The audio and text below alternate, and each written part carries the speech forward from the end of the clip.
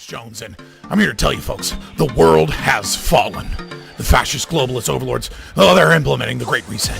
You don't believe me? I've seen the tapes. Watch it, folks. Watch as these pot-bellied Zoomer goblins work with the Illuminati to pit us against each other. I promise I'd be a good boy. I'm a good boy. There's only one cure, folks, and that's liberty. And there's no better channel to find freedom than Fabian Liberty. Anarchy is order. Government is civil war.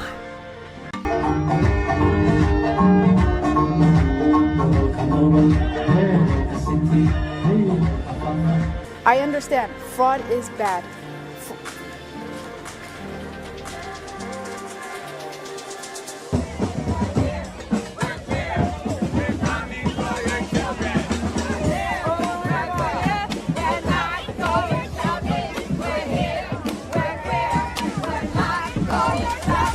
We will replace the frigidity of rugged individualism with the warmth of collectivism.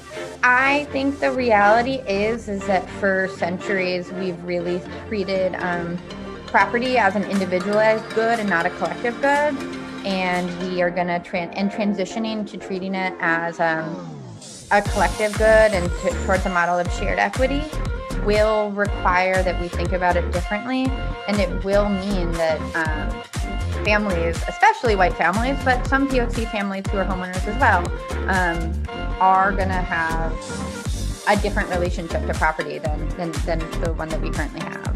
Quiet. And then Daddy has to sometimes use strong language. Nicolas Maduro had his chance, just like Iran had their chance, until they didn't and until he didn't. He effed around, and he found out. Nikki Jam, do you know Nikki? She's hot. Where's Nikki? Where's Nikki? My jeans are blue. Sydney Sweeney has very jeans. White people shouldn't joke about genetic superiority. Like, that was kind of like the criticism, broadly speaking. And since you are talking about this, I just wanted to give you an opportunity to talk about that specifically. I think that when I have an issue that I want to speak about, people will hear. How many genders are there? I feel like there's two, because like transgender. No, stop. Say that on camera. Yeah, but I feel like you either switch from a boy to a girl. No, like stop, you can stop, switch stop, back and forth. Stop. I feel like it doesn't matter. It doesn't matter. Whatever you want to be, it's fine. It's okay. Yeah, but I feel like they switch back and forth. Like, Yeah, but like, it doesn't really matter. Like, there's like, you can be anything you want to be. It doesn't matter. Come on, stop. All right, I'm sorry. Hi, Barb. Hi, Lauren. You are a Luigi supporter. I am. I have my little pin here. Okay. Explain to me, and we have wrapped up the suppression hearings. The judge said we're going to have a decision on May 18th. How are you feeling right now? I mean, after Tuesday, a little less discouraged, just because the statements were thrown out that were illegally filmed, because Pennsylvania is a two-party state versus the one-party consent law state that New York is. So that, I mean, I feel like was pretty foolish, or knowingly of the prosecution kind of breaking the law. That makes me feel a little bit better. So they're always coming up with, no, it's not the eunuchs. No, it's not concubines. No, it's not Mongolians. It's actually really complicated. No, it fucking isn't at all. Eunuchs. Running society. Concubines. Need to shut the fuck up. Mongolians. Need to be imprisoned for the most part. And we would live in paradise. Under the mandate of heaven. It's literally that simple.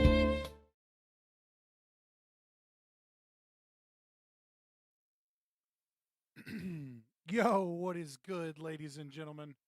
Let's be honest, very few gentlemen and even fewer ladies here, but nevertheless. What's good? How y'all been? Makes fun of how every period of history there's a group of people and a scapegoat. Yeah. I mean, it's like a double and there's a lot of layers to why I put that at the end of the video. Right? Like, part of it is the faggots and peas, right? There's a bit of an irony of like our problems are. So I'll tell you the real story behind why that intro exists, right? Like there's making fun of the concept of the scapegoats, and the childishness of that ideology. There's also the problems that, like, certain people are activated, useful idiots and are a problem. Very quiet. Hold on, test 1 2. Yeah, I am a little quiet. Hold on. Let's go again. Let's go again. We're peaking yellow, boys. Do that bad boy. Testing 1 2 1 2. I'm still quiet. Everything is good on. Why is? Hold on. I bet I know what it is. Give me a second.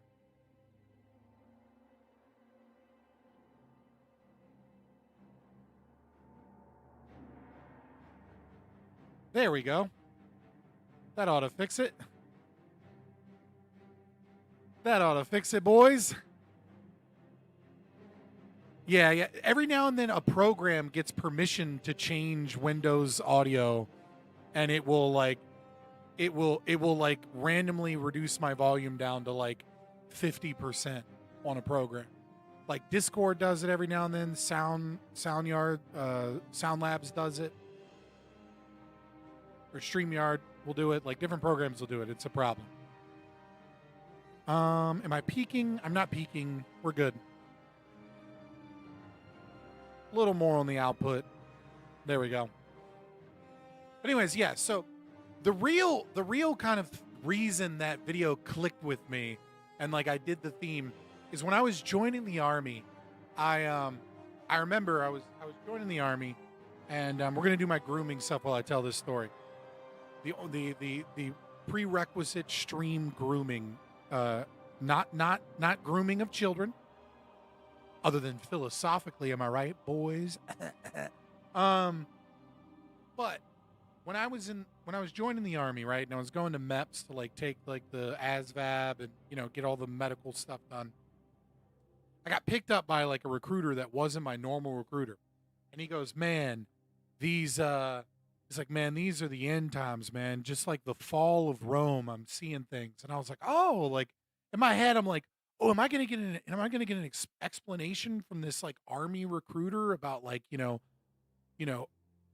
empire that expands too much, where the population lose their sense of ethics and involvement within the political class, and militarily we need to expand over and over again so that we can maintain the U.S. petrodollar, right? Like it's like I was like, oh, the similarities of the fall of the Roman Empire.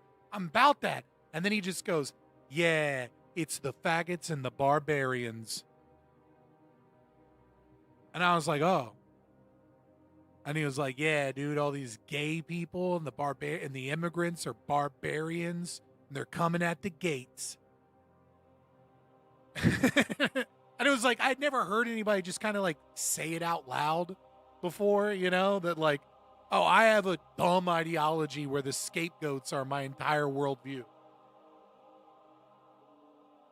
It's not inaccurate. It's like a very low surface level understanding of things, but that is the final product, right?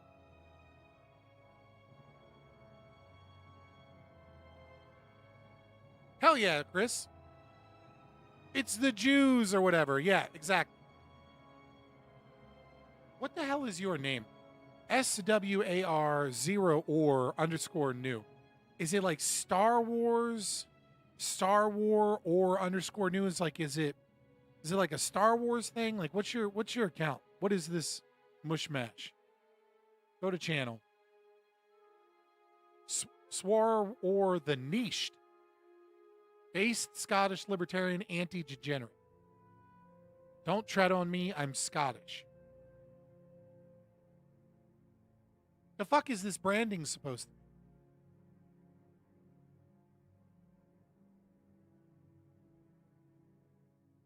S-Warrior? Oh, you know what? That kind of makes sense. I get it now. S-Warrior. Yeah, I get it now. It's Aryan, okay? Are Scottish people even Aryan? Like, aren't you just like Gallic native savages? Like, genetically speaking? I mean, you have been adopted by the council into the race of white. But like, Scottish people aren't Aryan, are they?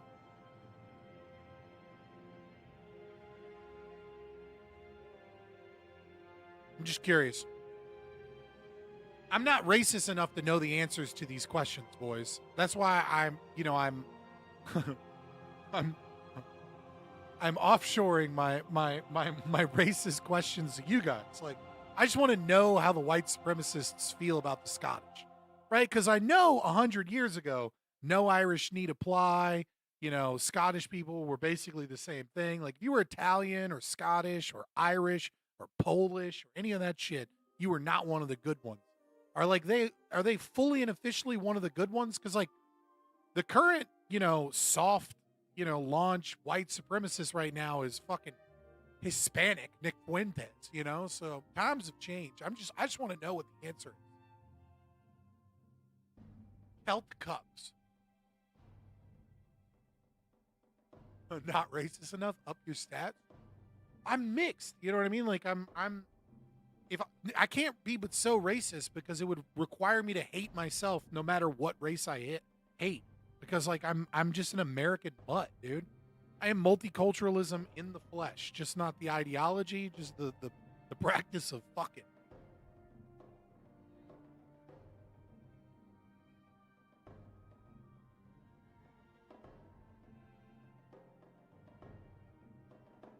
Yeah, I mean I get all that, right? But it's like it's watered down. The term Aryan is watered down even further today.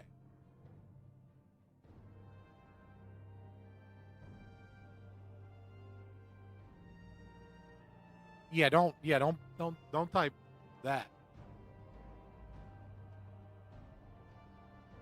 Yeah, the Scottish and the Irish are definitely like lower IQ than all the good ones. But I mean, they're still cool. I mean, yeah, I am the product of genetic colonialism for sure. I'm just curious how the Groypers feel about the Scots.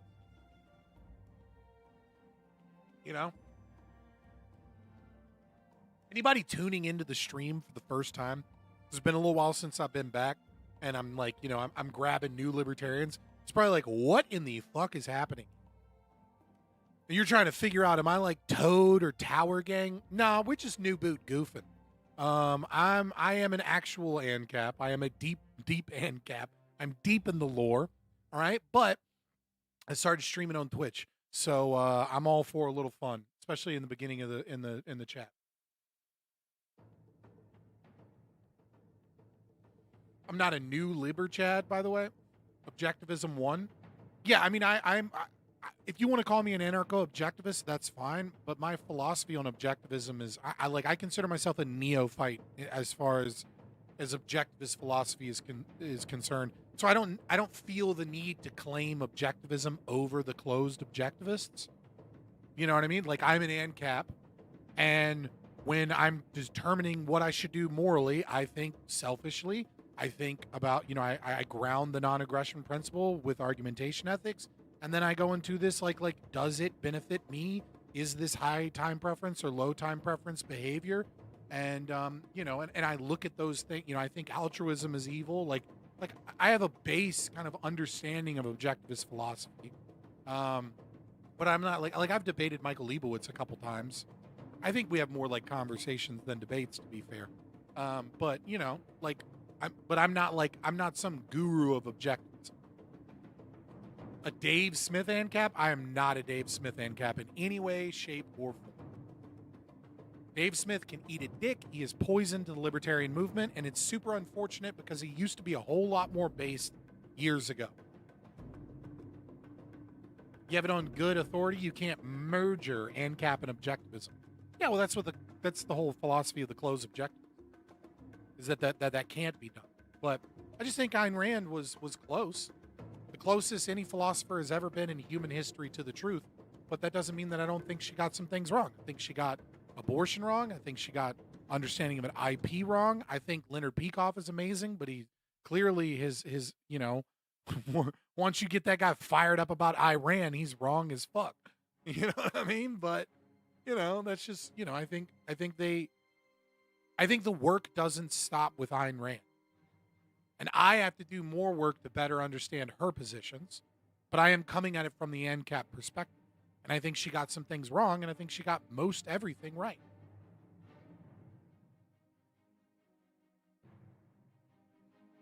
Dave Smith is not Aryan, okay? Well, Dave Smith's Jewish, but like I don't have a problem with him because he's Jewish. I have a problem with him because he's taking the name of libertarianism and then shitting all over it with bad ideas.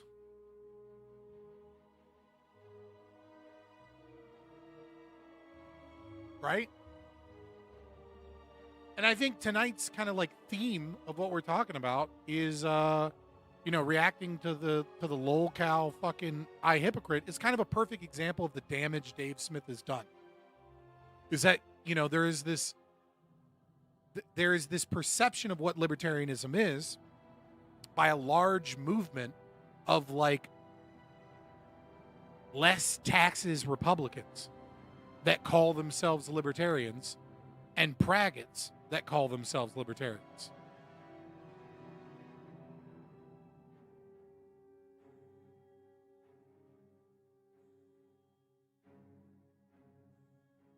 Right? Like, here's a great example of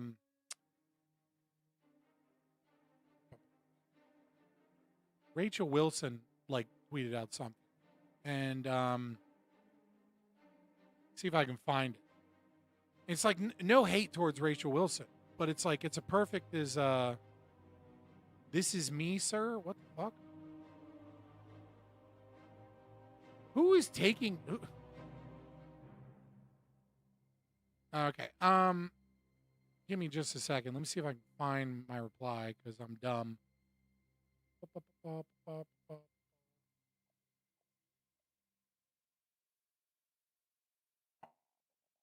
Where is it? Right, here we go. So like this is just like I feel like a perfect example of the kind of thing I'm talking about.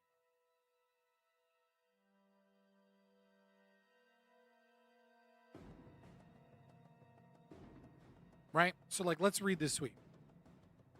This libertarian idea that we are ever going to escape hierarchy or authority has to die.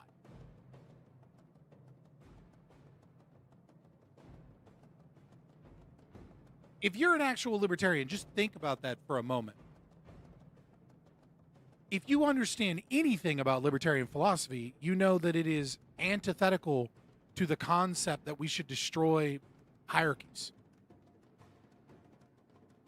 Right, but there are so many quote-unquote libertarians, like, left-wing people, left libertarians, left Rothbardians, Cato Institute people, etc., that do leak ideas like this.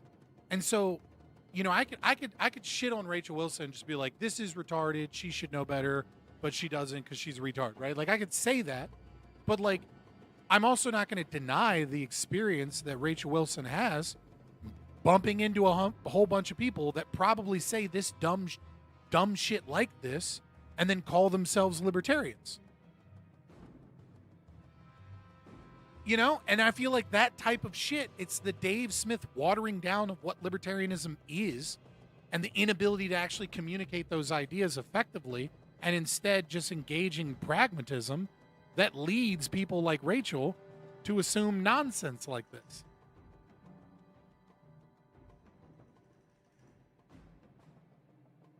We have to gatekeep harder facts.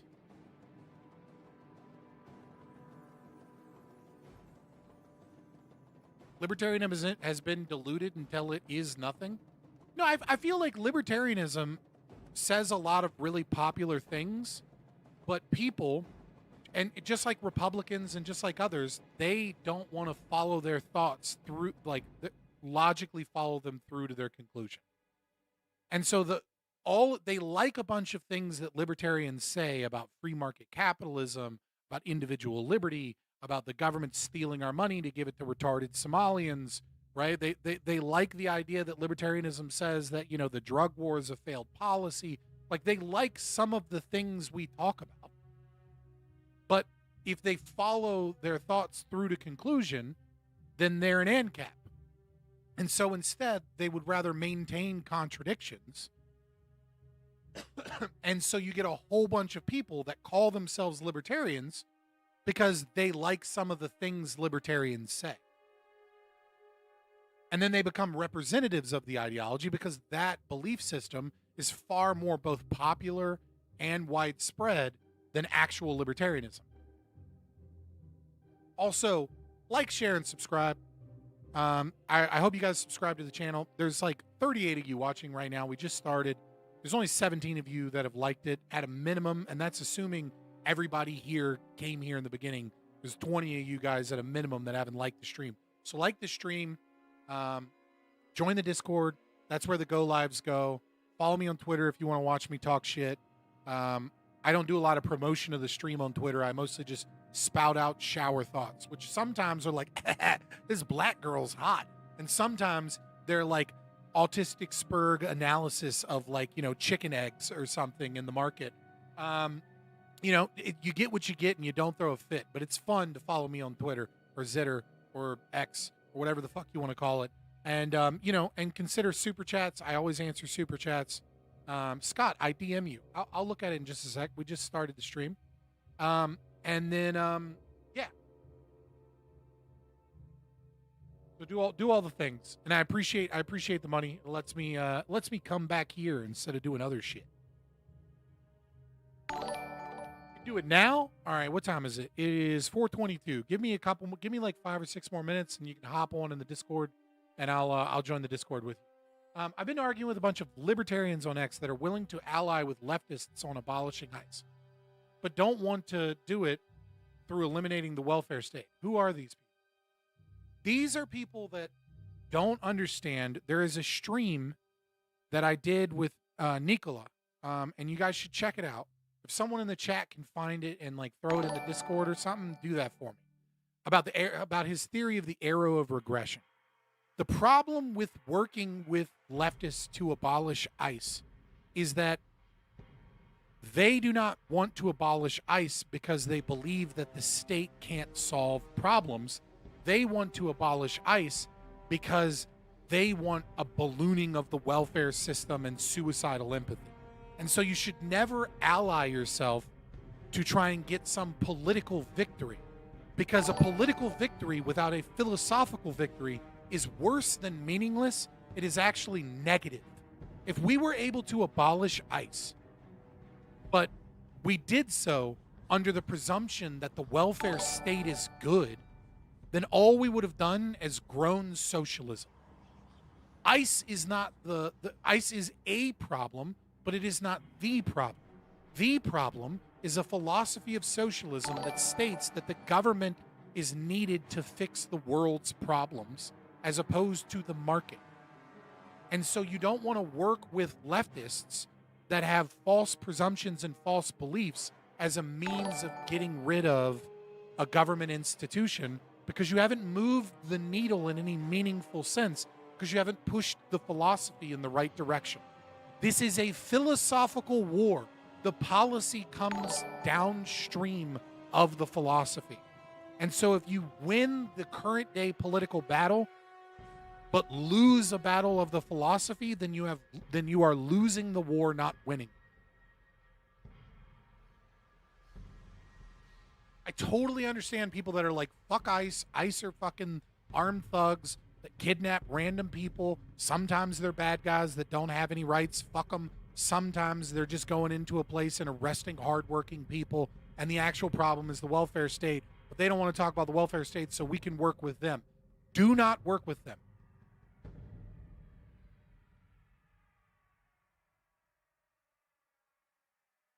And here you have the other side of the socialist coin, Slope is Dope, that thinks the Jews run the world. And if only the Jews that run the world and also run ICE were given more money and more power, that would somehow fix the problem of the Jews running the world, because it would get rid of the brown people, which is the Jewish plan.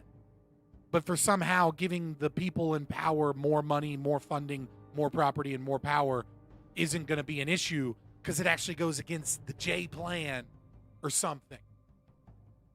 Right? Socialists are retarded, no matter which type they are.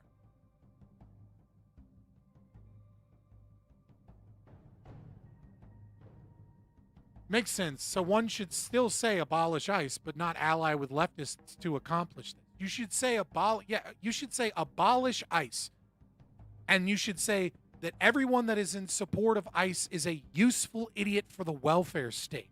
That the entire dog and pony show that you are being a part of about anti-ICE or pro-ICE is a means of distracting from the real problem, which is the $1.4 trillion a year we are spending on welfare redistribution programs that is going in the pockets of NGOs and politically connected elitists and corporations, and not even going to the poor people these programs are designed to help, because they're not actually designed to help. They're designed to create a crabs in the bucket mentality and bleed and destroy the middle class. And it is a system of white genocide that is designed to make it to where middle class, high IQ people, of which many are white, most of which are white, cannot breed, cannot own homes. It is a system of you will own nothing and you will be happy on the Republican side.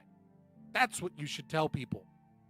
You should let all the fucking J Spurgs know that you're more based than them and they're nothing but useful idiots for the people in power.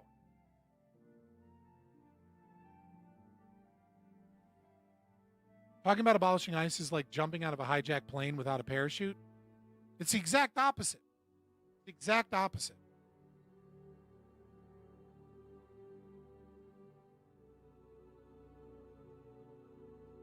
It's the exact opposite. The actual argument is a plane is headed for crashing into a mountain. And you are arguing that we should jump out of the plane without a parachute and let the plane keep going. And I'm arguing that we should grab and strap on a parachute and then we should steer the plane so that it doesn't fucking crash into the mountain. You're saying let the problem continue, or let's say it's a building to be more exact. You're like, grab a parachute and jump out of the plane and then let the building crash and destroy the World Trade Center or some shit. And I'm saying steer the fucking plane, you dumbass. Yeah, it's going to be scary for a little bit. Did I get the call to kiss the wall? Like, we talking about Clavicular or whatever that got like that call from the Jewish nightclub owner saying that he would be banned from all Miami clubs? Dude, talk about a fucking psyop. Is that like an obviously gay, deeply fucking internalized like homophobia man that like wants the Democrats and open borders is actually fighting the Jews because he wants us all to have, you know, Gavin Newsom Mog people. Like, Gen Zers. So, you guys, I know the men are starting to break away, but especially the girls are the most easily manipulated generation since the boomers.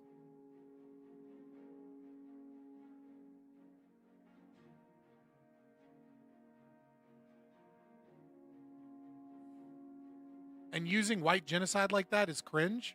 Why? It's 100% true. Do you have an argument, or do you just have cringe, goofy, weirdo, or other forms of insults that distract from the fact that you have no argument because you're an intellectual coward?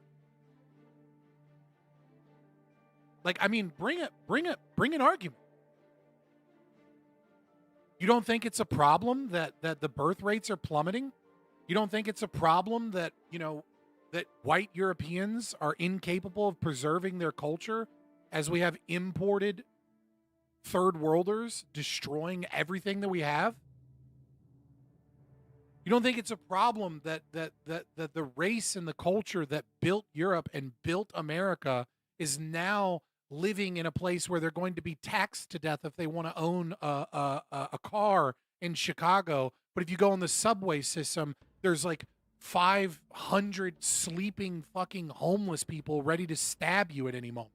All of these things are a problem, and ICE isn't fixing it. You know it isn't genocide? I mean, if you want me to say the great replacement instead of white genocide, I don't care.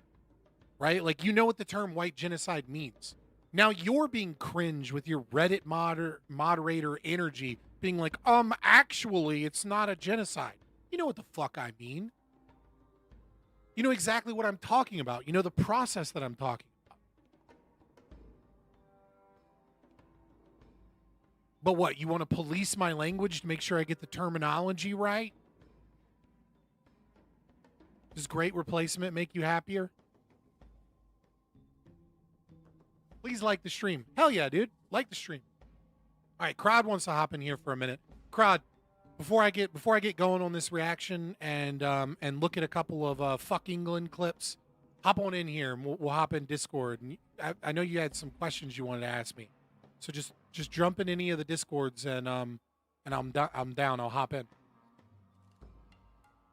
The great replacement makes Kazuya happy. Scott wants the Marshall Plan Part 2.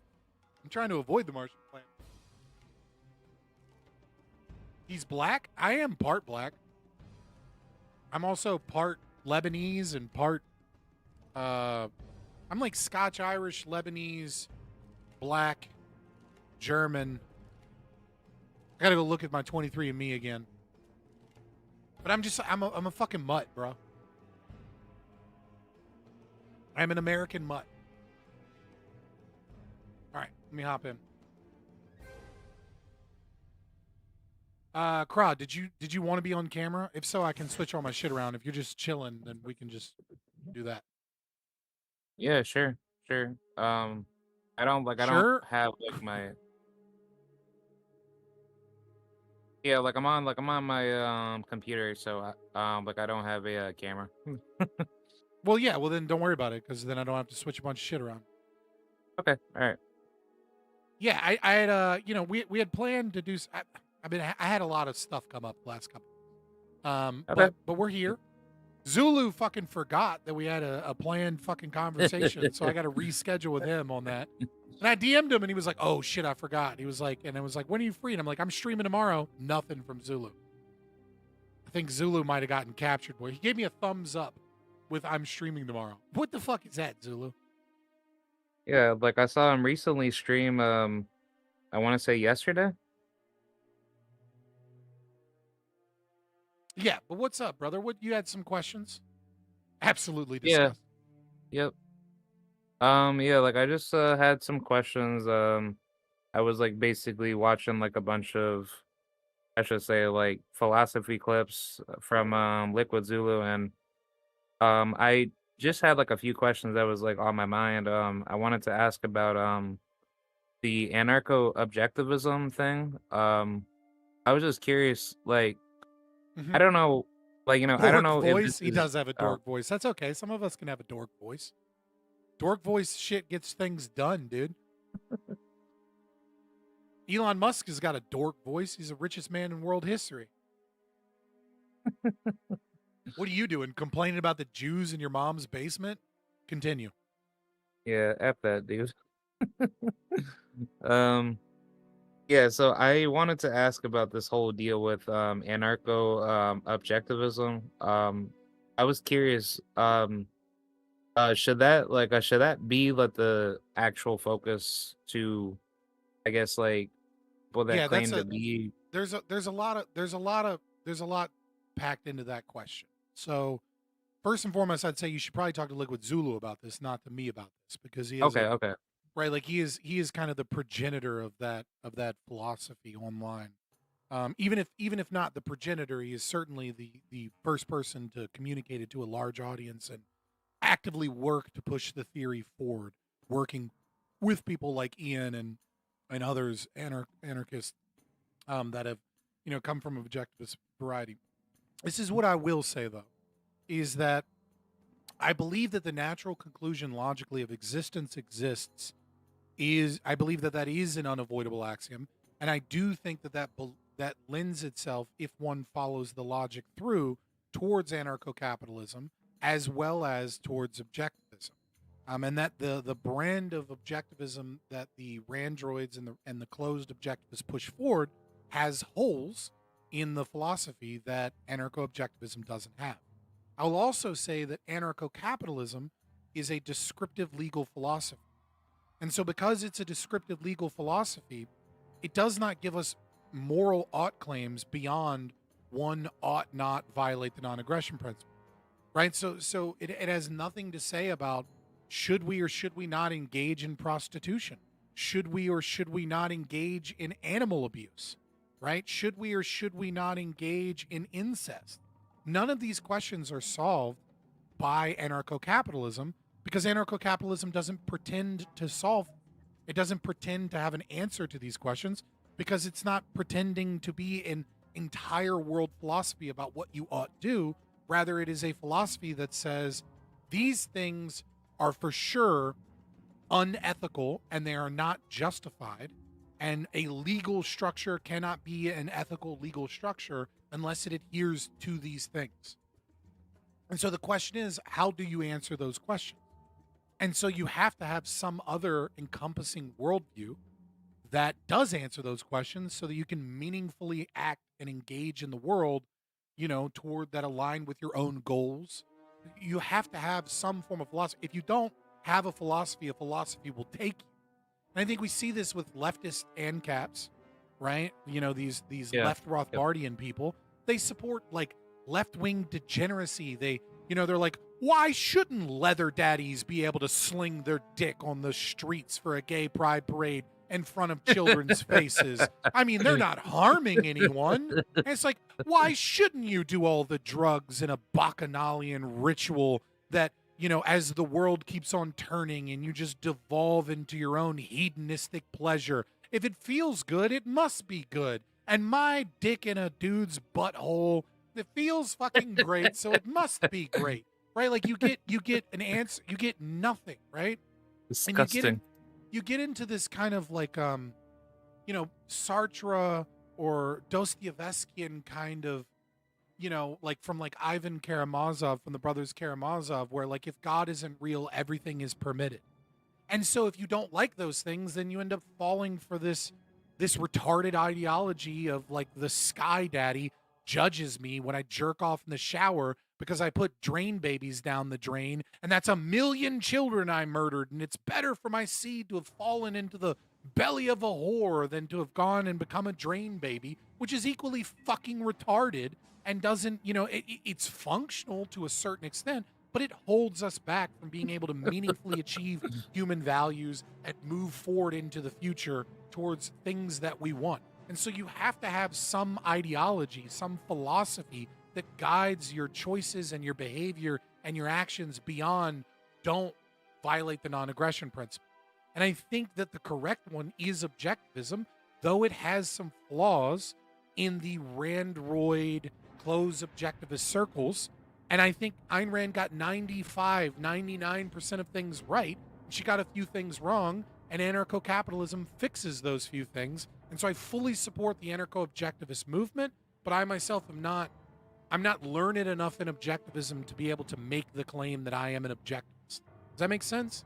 And I think Zulu probably is, and has better answers for those really nitty-gritty questions of like the origin and structure of philosophy moving forward.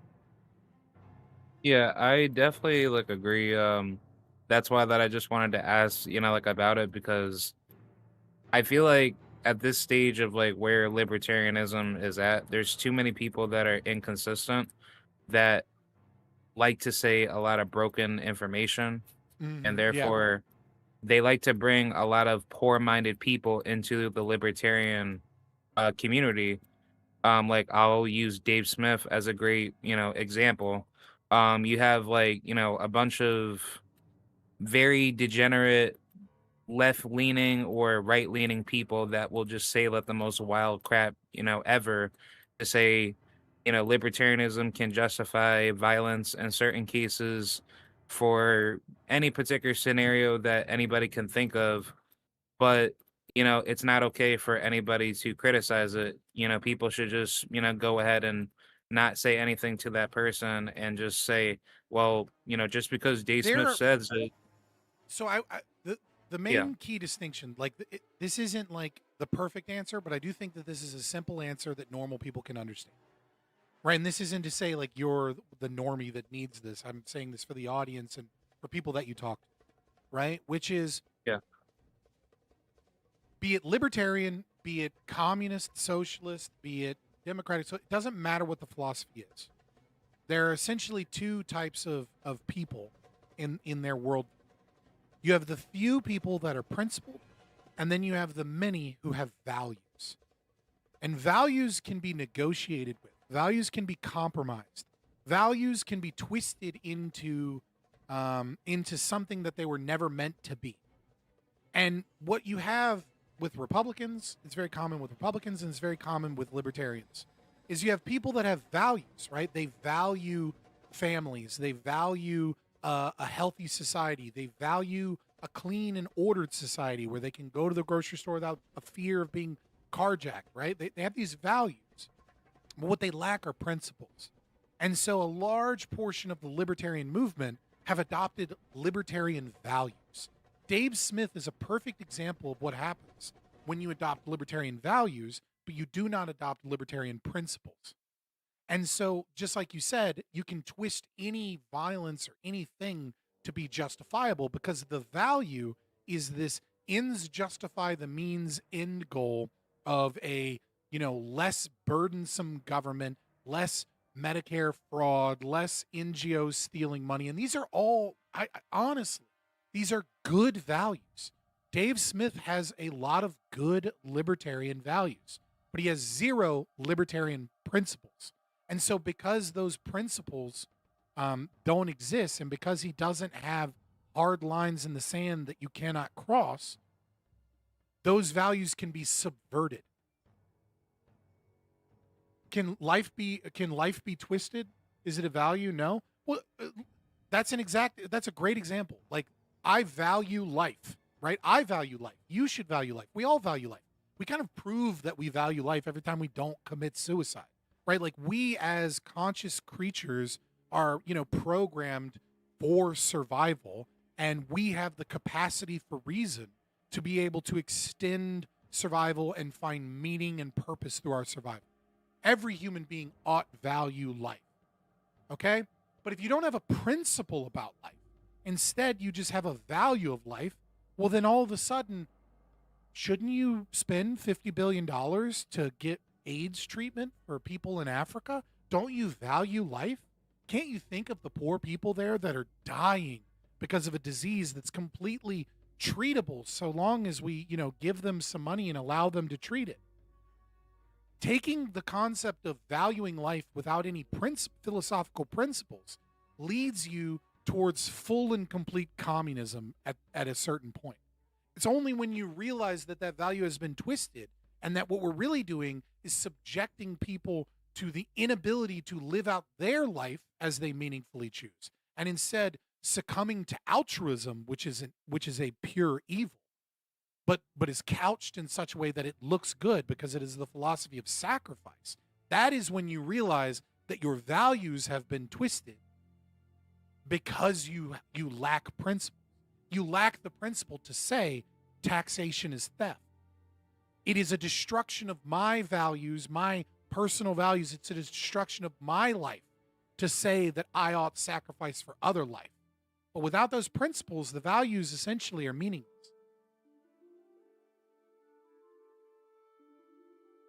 Yeah.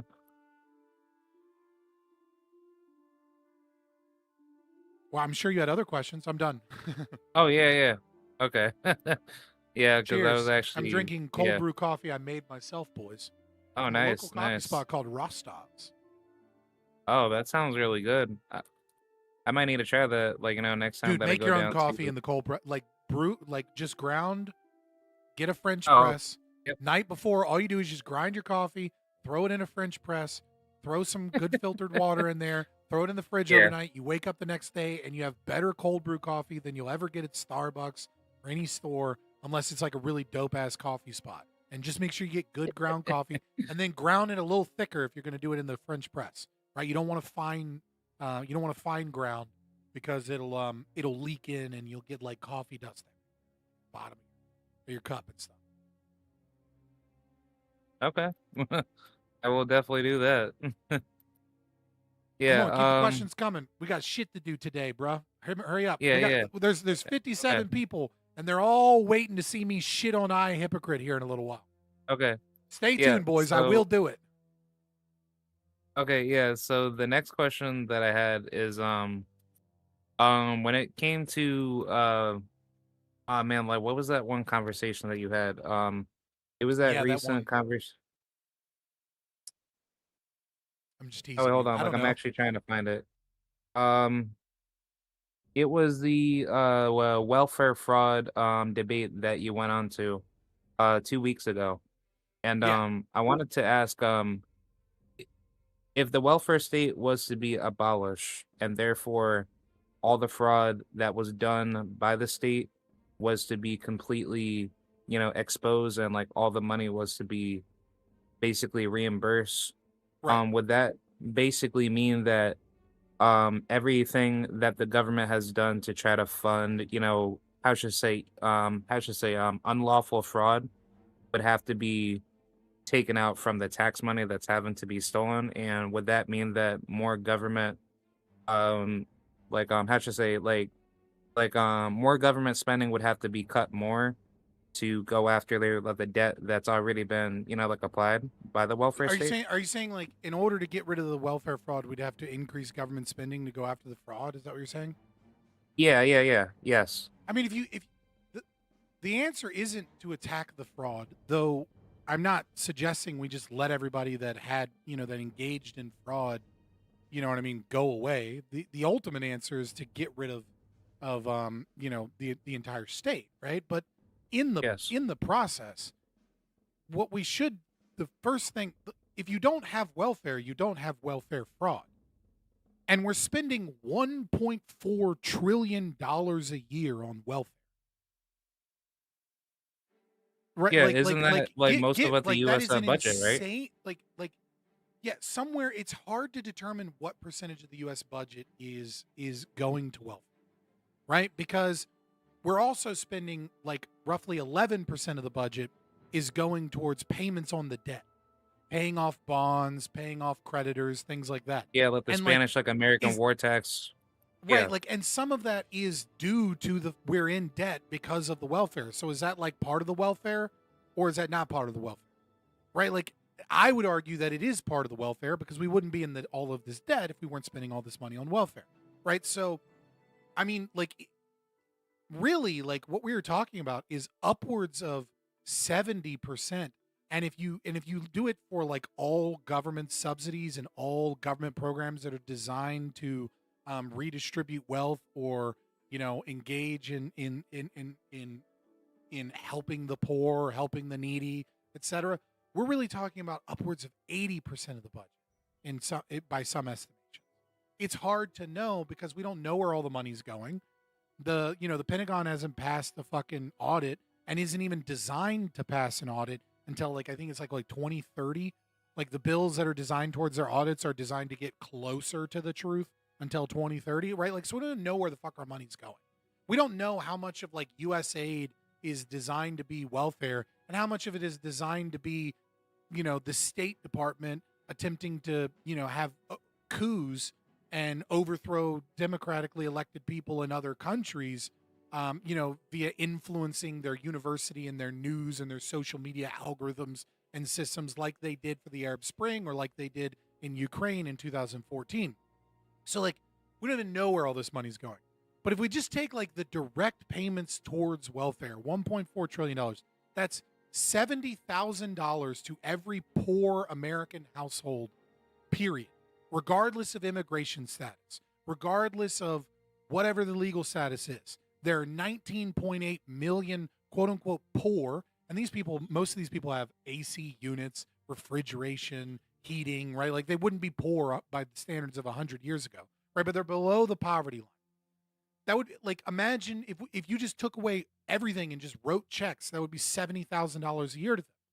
Okay, well just fuck giving them $70,000 a year. Just destroy the $1.4 trillion that's ever increasing our debt, and just let that money stay in the economy. Let corporations, companies, middle-class people, wealthy people keep their fucking money. And all of a sudden, people will be buying houses again because they have the money to afford housing. And then all of a sudden, there'll be a greater demand for housing. So there'll be a greater supply of housing, which means there'll be more construction jobs. Corporations will hire more people because they have more money to hire people. And the economy will fix itself. Yeah, it's because like I was going to I say, don't disagree that you're going to have to spend money to find fraud. Like we ran this test in Tennessee where we went after people that were on drugs and getting food stamps, and it turns out that it costs more money to fund the drug tests for people on food stamps than we were actually losing to people that were on drugs and food stamps at the same time. Like there are retarded ways to spend money to try and capture fraud. I don't disagree with that. But the only real answer to welfare fraud is abolishing welfare. yeah, like I definitely agree because it's like, if you're telling me that all the money that I've been taxed for, can be given back to me with, X amount of cash that's having to go back to the, you know, quote unquote poorest, American citizen, quote unquote. I think that's like a lot better than just trying to like, make like the issue worse to say how much fraud is like actually within the welfare state. And on top of that, how many like, how should I say unnecessary government programs have been like has been made to kind of support, like the unnecessary, social service programs that are having to be spent into the US like economy. So I think if anything, like I don't know, like it just kind of looks like a catch 22 principle. Yeah. If like basically Again, it if you're gets back going to that era of regression thing, right? Like you either yeah, yeah, believe yeah, that the yeah. government can solve problems or you don't believe the government can solve problems. And the socialism of the Republicans is that we can spend more money on the State Department, the Department of Justice, the FBI to investigate the fraud, and then we can clean up the problem of the welfare state, which is really retarded Somalians in Minnesota, getting $20 million for a daycare, and they don't realize that like you're gonna spend $100 million to find $1 billion in fraud, or 10 billion, or 20 billion, or even 100 billion, and you're still only gonna reduce the welfare from 1.4 trillion to 1.3 trillion, and we're still gonna have ever growing insurmountable debt. Like that, like you can't solve this problem by spending government money to try and clean up the process. It's the same retarded logic behind Doge. However, I enjoyed Doge because it was cool to watch Republicans learn just how retarded and inefficient the government is, and that there were some things that we could fix, but they're drops in the bucket. They're droplets of water in an ocean of waste. Yeah, because I was actually looking into like how much money that Doge is quote unquote finding for like how much unnecessary spending that's being done by the U.S. Federal government. It's just more like if you're so worried about all this government spending, especially politicians that just keep going back and forth like like about it, why not just get rid of all the unnecessary taxes that are having to be increased at the federal level, Yeah, and I mean, therefore, like if you give me the presidency, right? And it's like, and I'm under the assumption that I can't just like create anarcho-capitalism tomorrow because, what's that Wyclef John song? If I was president, get oh elected yeah, on yeah, yeah, yeah, Friday, yep. get assassinated on Saturday, get buried on He's that black man, yeah. Sunday, right? You know what I mean? Like knowing that I can't do that, right? The first If I and was most president. the first and most important policy is to get rid of all farming subsidies and to abolish the estate tax and to abolish all taxes on food. And you can't do that immediately, right? You need to do it over like a 2-year process. Every 3 months, we reduce the taxes by 15% and we reduce the subsidies by 15%. And then after 2 years, we will have no estate tax, which by the way, is just an attack on farmers. That's all that is. The estate tax overwhelmingly has nothing to do with billionaires passing on shit to their kids, because billionaires don't even pass shit on to their kids. What they do is they set up like some philanthropy organization and a trust in their children's name, so their children are wealthy for their entire life and they can go like work in NGOs and scam the government of money, right? And then they donate a bunch of it to charity and they avoid of their choice, which turns out to just get funneled to the fucking things that they wanted to spend money on anyways. Like the wealthy billionaires don't get this. And fucking farming corporations don't have estate taxes because they have CEOs and CEOs die. The only people that are genuinely affected by the estate tax is poor, middle-class farmers that own millions of dollars of farmland but only produce like a couple $100,000 in profit while having to, hire a bunch of workers and having to pay their bills. Like they're middle class or lower middle class people. So abolish that, abolish farming subsidies, abolish all food taxes, and let our grocery market and everything recover. Let us have. We will get more expensive groceries, but eventually we'll stop having a bunch of poison in our food. We'll our gas prices will go up, but eventually we'll stop having this gargantuan thing called ethanol, which is an overwhelming majority of all of the water that is used in this country is being funneled towards fucking corn. And most of the corn we don't even eat. We just use it for producing ethanol. Get rid of all of that shit. Like that's what I would like there's a lot of work to be done, but like that's one of the things that's like nobody wants to talk about, that is like what we actually should be fighting. That's one of the biggest things affecting the market. Yeah, so it's not really like about just cutting taxes and deregulating the like economy. It's more to do with like a wide web of government, intervention that has destroyed markets for quite a long time, right? Yeah. Did you have any other questions though? Yeah, I Somebody also else wanted wants to to come ask. in and ask a couple questions. I was like, yeah, sure, whatever. I'll let him come in a minute. But obviously I'll let you, get through a couple, and then I got to get through to the fuck England, and I got to get through to the to this reaction. I know you boys are waiting. I want to make sure I don't make you guys wait too many hours. Yeah, yeah. I also wanted to ask We can about do like it the another whole time if you deal. want. Oh, No, I just mean yeah. like after this, you know what I mean? If you want to come hop on, it's cool. Oh, okay. Yeah. Like I also just wanted to ask about like the whole deal with I guess that one debate that you did on Prime is about ICE. When you said that ICE officers don't have any I guess like right to self defense, Yeah. would that mean that it's basically justified to use aggressive violence against ICE officers if they are threatening your life, like in the event where you're in I'm a going to be very position. careful about this because I'm on YouTube. So first and Okay. foremost, disclaimer. Libertarianism is not telling you what you ought do. Libertarianism is telling you things that are definitely not justified. Under a libertarian framework, right? There is absolutely nothing unethical, only under a libertarian framework, about going and finding any ICE officer and blowing their brains out right now. It doesn't matter whether or not they're threatening. That's not a violation of the non-aggression principle to go kill an ICE officer, right? Like an ICE agent, a day one rookie is maybe.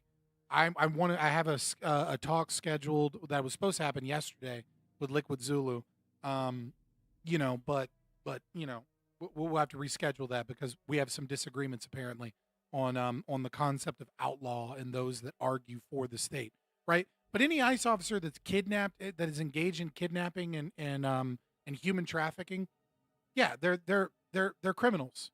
It's no different than going and killing a gang member in your neighborhood.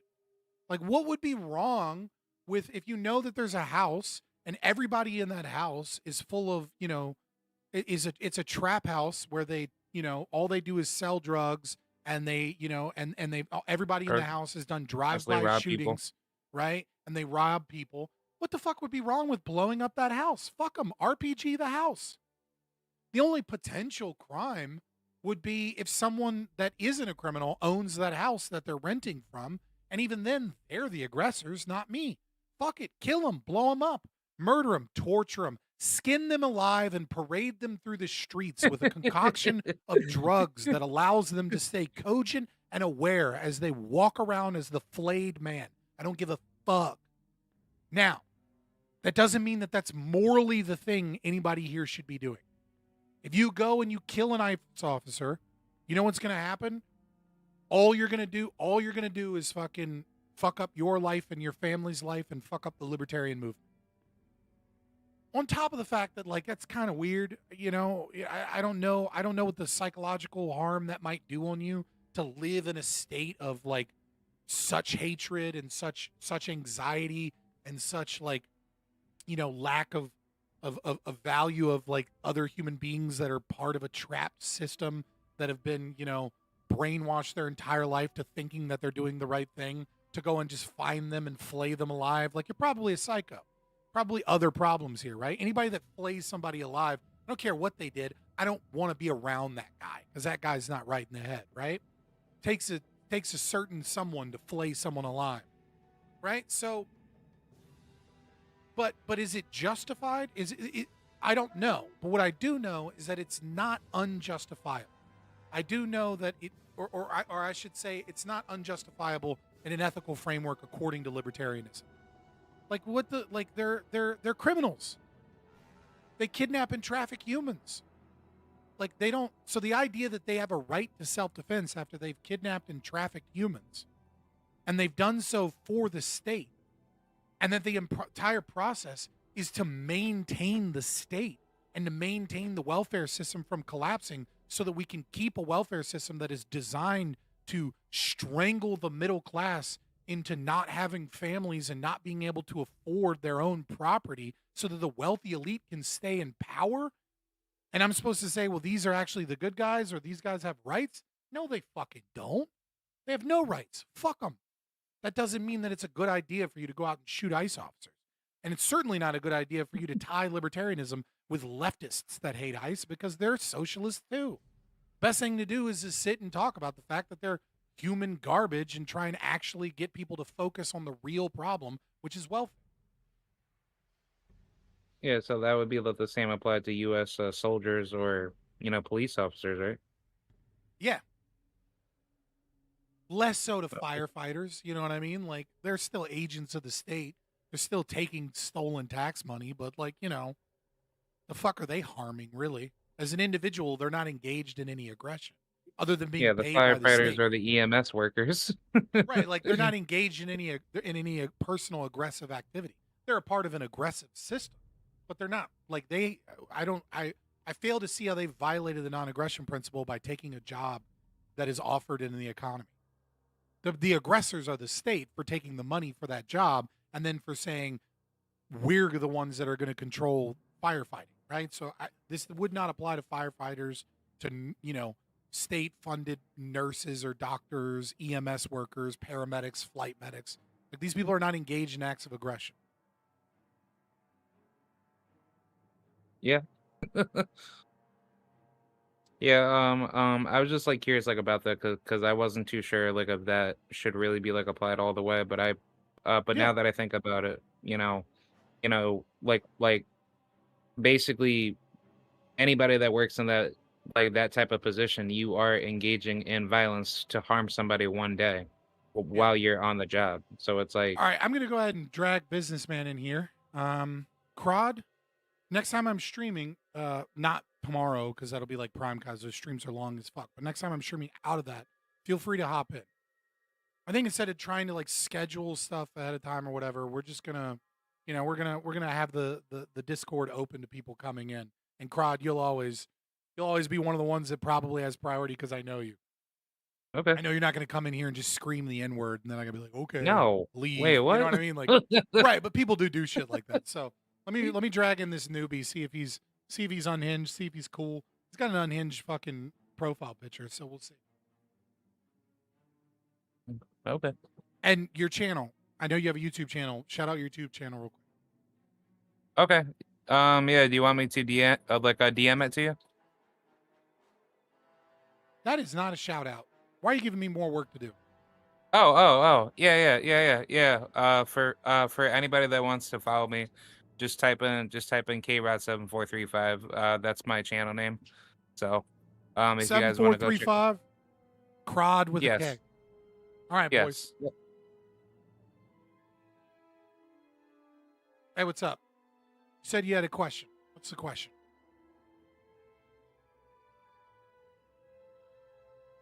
Hello, right. I'm that warrior guy on YouTube's, right? Oh yeah. On on Twitter or whatever. you're saying? So, aye. See, I want to ask, what's your like main theory of morality? I know it's subjectivism, but I want to see like your tone on it. What do you mean? Yeah, you answered the question. I'm missing something.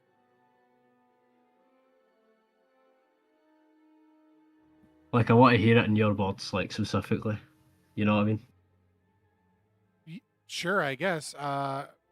Existence exists, and all of the logical conclusions of that, and all the stuff I said earlier about the concept of altruism and self-sacrifice being evil, and that we're creatures built upon the concept of survival, but we have reason, we have the capacity for reason, and that we ought engage in selfish behavior, as that is voluntary interactions with other humans that doesn't harm ourselves in a we ought not engage in high time preference behavior, because that behavior is ultimately self-harming.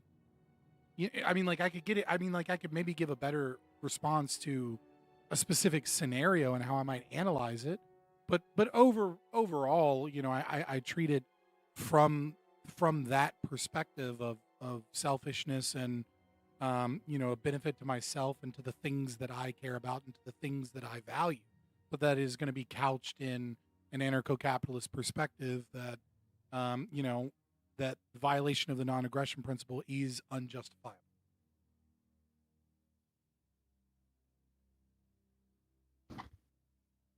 Aye, I get that. Just wanted to. I was using this as just a prerequisite question, right?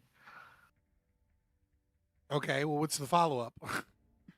Hold on, I have like something on my Twitter that I've got. All right, well, while he's doing that, slow See what I think you, of a Brit, and then finally to react to I came here to react to the iHypocrite video. What the fuck is this?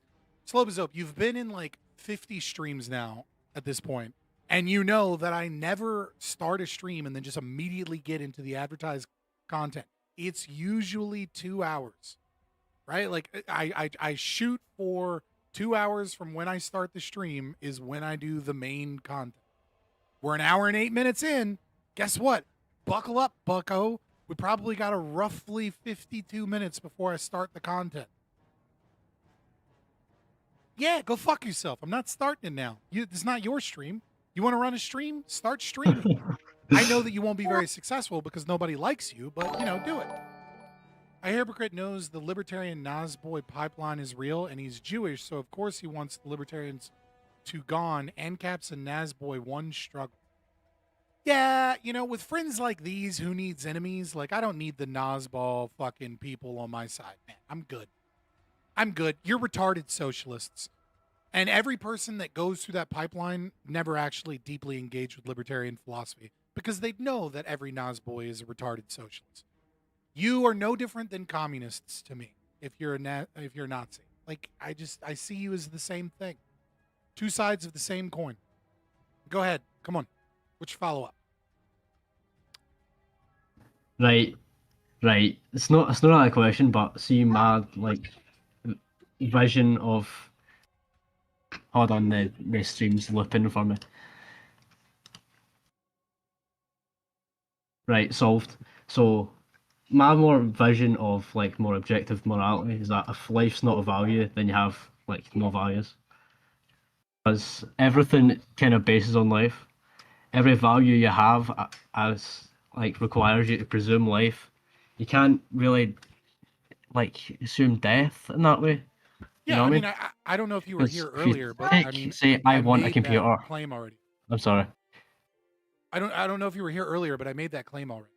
Right. So I mean, like you prove your value in life in every action that you do that isn't an action designed towards self-sacrifice. Yeah, that's in some form or that's death. what I mean. Yeah. You know what I mean? And those things are a rejection of life. I do think people can have anti-life values. That's what altruism is.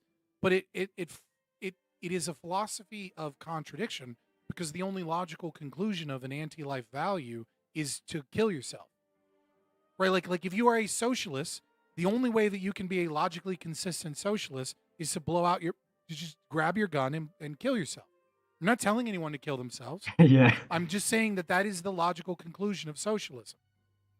The concept that man is not a reasoned creature that is able to that ought act towards his own self-interest, but rather ought sacrifice himself for the good of the many. Well, I don't know, like climate change is a problem. Why don't you go kill yourself? That would be logical. At the very least, Yeah, like if you hate existence, then work towards the destruction of existence. But you don't. You want to live. You want to thrive. You want to be able to achieve things of meaning, and those aspects of yourself are in contradiction with your desire to limit the capacity of man to be able to do that. Yeah, I think this is really important with the iHypocrite stuff because he's really saying, I'll kill you, but what doesn't that mean he'll just want to kill himself? I don't know that he's smart enough to get that, even in his memeing and rage baiting. But I haven't watched the video. I only like saw the Twitter post that like was designed to look like he wrote an article, but then it was just a long Twitter post. I was like, oh damn, dude, you didn't even have the commitment to write an article on this. Yeah, it was just some random shit posting and all that. It's like, All right, what's did you this have another retard question? on? Yeah, kinda. I mean, I was gonna ask, why do you think morality is? Why do I think morality is? I don't understand the question. Like, why should morality be like a thing that should, exist? Should we not just reject morality as some socialists say, I mean, if you're of the opinion that morality is simply preferences, right? Is that kind of what you're getting at? Because if you say why should morality exist, well then you can't act without morality. It's impossible to not have a system of morality. You can claim that you don't have a moral system, and you can have one that's full of contradictions and act like a retard, right? But to act is to prove the existence of morality, because to act is to prove that you have preference. You have a desire that you ought do one thing versus another. The only way to philosophically make the argument that morality doesn't exist is not that it's meaningless or that it's just preference. It is to argue against the concept of free will, right? The only way to actually argue meaningfully against morality is to say that no one acts with intention. And I have a breakdown on that I don't want to get into right now, but I think the objectivists actually I think Rand already proved that this is bullshit. I think Rand has honestly the best defense of free will from starting from the concept of existence exists, proving our existence, proving that we do act with intention, proving that the actions of intention, that we can conceptualize within a conscious framework choice, and that we can see that choice is a thing that occurs. And then all that we get from the scientific, determinist community is actually we hooked up a brain thing and it showed that there's a part of your brain that lines up before you think. So actually you were predetermined. And it's like your retarded understanding of the fact that a part of the brain makes a choice before the other part of the brain is aware does not disprove the concept of choice. It just proves that the brain is a complicated structure and that certain parts get there first, right? Like every from argument, every conceivable portion of evidence that we have, is in a world of critically thinking, acting people. And so long as people have choice, they prove that they have morality because they prove that they believe one thing is the thing they ought to do. And this is, kind of Austrian economic theory, right, too, right? Where it's like by acting, right? You act upon your own self-interest. That is what you are doing. It's when you add contradiction. It's when you go against your own rational self-interest and you convince yourself that contradictions exist in reality is when you start engaging in immoral behavior. But that doesn't mean the very act of acting, the very act of existence proves morality by the nature that you make the choice of option A versus option B. you choose option A, then you prove that you believe that you ought choose option A. So you prove that one choice is better than another, and thus you have values, and our values are coded in life and selfishness. Yeah, I kind of got onto this myself in some random Twitter thread, absolutely mind pumping this one Catholic socialist. And I said, without values, you cannot act. So to be alive is to act, and not act in itself is an action. So therefore, you must act. But if you can't act because that would imply morality, then that's just going to be impossible. So morality is just always going to exist. All right, fair enough. We'll do more of these in the future, but I'm going to cycle Mage in for. I'm gonna give Mage and the Lunatic Libertarian. You each get one question. Then I'm going to move on with the show. That sounds fair. All right, boys. Mage next. What's up, Mage? You get one question. Make it a good one. Hello.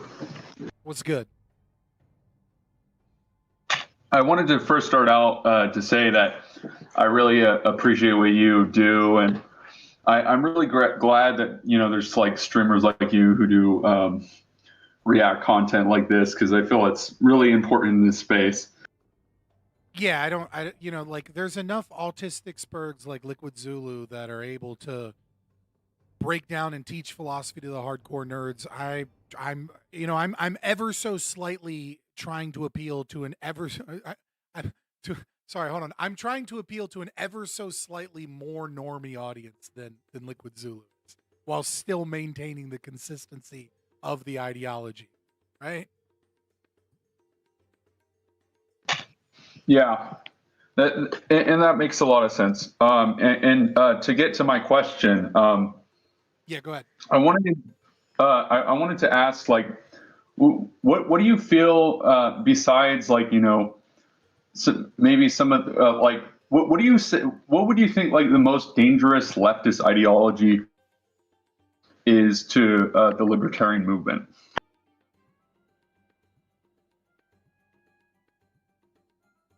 I think that fascism, third positionism, compromise, pragmatism, which is really just pragmatism, right, is the most dangerous ideology. But in its current form, pragmatism, I think, takes the place of like fascistic ideology. It's far more because it's very easy to argue against anti-capitalism, right? It's very easy to argue against leftist degeneracy because the proof is in the pudding of the normal person that wants a well-ordered, structured society where they can feel safe and where they can succeed, that these people are against that. The problem with fascism is that it is and pragmatism is it is the ideology of compromise.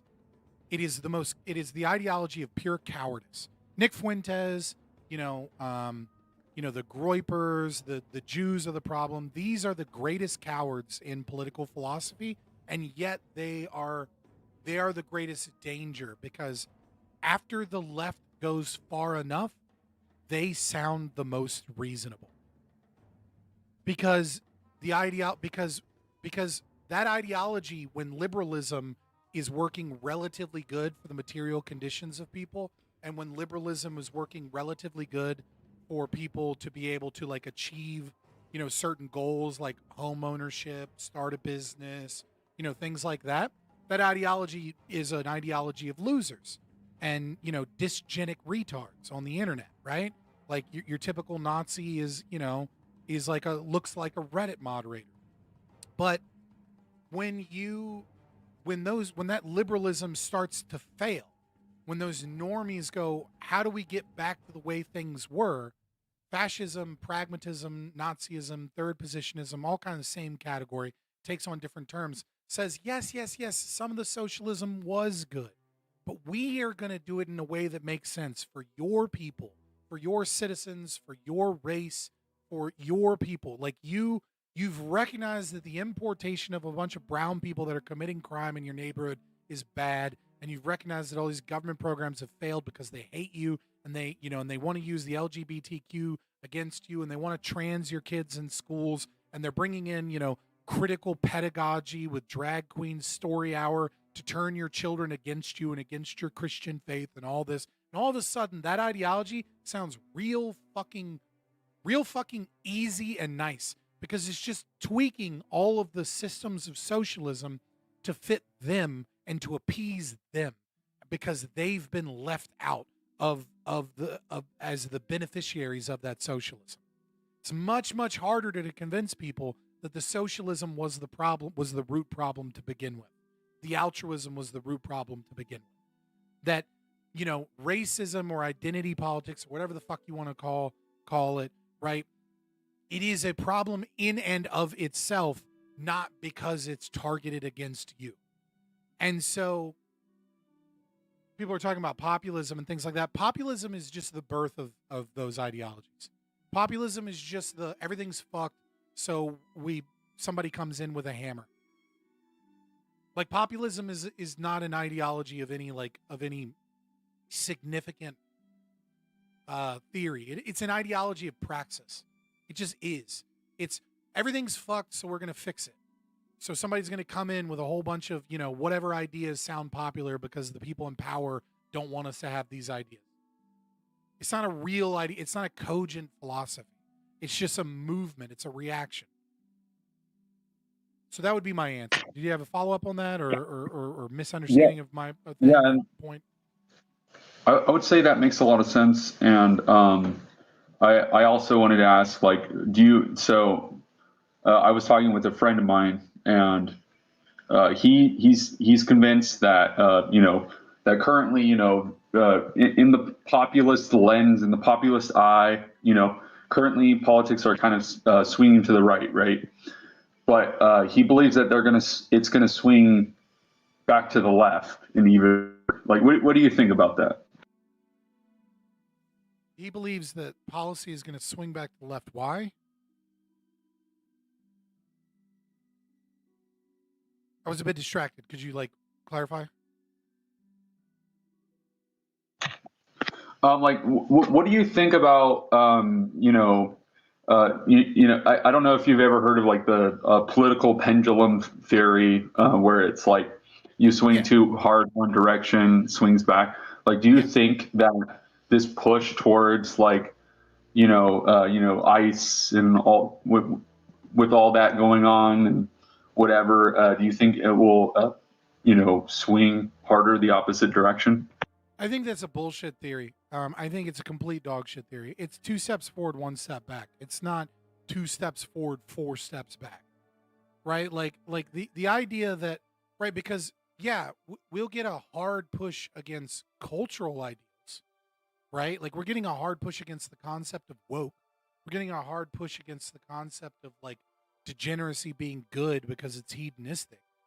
But the modern right is more socialist than they've been in the last 100 years. Right? They're not gonna swing back towards, oh, this is why we need to cut regulations and welfare. I pray that they would. I'm not praying to a god, but pray to the ideal, if you will. Right? I would love for that to occur, but it's the most unlikely of the scenarios at play. What's more likely is that they push back against woke, they push back against shit like that, and then they become more authoritarian and more government power, and they beg for that power to fix the problems and establish order, which is what we're seeing right now with ICE and with nationalized National Guard. And then the left, in response to that, is begging for more power. Right? My governor here, Governor Abigail Spanberger, right? The first thing she did is put into writing that Trump doesn't have the authority to utilize the National Guard, and we will use the National Guard if he attempts to bring people in. She's trying to push towards an idea that she's ready to fight the fucking federal troops, and it's not a pendulum. It's a pendulum culturally. Right? If you grew up in the early 2000s, nobody gave a fuck about race issues except for weirdo people, right? Normal people had friends of every creed and color and religion, and we didn't care. We were already essentially, the multicultural utopia that the left claims that they desire because nobody gave a fuck. We were a post-racial society. But the left needed victims. They needed to be a perpetual victim so that they could continue to grow their power and push towards, ever-growing communism. And this was a wedge issue of race, with critical race theory that they had created to push socialism through other philosophical domains. And so the right isn't going, well, we are just going to get back to a post-racial society. The right is actually going, actually, if only we got rid of the browns, everything would be better. And it's like, no, that's equally retarded, right? And it's like, so that will push back towards the pendulum. But what's not going away anytime soon, as far as I can see it, is the socialism. The right is just becoming, they're just becoming socialists of a right-wing variety, culturally speaking.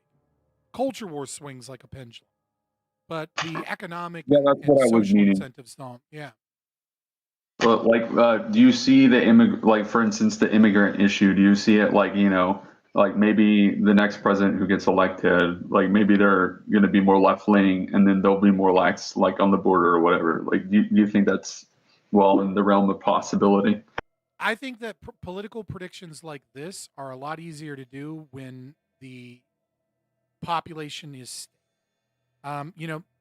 Marxists get a lot of things wrong.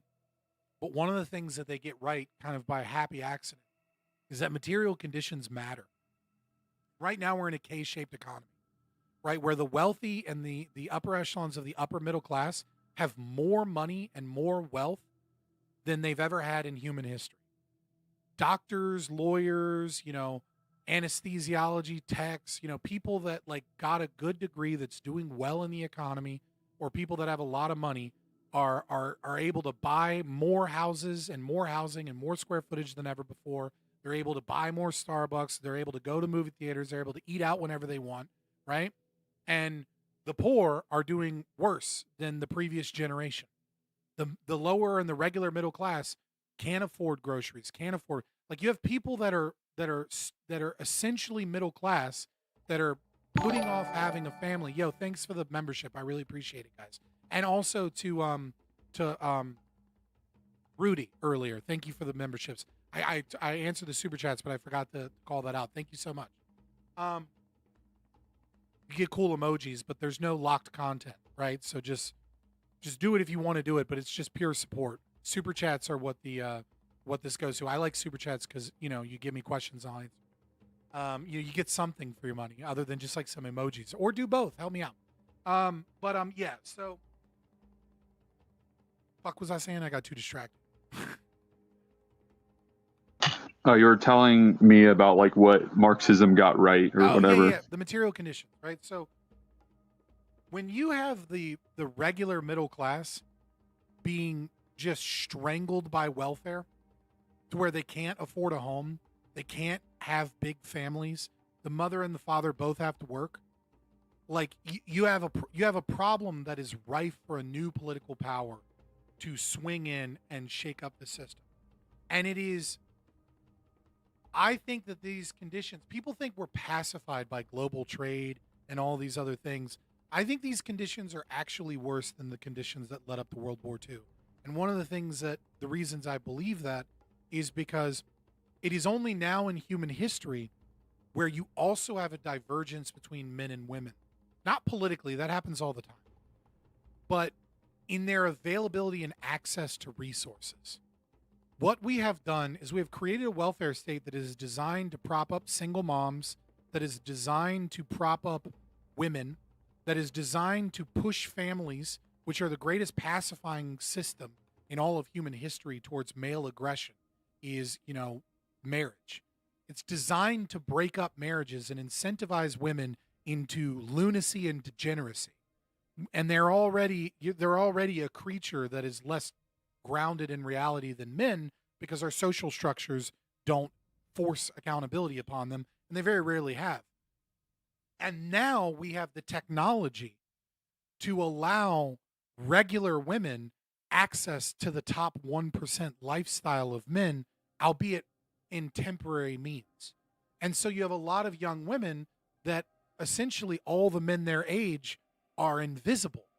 And the only men that are visible to them are the top 0.1% of men who aren't going to have any form of actual like long-term connection with them. They're just going to use them for sex.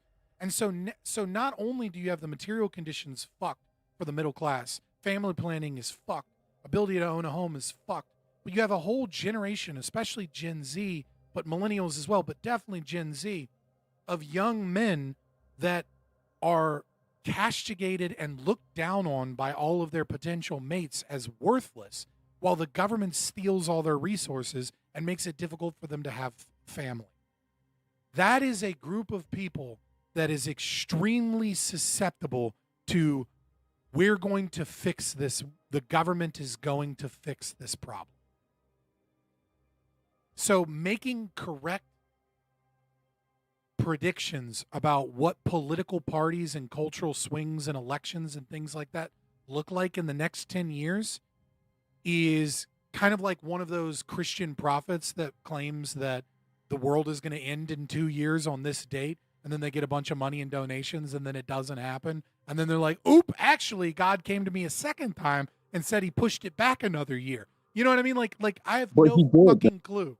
You know, I don't know. I just know, I know that we have a lot of fucking problems, and some of them are worse than people think. So would you say like maybe we're tending towards like some kind of collapse, like maybe not even a hard collapse, but at least a soft one? The rubber band always snaps back. How and we've pulled it. We've been pulling the rubber band for a while. Maybe we get lucky and we have some processes that slow down the pullback and even reverse it, and then it gets let go and it's not that bad. But the US dollar is based upon a fucking corrupt banking system that is designed to maintain the wealth of the elite, that is designed to make homes and, you know, an appreciating asset when they're supposed to be depreciating assets, that tie us all to a currency where we have to constantly engage in wars to keep it tied to the petrodollar so that we can fucking, you know, export our inflation to the rest of the world. That system, combined with the socialized welfare state and trillions of dollars that we're spending funneling money again, away from young men towards the elderly and towards women, is not a system that can survive forever. It's impossible. The collapse is inevitable. It's simply up to us to determine how bad is that collapse going to be. I feel like I've given you enough answers and enough doom. So I'm going to bring in a lunatic libertarian real quick. We got to make it quick so we can get on with the show and we can get to this reaction. All right. But I appreciate you, Mage, and I appreciate the praise. What up, lunatic? You get one question. I know I said one and then I gave that guy like three, but they were all kind of related to the same thing. You're muted in Discord.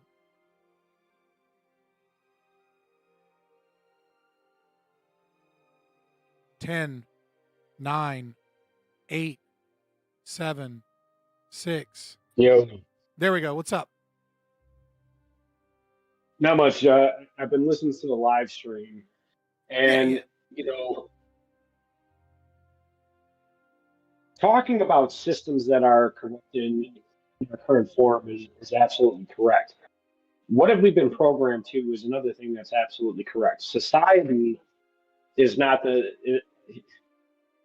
I don't think they're prepared because of the comfort and conveniences that you were mentioning earlier.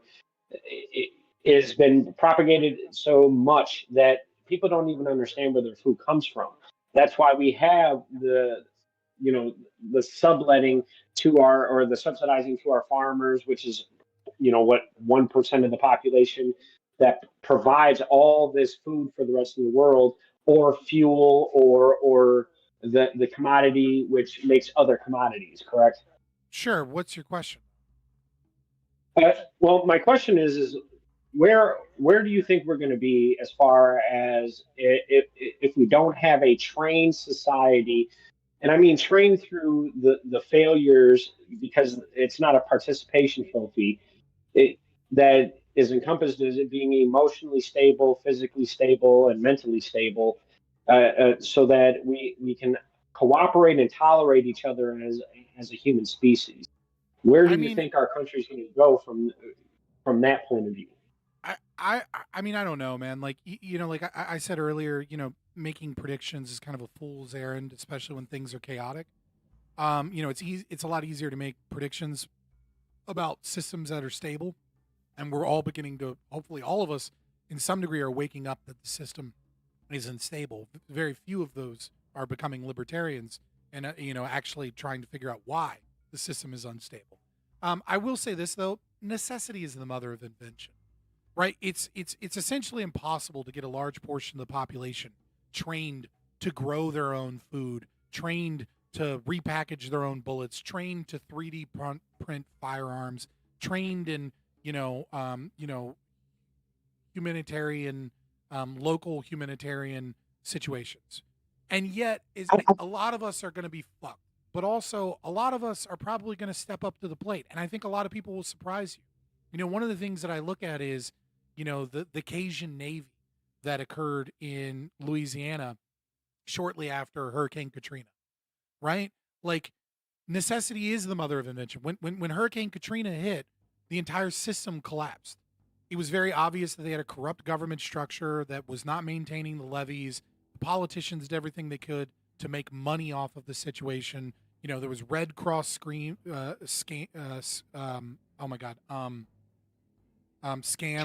that were like, just stealing money to build houses that nobody lived in, right? And then lo and behold, very quickly, a whole bunch of people, random people got together, fucking took their John boats, took what little knowledge they had, and started clearing out roads, clearing out waterways that had collapsed and flooded certain homes, rescuing people.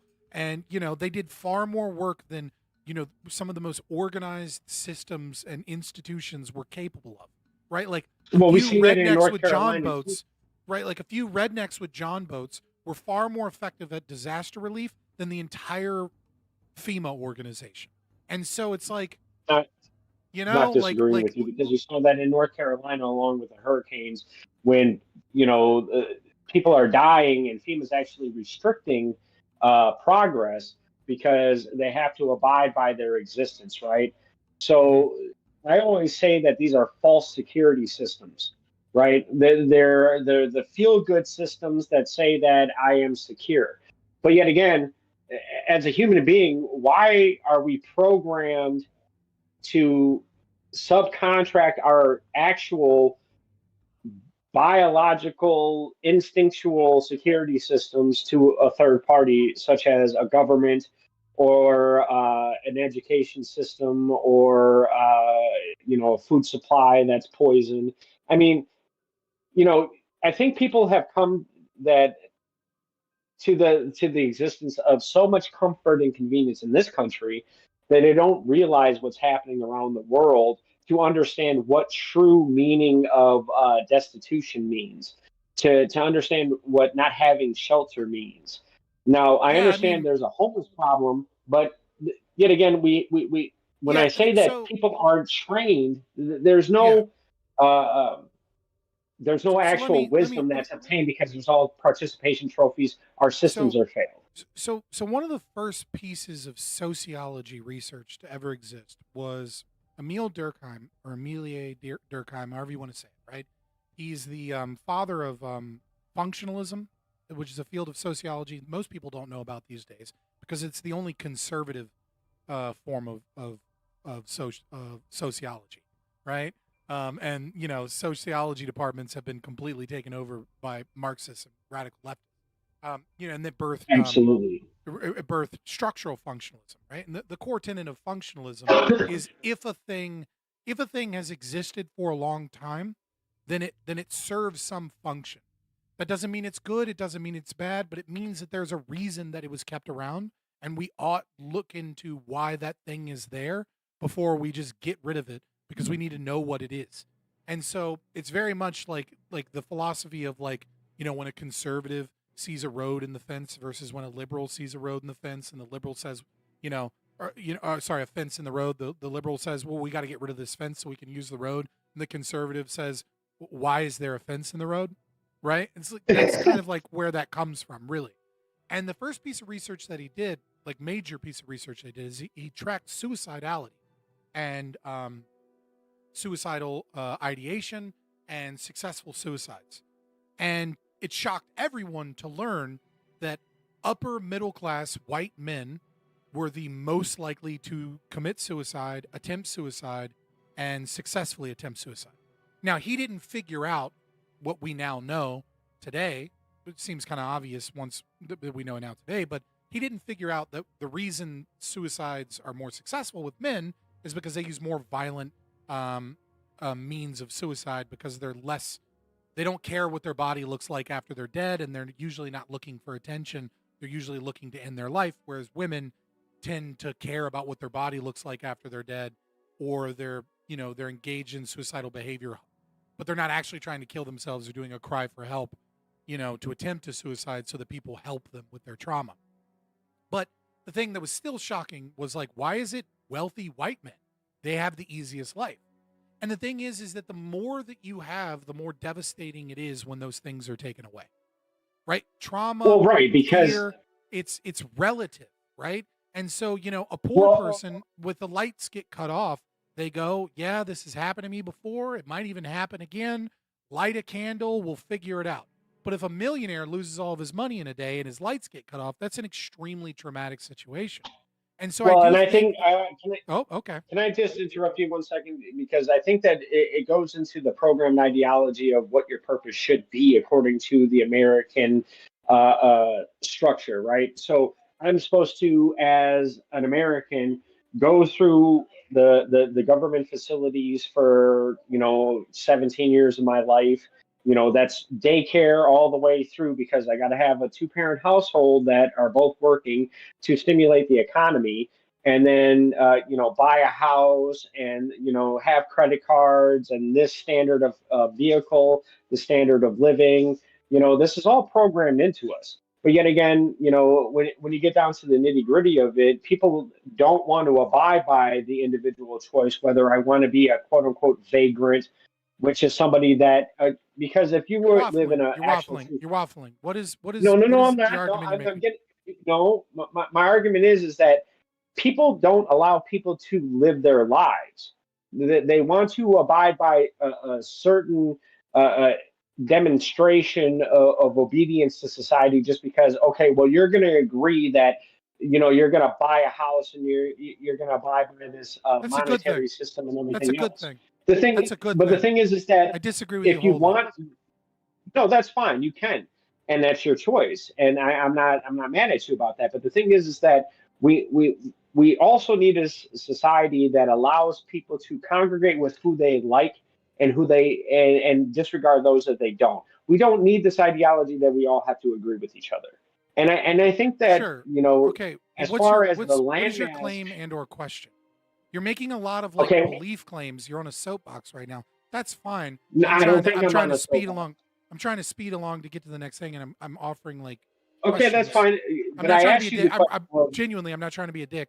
I'm just trying to I'm trying to make sure that you don't have another question or another thing that you disagree with me on. But it's a complicated question when you say that you want a trained society, because life is not a participation trophy. So to be trained, you need the social structure from an infant all the way forward, and then you need. But morality is not universal across all demographics. So to allow an individual, society, or a group, or even just the individual themselves to develop the path of which their life should develop is on the individual. This thing is that we need no social program. Okay, so I'm for abolishing all social. Okay, so if you eliminate all money, right, out of the politics, and then you eliminate all these contentions to say that somebody else is responsible for your life in these social demographics, as far as we have plentiful food and all this other stuff. Where is the accountability? Where is the accountability to the individual as far as the progress of their own life? versus somebody else having to provide anything for you. I think that's I mean, that can be your personal opinion. I just don't think that leads to a well structured society. We need a lot of sheep. We need a lot of followers, and we need a lot of people that have niche knowledge but are incapable of doing all of the other things that other people provide in a society. You don't want I absolutely you don't disagree want with you. you don't want it. Okay, well, I mean, like, you can go be an anarcho-primitivist, but if you want cities, right, then you need people. Like, people can't, like, if you want, amenities, if you want to make it to Mars, if you want to, you want to explore space, right?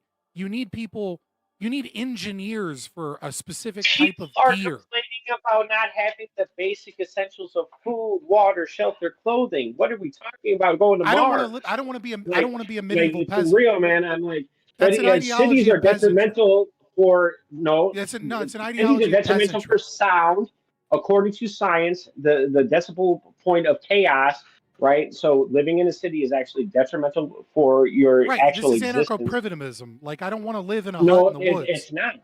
It's not. But yet again, but you want I the don't want a modern thatched convenience roof of what because it's somebody else cheaper is and going easier to to block provide the to rain. you because you won't provide it yourself. But yet again, we No, have fuck these that. complaints in Fuck that. I society want people to provide for me. saying that. That's insane. Oh, okay. Why would Well, I want to that's provide everything for myself? That's crazy. That's crazy. why to me. not? That's called Because being because an then actual I have to like work 14 uh, hours a day in the driven. field, and I can't But think. you're going I to anyway. can't engage Everybody in works for intellectual everything labor. anyway.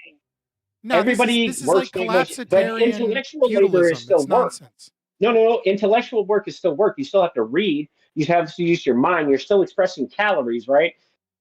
Chess players will express just as many calories as a NFL football player during a tournament. So, yet again, it's what have we been programmed to understand as far as what is our accountability to ourselves? What is the programmed accountability of society for everyone else? And this is where arguments get conflated. Yet again, we won't look in the mirror and still say, "Hey, need for what is accountability. my This is personal psycho responsibility nonsense. for myself?" This is like go I know blow up a I'm sorry. nuclear plant because you hate technology. But me personally, I like nuclear plants with nuclear engineers in them so that we can have power, so that I can do things like stream, right? Like we can have niche labor, so that we can going to the grocery store is a good thing. It is. Like, not everyone should be growing their own food, because growing your own food is really fucking unproductive. It's a complete waste of the human consciousness. Like, no, not everyone should grow their own food. I mean, it's cool if more people know how to grow their own food. If shit hits the fan, you're gonna want people that know how to grow their own food. But no, a society is a good thing, and it's a good thing to divide labor. And some people are smart with books. Some people are great writers. Some people are fucking autistic weirdos, and we need them to build rockets, man. Like, because it takes, or bridges. We need fucking people that, like, obsess about YouTube edits of bridges and fucking can tell you all the different ways certain bridges have worked and other bridges have. Yeah, but I don't want we've that given fucking bridge guy out in a field that tilling the individuals fucking can land use because he's gonna be useless. He's a skinny weird fuck. So there's no Renaissance men, there's no Renaissance women, there's no intelligible human beings that can be multifaceted as far as their skill sets, right? There's such isolationism. I mean, there's some, but they're few and specialism. far between. But yet again, it's all isolated to specialism. So you can only be isolated. So you're isolated to this one typical facet of knowledge. But yet again, it's only what you've been trained in. But yet again, good. That is for the good of humanity. Okay, so anybody that is against that, like, fuck them and fuck Ted Kaczynski. But the thing is that what I'm talking about is that you don't think that people can be Renaissance and have isolated information, right? You can specialize. No, people in are whatever retarded. you fucking want. Most people are retarded. I Most people don't- are I don't retarded. agree with Most that. people are I not going think to be that people Renaissance are man. programmed to be retarded. I think people are programmed to be retarded, and we need to get away from that because we've subcontracted Not to every man- governments not and every man can be the institutions one in a to million raise our fucking everyman. children. But the thing is Not that every we've, man is we've, the we've Ubermensch, right? Like some we've people are fucking subcontracted our responsibilities of raising our offspring to government. based. Oh, not That's government. ridiculous. You said we subcontracted some of our things. Subcontract your labor, yes. Not everybody should build houses, man. That's stupid. I think That's why they you should get have the construction knowledge of what it needs. But that's why we have you mathematics, want every so that you can apply the base No, this is knowledge retarded. to Do you have a particular. question? Do you have a final Yeah, question that's before I get you out of here? I Oh, just think well, the thing is I think that that's completely wrong. And okay. and So what is the I think what you were particular? saying is actually evil. Oh, You are you think against it's human actually progress. evil? Yes, I believe that you are. I believe that you are anti-life. Okay, yeah. I mean, you that's believe that's in a like particular social pressure to impose upon people to know a little bit of everything and to destroy the concept of value and trade, where we value some people have skills in one domain and other people Wow. have skills in another domain. I think that's an You're against that. But yet again, if you want to have a debate on it, I'd love to talk to you about it, because I've talked to Larry Sharp about systems and how they allow people to be lazy and all this other stuff. But yet again, it's a positional aspect of where your comfortability is in your lifestyle. Yet again, people want to live off of Instagram, where Yeah, you you're stated earlier soapboxing that again. there's You've been access. soapboxing and No, waffling the whole time. No, I'm I said one soapboxing question. and waffling when I'm addressing the Dude, exact it's my shit you stream. just brought It's up. my stream. I'm out of here. But no, brother. that's fine. That's fine. Bye bye. If you wanna schedule a okay, then he rage quits because he can't stay on topic, dude. If you want to schedule a debate on this at some point, you waffle too much, so I'm gonna need a moderator. You find a moderator that wants to do it, I'll do it. It'll be fun content, but I'm not gonna do it unmoderated, because you can't make a you're moving around too much. Like your arguments are all over the place. Values, not principles. All right, boys. Let us get in. We got 8 minutes. We're gonna scrap the fuck England portion and some things I wanted to make fun of and just get into the content because we're at 5:53. And I told you guys that I usually shoot for 2 hours, and that's fine.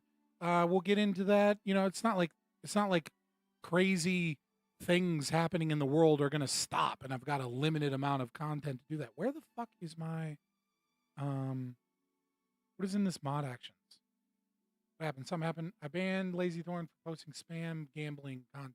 Pretty obviously a bot. All right, cool. Podcast ideas. So we're gonna get into having fun and making fun of iHypocrite. Let's pause this music. Let's bring his thing up. Let's volume that bad boy. Actually, now that I think about it, let's move this to the center. Doing a little housekeeping because I only have 3 monitors. It's not enough, boys. 3 monitors doesn't get me all the space I need. All right. And we will get into tell this guy to make his own pencil from scratch. Yeah, I mean, right? Like, why you don't have the skills to make a pencil? Fuck, that's funny. Milton Friedman, iPencil shout out in chat. All right, let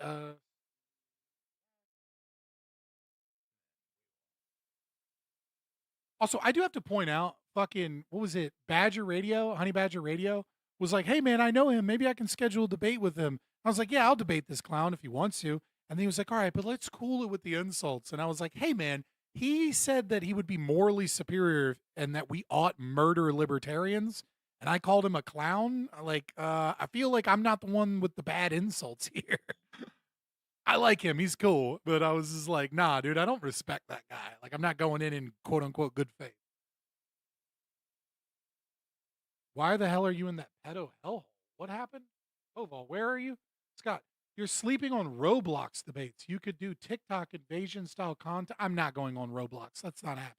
I'll sleep on that all I want. I'm good. Yeah, I'm with you. Let's not do that. Let's see 1.25 to start off and see what happens. All right, boys. So we are going to laugh. Oh, let me actually hold on first. Before we do that, let me this real quick.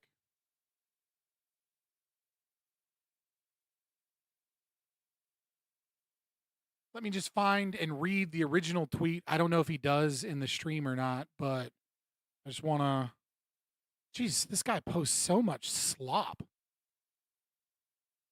Is that all this guy posts? Is just fucking rage bait slop? Oh my god, dude. In like one day, it's just like, here's a video of black people. Like, what the fuck? Like, look how much slop this dude posts, just over and over and over again. Just please make something go viral, dude. This iHypocrite guy tweets like a fucking Indian. Like, this dude is legitimately spiritually a fucking Pakistani scammer with the way that he tweets. And like, none of this has any thoughts by him. It's just, I found a video and then I removed it, I downloaded it, re-uploaded it, and then posted it with no comment. Indian man identifies as white after performing racial transition treatment on himself. Like a fucking chatbot that an Indian scammer uses while making fun of the Indians. Like, dude, this is so pathetic. Where's the fucking... I just kind of want to go down until we find the thing that like came out like yesterday. Oh, here's him taking in calls. We keep going. Oh, look, he's reposting multiple. He's reposting his this one did numbers, rare phenotype. Bro. Oh, here's his opinion on something. 1800s Let's see. The term racism was originally coined in the late 1800s in France by nationalists like Joseph Arthur de Gobineau and Gaston Marie, who used it in a self-affirmative way without any negative connotation to describe. So okay, cool. So he sounds very sleepy, but that's cool. Is he? Did he write this script? I'm just curious. Their own ideological beliefs. Gobineau believed that race determines the fate of civilizations. He divided humanity into three primary races: whites or Aryans, yellows, and blacks, with Aryans as the superior creative force. Too bad the Asians have a higher IQ. Civilizational decline, he argued, resulted from racial mixing or miscegenation, which diluted It's from a video describing why he's racist. That's funny. All right, here we go. I thought he wrote an article, and it's like, it's not an article at all. It's just like him like spurging. So here we go. Contrary to popular belief, it is neither immoral nor unethical to kill libertarians. In fact, it's a public service. Doing so provides a concrete refutation of their childlike worldview.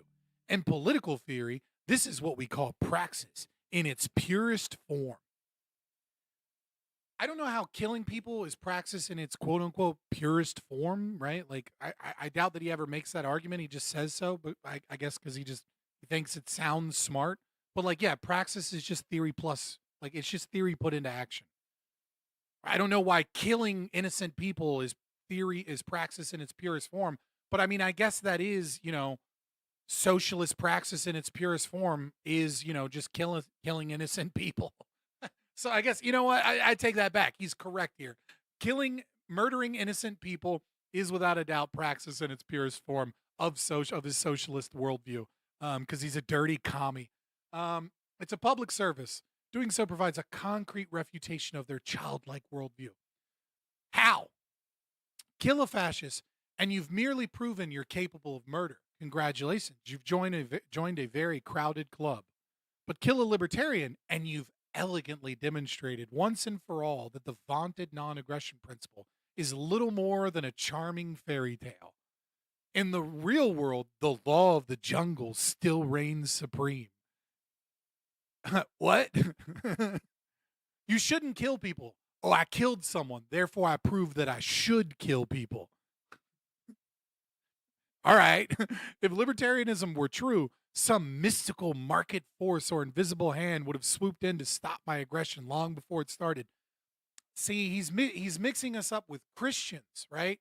Christians believe that you get a punishment for killing people and that there's a magical, mystical force that'll sweep in if you're doing it, unless it's God's plan that you kill that specific person, because God works in mysterious ways.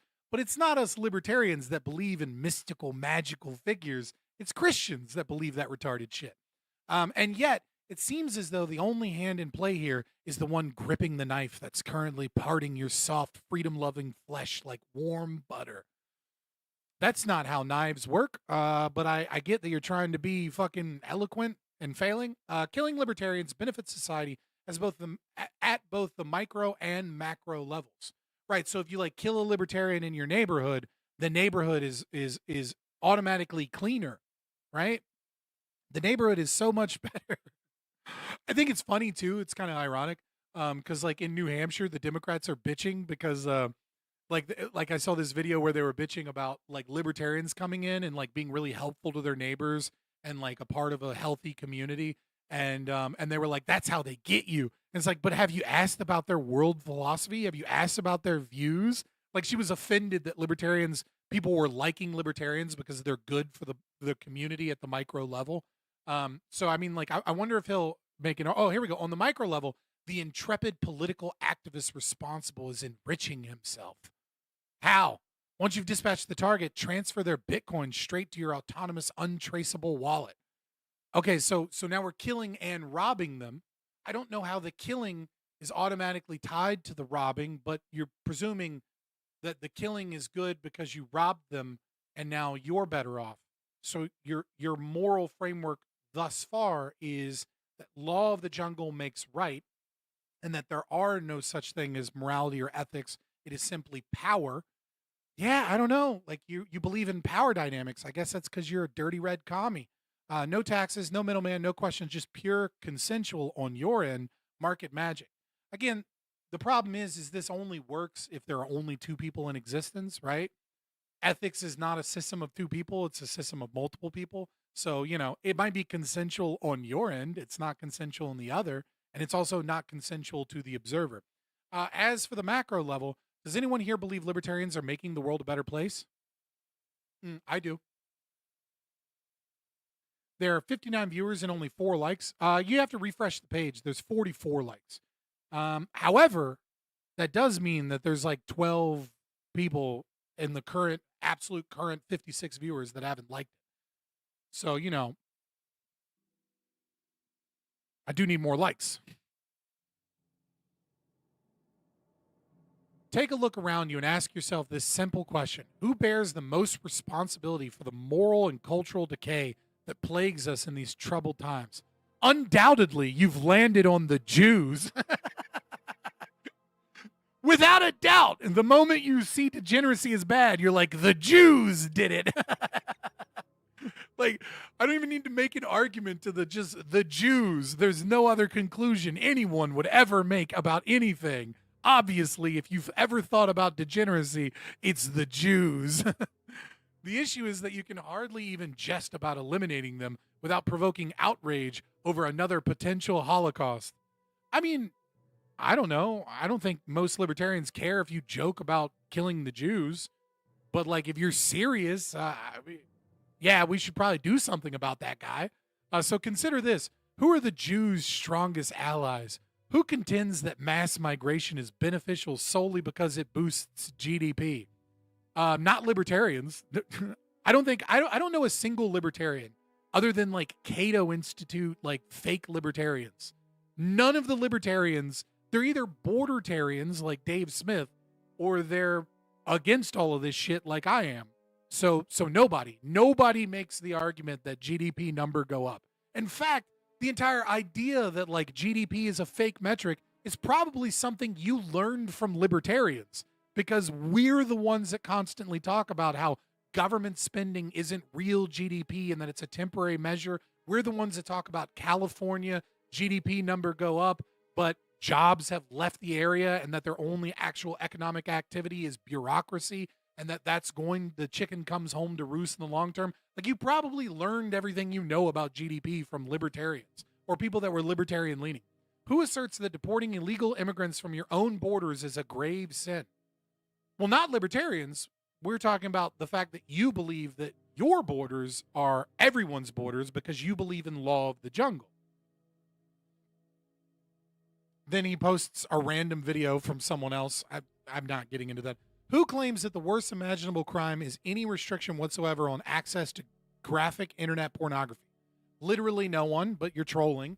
Who wants our streets flooded with cocaine and fentanyl? Not libertarians. We actually want to solve this problem. Unlike you, you're a communist and you want the problem worse. You just think that your retarded commie solutions that haven't worked for 20 years will magically work this time because now the whites are in power and the Jews that were controlling the levers didn't actually fix the problem. But now the whites are in charge and we got rid of all the browns. There won't be any cocaine and fentanyl. hey man, cocaine and fentanyl are kind of like overwhelmingly hitting the white population. Not because these drugs are beneficial, but because the freedom to destroy your life on a whim is supposedly a good in and of itself. Again, not libertarians. We don't believe that simply not violating the non-aggression principle is a good in and of itself. So I don't know who he's describing. He's describing both, like he's describing random people kind of near the libertarian movement, but none of them are libertarians. And he's describing multiple people that would hate each other, all as one person that is the libertarian, who masquerades as part of the right wing while undermining everything that righteous men stand for. You, Nazis, racists, people that think the Jews are the problem for everything. You masquerade as part of the right wing while undermining everything that the righteous men stand. Imagine a world where someone couldn't even utter the words non-aggression without getting shot in the face faster than they can say principle. Would anyone miss them? Would anyone even notice they were gone? Yeah, obviously a lot of people would miss libertarians have families. Libertarians breed. The most libertarian societies in the world right now are the Amish. And the Amish also have the highest birth rates of any white people in the world. So the most family man, right-wing people that you can think of that have the most people in their direct community that love them are libertarians.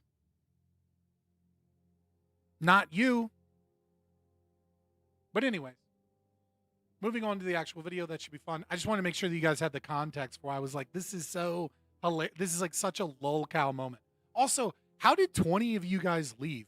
Like, this was the content you came for. And like a third of you like left for like, a third of you like left specifically once the content started. They hate Jews because to them the Jew is the ultimate capitalist. Mammon is all the Jew cares about according to them. These people are anti-capitalist. Yeah, no, I know they're commies. They're fake right wingers. Let's continue. Afternoon, Copers, man. What's up, guys? A little bit of a special show today. We're taking challenges from. Also, for the record, I wish I'd known that this was happening when it happened. He triggered he triggered the fuck out of like the libertarians. You didn't even read my super chat? Do you support the general strike in Minnesota? Dude, there's been like another shooting. Like I gotta read up on what the fuck is going on in Minnesota. I don't really know enough about it right now. Like all of the detail. Like there's like the story is changing in fucking Minnesota every fucking 30 minutes. Like here's what Trump ought to do. This is compromise between the right-wing Naz boys and all them and the libertarians. Here's a compromise. Just cut all funding to Minnesota. All of it. All Social Security payments, all welfare payments, all state funding, all federal police. Cut it all. You want to threaten, you want the mayor of Minneapolis coming out saying, get the fuck out. You're telling us to get out. You hate us. You hate ICE. You hate everything that they're doing. Cool. I agree. Fuck ICE also, right? But I agree. Cut all the funding. Let them live on their own. One of two things will occur. Either they'll fucking break and they'll actually do something about all the fucking Somali fraud and all these other problems and they'll elect people with some fucking sense. Or they'll thrive and fucking we can all have less tax money stolen. Either way, good outcome. Libertarianism challengers to the front of the line. I really want to hear from these guys. So if you're not here to argue about why laws and regulations shouldn't exist, I don't really want to hear from you, and I'm going to skip to get to about why laws and rights. Right. So immediately he frames with a complete misunderstanding of what libertarianism is. Continue. Somebody else. Like I see a guy called Napbox waiting. I'm inclined to like get him in here right away. A couple things, please. If you're new to like using StreamYard, and I see one person called Matt. Bro said, legally can't even do that. But nice one, Scott. Brother. Trump can't do, like every president can't do half the shit they've done. Like the law is a meaningless fucking thing when it comes to the power of the state. Jack Churchill waiting, who this applies to. When you join the StreamYard browser call, it's going to ask you to give permission to your microphone. And if you don't give the browser permission to access your microphone, I can't bring you onto the call. It's going to say your devices aren't connected and I can't even add you in here. So make sure you do that. Okay. Mad Jack Churchill, you are live on the Daily Cope. What's your take, sir? Can you hear me? Can you hear me well? I can. All right. So, can you hear me well? I don't know who Mad Jack is, but bro is nervous.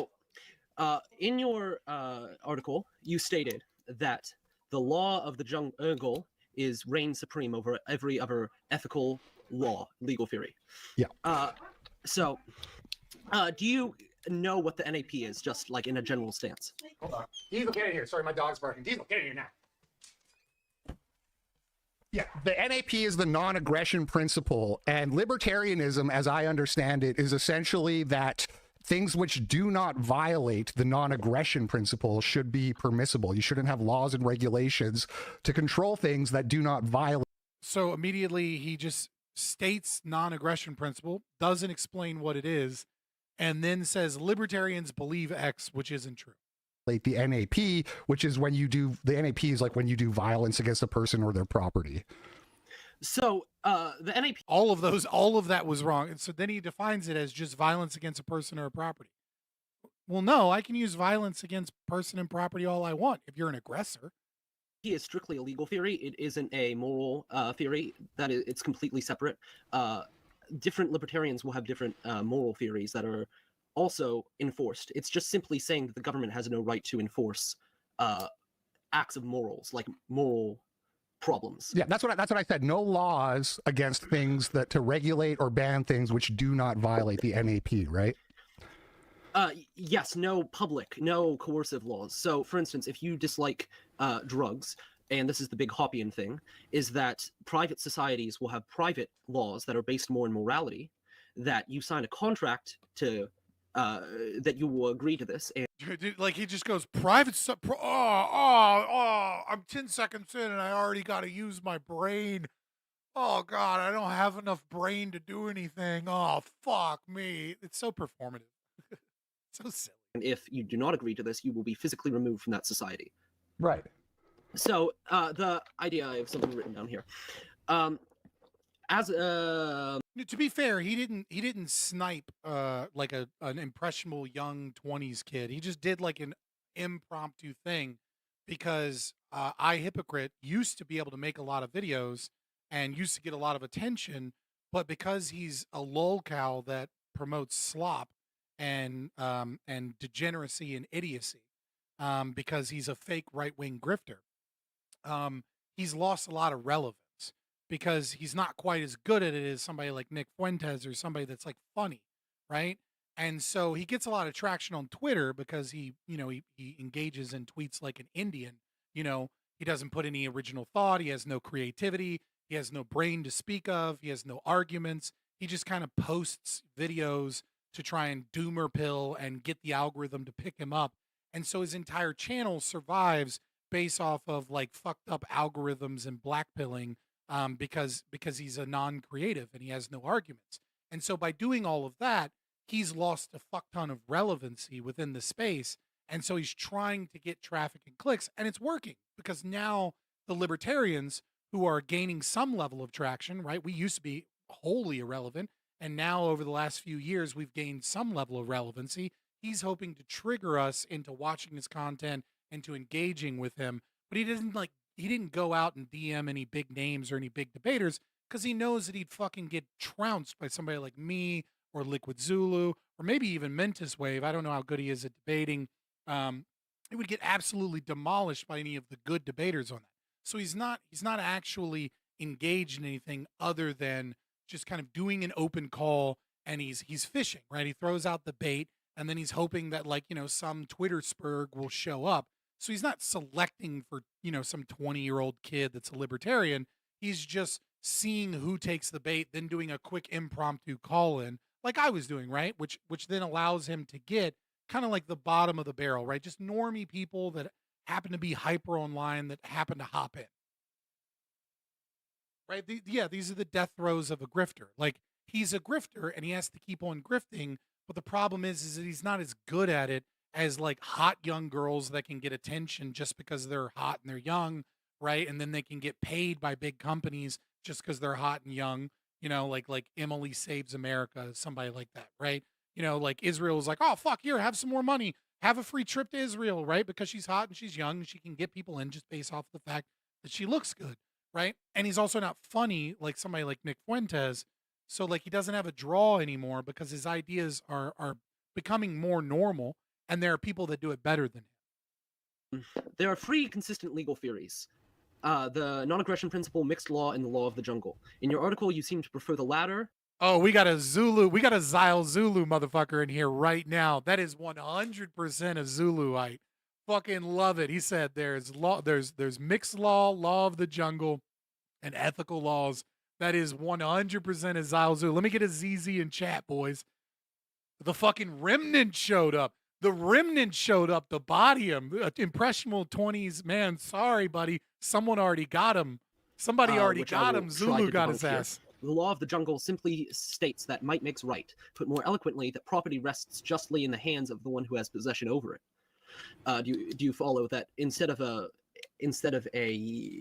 rational theory of property of just ownership, it's the idea that you can just take shit. I was just Another wondering. $70, I will aggressively not all of our libertarians private property with hoop loads. What Wilbert's going to do out it? Oh yeah, I forgot about those.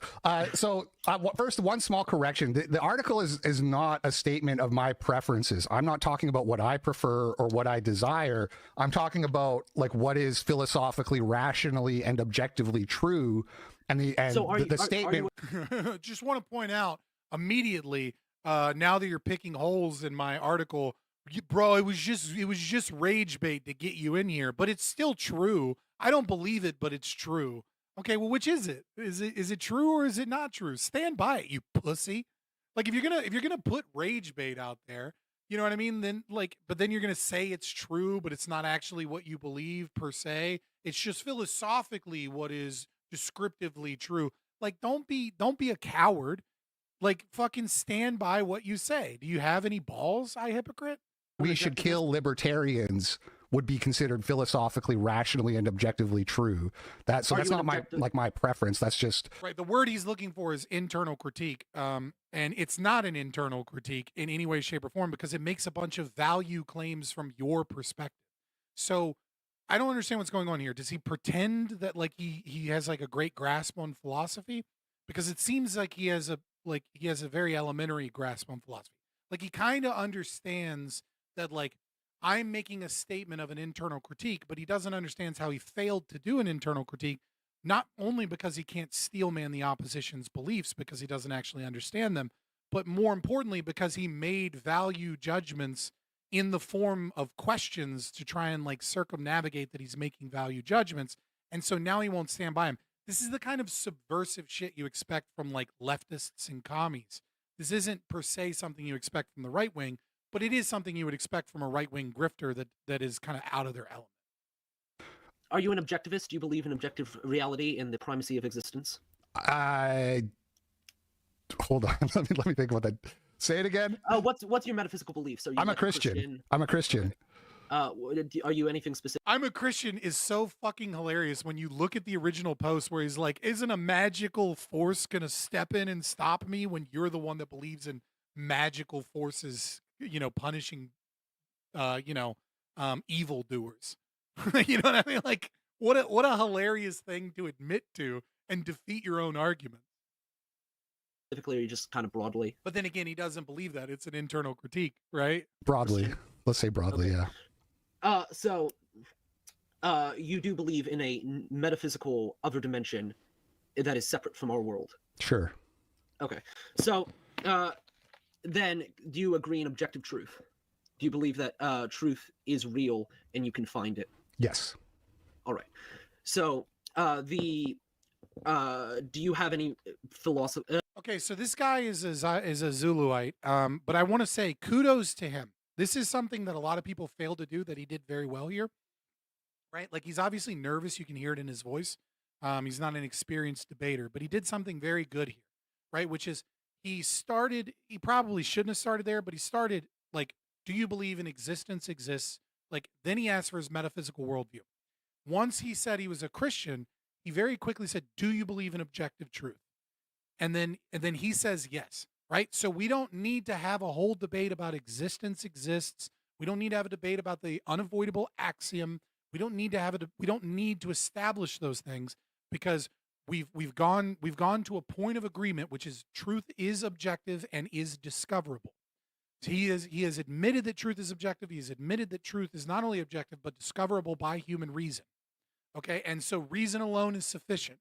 We can ignore the entire conversation about the primacy of consciousness so that we can get to the crux of the actual argument. He didn't force himself to be bogged down in this, like, you know, trying to disprove Christianity thing. This is a very smart thing for someone to do that is especially given a limited amount of time on a call to try and showcase the problems with his worldview, as opposed to just looking like a bitchy, whiny libertarian. Philosophical beliefs besides obviously Christianity. I mean, probably. Do you have epistemological beliefs or ethical beliefs, like a ethical theory? I'm not like a philosophy nerd, so I can't. I feel like to go off into all this jargon of trying to pin down like what label to apply to me is just kind of, we don't really have time for that today. You made an argument about how you're doing a critique of libertarian logic and attacking the philosophy. Then you open yourself up to have a conversation on that philosophy. And now you're backing away like a pussy, saying, maybe these are my beliefs, maybe they're not. It's actually a critique, but he didn't say internal critique. It's just what I think is descriptively true, which means you believe it, but you also don't believe it. So you're maintaining contradictions in your belief, and you refuse to defend them and get into the nitty gritty because you've been outclassed by Xyle Zulu. You've already been trounced. You've already been defeated by some random 20-year-old nervous kid call-in show, and you're completely fucking done. Like, you are, like, this is such a pathetic showing, and you're getting trounced by some nobody that has no debate experience whatsoever, despite being a content creator online. Fucking kudos to this kid. You know, he comes off nervous, he comes off a little nerdy, but whatever. He's gone through things very, very well. He didn't get bogged down in useless conversations, and he made iHypocrite run multiple times from making any positive claims. And so this is the point where you demand a positive claim. I don't know if he'll do it because he's an inexperienced debater, but then say, okay, well then what are we doing here? Because you think you're critiquing, you stand by this, you maintain all of these contradictions, you don't want to get into the philosophy. What's your fucking claim so I can educate your audience on why you're wrong? Because you don't have an understanding in philosophy, but I do. So I'm thankful that you gave them the opportunity to teach your audience actual proper philosophy instead of your inability to understand what's going on. So I want to keep it. That's fine. This is where you need that Casimir behavior, not that Liquid Zulu behavior. No offense to Liquid Zulu. Liquid Zulu likes to educate too, but you need to blend the two.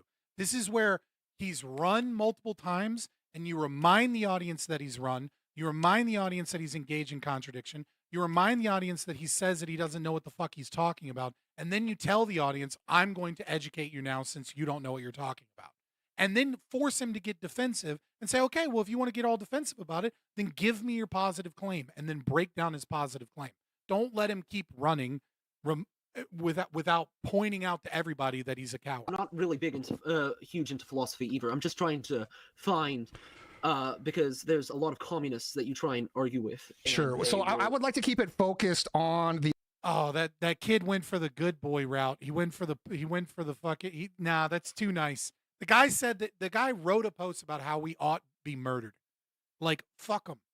Don't play nice with him. He didn't start off in good faith. He started off with rage bait, because rage bait is all he has, because he has no arguments, and he has no personality, and he has no creativity, and he's getting surpassed by his betters even in his own political sphere, despite him being here for years producing content. The argument of the article, which a lot of people seem to kind of miss. So to get it back on topic, you were saying that The solution to moral issues is a consensual community where people all agree we're not going to allow certain kinds of behaviors. Like let's use for an example, masturbating in public. We don't want people to masturbate in public. So we're all going to sign a contract that says, I promise I will not masturbate. No, like what you actually say is public property is a contradiction and is communist drivel. Do you support public property? Are you a commie? Like at this point, don't try and be good faith with this guy. This guy's doing rage bait articles about how you ought to be killed. Like just be like, no, public property is a contradiction, so that doesn't even make any sense. That wouldn't exist in an anarcho-capitalist framework. That's commie shit. Do you support communism? Are you socialist? You think you think property is something that should be owned and regulated by the state? Well, if that's the case, why don't we just nationalize all the industries? Is that only bad unless we do it for the whites? What are you talking about? Useless intellectual. Reconquista was based, for the record, right? The Reconquista was absolutely based. Masturbate in public, but as was the Recombienda system by Bartholomew de las Casas, right? If you want to fucking mix two different things that most people wouldn't agree to, I think they're both based. Well, what is public? In a libertarian society, there wouldn't be a public. It would all be owned by individuals. Everything. So there's. Fuck, dude. Oh, fuck, dude. This kid is good. Who is this kid? Somebody find this kid for me. I want to talk to this kid. He's doing a phenomenal job for like an obviously like not for someone that's not that experienced. A name that I don't know. Like someone fucking find this kid.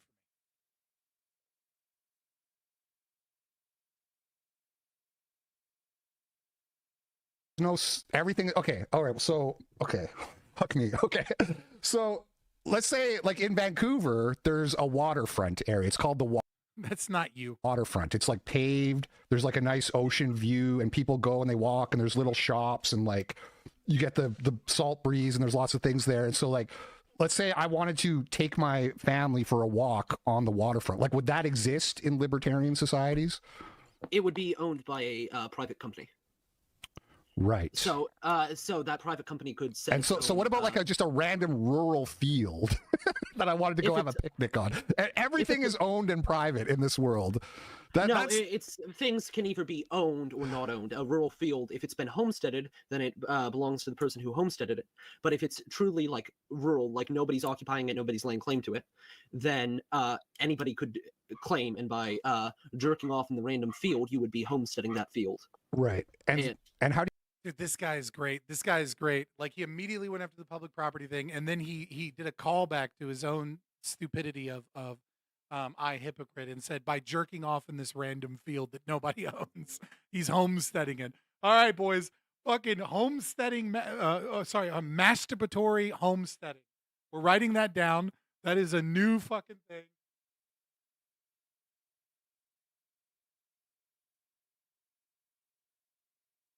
Based masturbatory homesteading, boys. I homestead this property. How? Because I whipped out my dick on this unowned property and started masturbating. you determine ownership? Ownership is just possession. So, for instance, Friday and Crusoe on Desert Island, Crusoe finds a stick to go spearfishing, but Friday wants the stick to stoke his fire. And their conflicts arise. Libertarian legal theory just... Also, no offense to this kid, but like he's just regurgitating Zulu's arguments like word for word, but I'm okay with it because he's doing a good job. Simply comes from the objective universal truth that conflicts can arise. And so the idea of the NAP of who should get that stick, who should be able to use it. And in libertarian theory, we would use Crusoe to have the stick because he is the one who basically finders keepers. He homesteaded the stick by picking it up. Right. The right might make the right argument. Right. So I don't want to. I got to go to some other callers. So I don't have like all day. But one of the thesis of my argument is like if I kill you and take the stick, I've proven that libertarianism doesn't work. No, I'm not sure how that's wrong. So ethics and legal theories. Okay. Let me clean this up. Like kudos to iHypocrite here, right? He ran, but at least he asked a specific question. So the kid is outclassed him to someone. He's outclassed him to such a degree that this kid has now gone into what I call like professor mode. This is something that often happens to me, where like you're doing such a good job that at this point there's not even a reason to be antagonistic towards your debate opponent. This is just an opportunity to educate the audience. And so like iHypocrite has been so soundly defeated with the very first caller that he's gone into professor mode, and now his audience, iHypocrite's audience, what little of it is left, is, you know what I mean, obviously iHypocrite has a bigger audience than me, but he was making massively seen videos years ago, right? Now he's just reposting shit like an Indian slop account. It's kind of funny. But what little audience he does have is now just getting educated. And so now he is actually speaking to the remnant. He's no longer debating iHypocrite, because iHypocrite has backed out of the debate completely, has no idea what's going on. And this is great. This is phenomenal. And this is an exact representation of what we should all achieve to do in a conversation or a call in like this. No offense, I don't think most of you are capable of this. And like whoever this guy is, he did a great job. Kudos to him. If somebody finds him, let me know. I want to DM. I want to bring him on the show. I want to talk to him because he did a phenomenal job here. Don't say how things are. They say how things should be. Right. For instance, in any legal theory, you can murder. Mm-hmm. Like the idea is how it should be. I have a thing written down. The law of the jungle simply says, might makes right, more eloquently that property rests justly in the hands of one who has possession over it. It is not only antithetical to I understand morality. So basically. Yeah, I mean, he did mess up here. I spoke too soon, but that's fine, dude. He's gotten so many things right, Gaz. Like right here, he says, it's how, he doesn't go into the nature of conflict. He doesn't go into the nature of that it is descriptive and it is what it is, and that it is proof that it is not an ethical framework. But fuck, man, he did a great job here. I have a thing written down. The law of the jungle simply says, might makes right, more eloquently that property rests justly in the hands of one who has possession over it. It is not only. I appreciate it, Kaz. Yeah, I understand morality. So basically, morality is different than ethics. Okay, no, I got what you're saying. So we're gonna wrap it up here on the final thing, which is the thesis of the argument and how it pertains to our current world and not some fantasy libertarian world that doesn't exist, right? So my argument in a syllogism is like P1, libertarians argue for things which corrupt the social and moral fabric of society. They push policies that will cause social and moral decay. P2, they can't do that if they're dead. C, conclusion, we should kill them, right? So forget some mythical libertarian world where P1's doing a lot of fucking work there, you fucking commie. Where everything is private property, and operate in our current world where libertarians say drugs should be legal, prostitution should be legal, public nudity should be legal, et cetera, and tell me why those people deserve to live and how the world isn't better without them in it.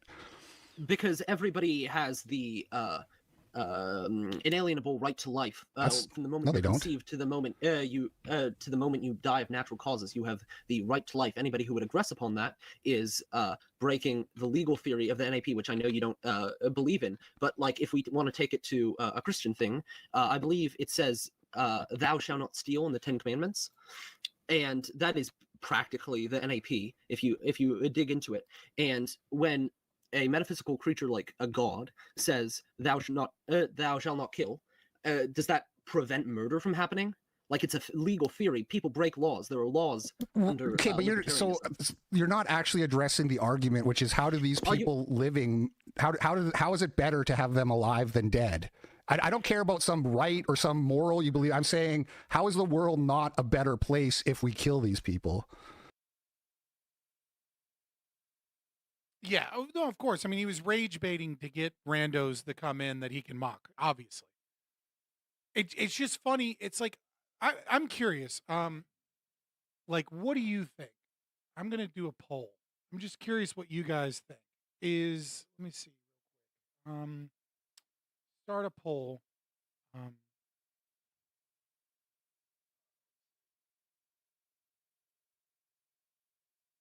Which is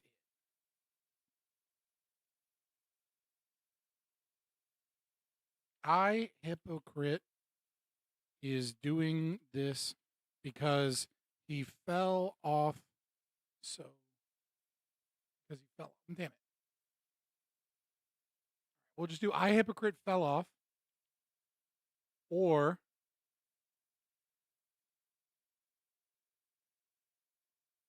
libertarianism is winning.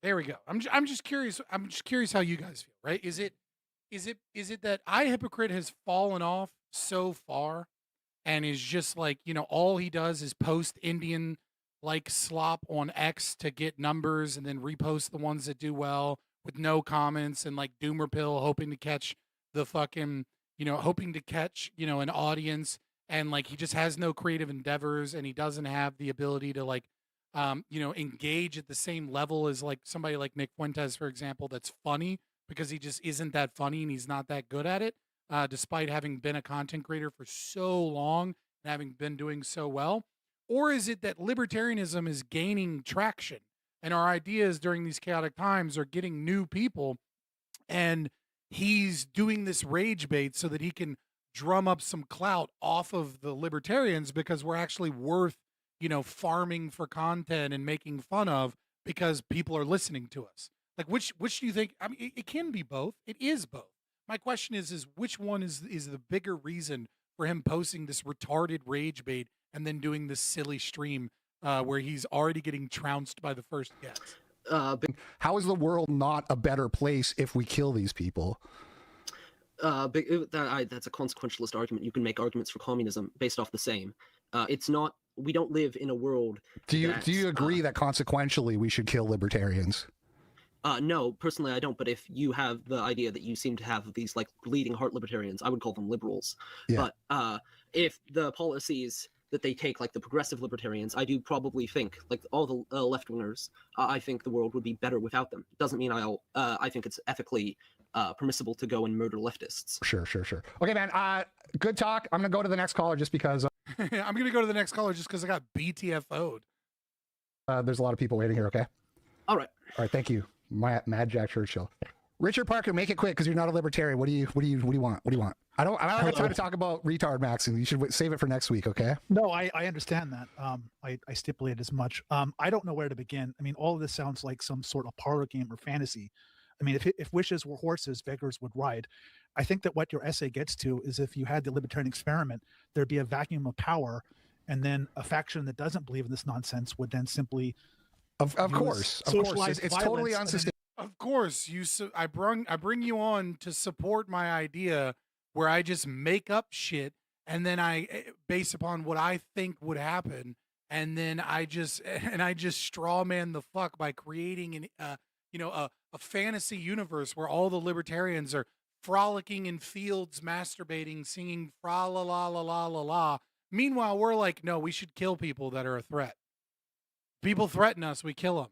People aggress upon us, we fucking get our restitution. I mean, I didn't even get into that, but yes, absolutely. People eventually. Here's the thing. Okay, let me say this for the libertarians listening, because this is another important thing, right? So a lot of the people responded. They said, "You're free to try. You're free to like bring it on. Come try to kill me." Which is, in my view, that's the correct libertarian. Bro, who broke my Streamlabs bot? Do you see that? Streamlabs is fucking copying this fucking useless intellectual, this bot that's just coming in to be like, I'm mad about the pogroms.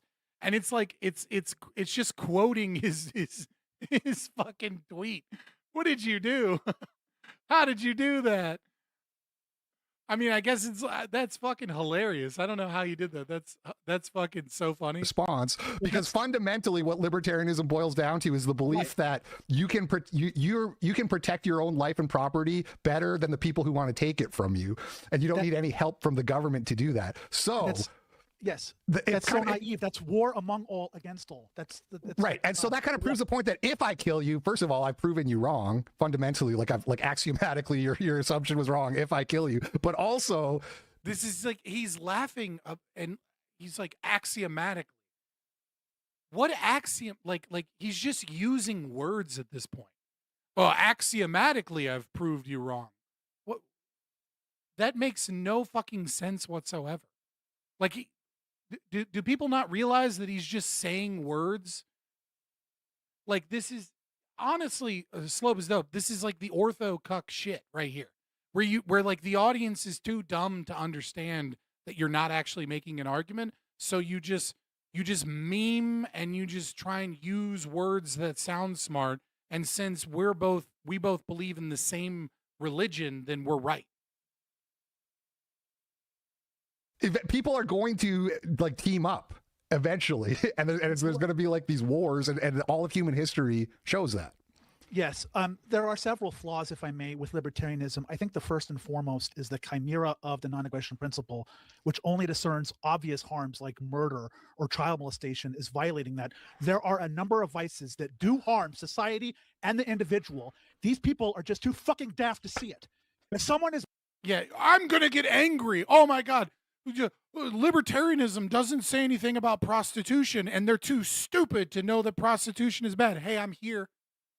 You're just, again, this is just like a silly straw man. Like, this dude is actually, he brought in a caller because he got just BTFO'd by like some young kid. And now this dude is going to rage against a fiction. Like this is fantastical. Who is this libertarian that he's angry at that can't see that drugs and prostitution and like other things that aren't aggressive are vices?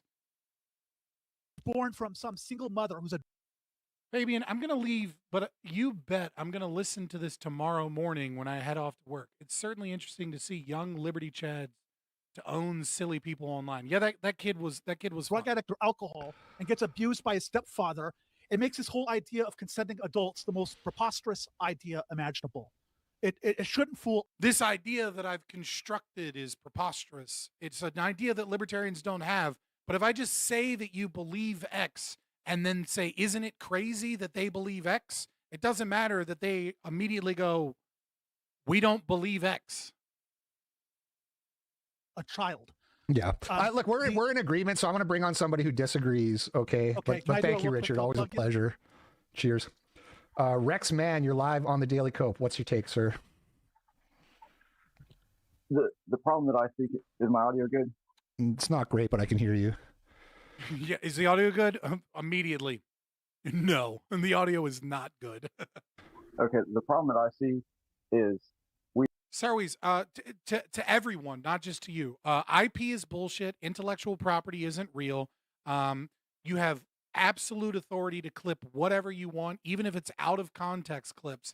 And then you write a whole paragraph saying that I'm a bad person because like X. I don't give a fuck. I'll make fun of you if I see it on Twitter. But like, yeah, I don't care. All views are good for me. If it's, based moments, clip it and ship it. If it's me saying something stupid, clip it and ship it.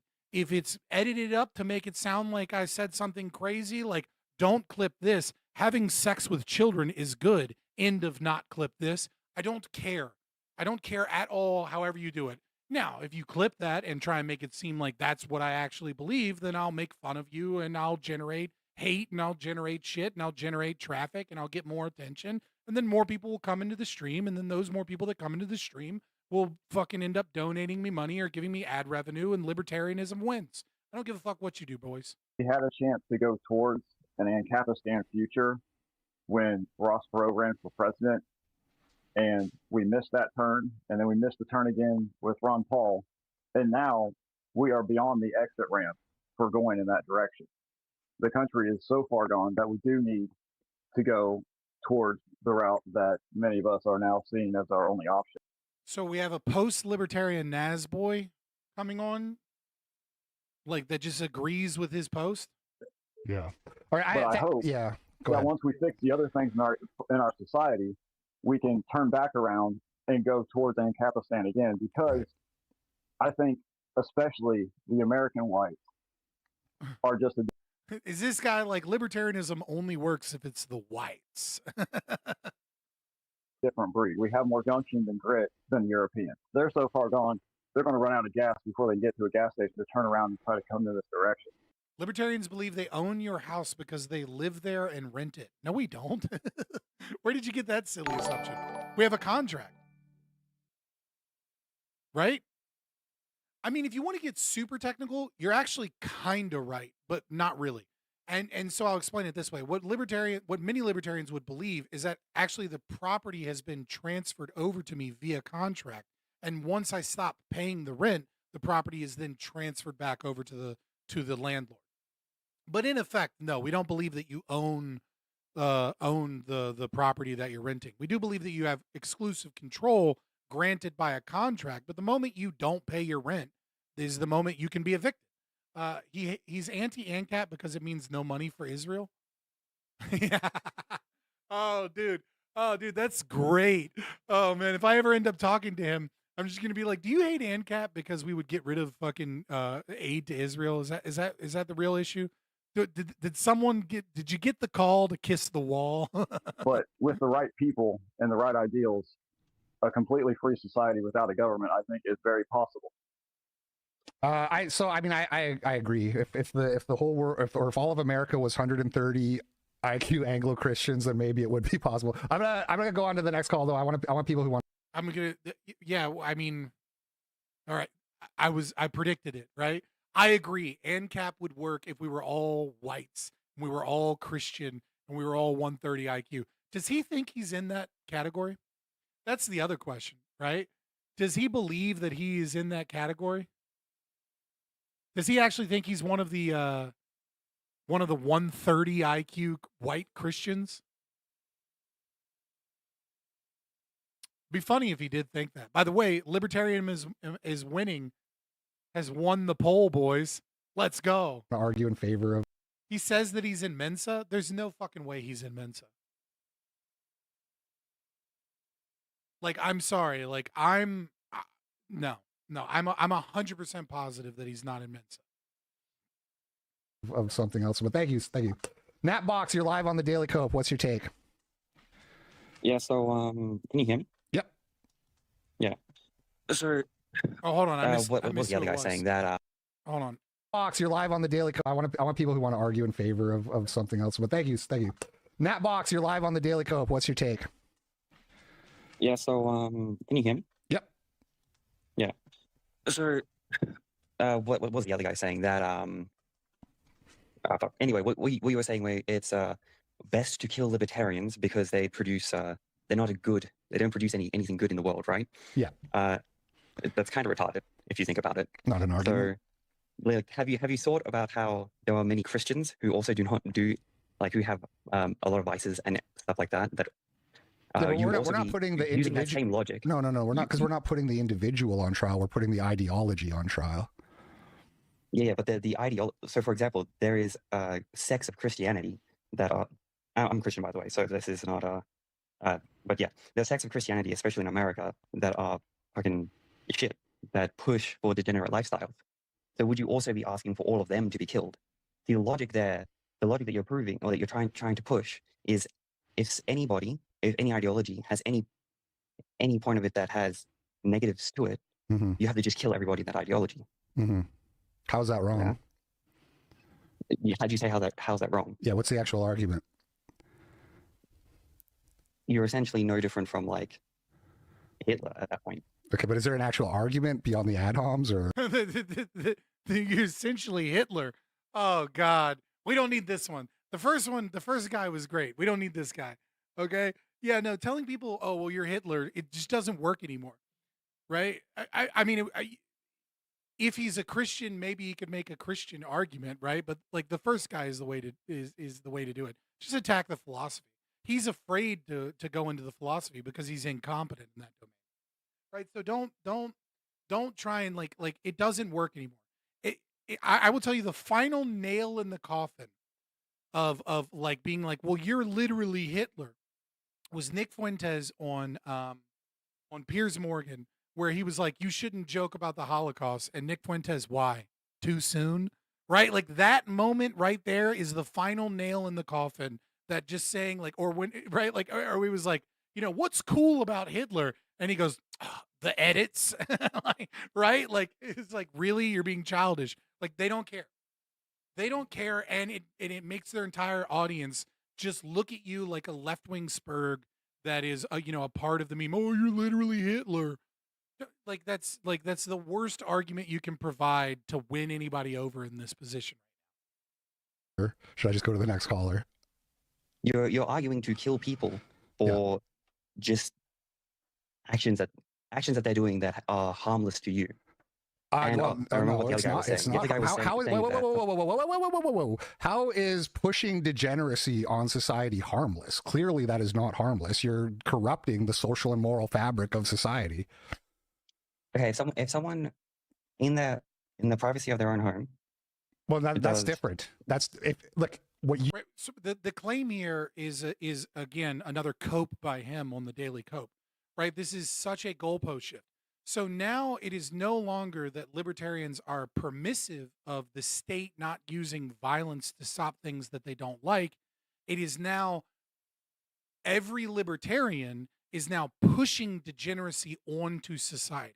So he has framed the libertarian as someone that is like in support of drag queen story hour and in support of the state transing your kids at school without telling you, is in support of like gay pride parades, is in support of like people on the streets doing drugs in public parks and needles at the park.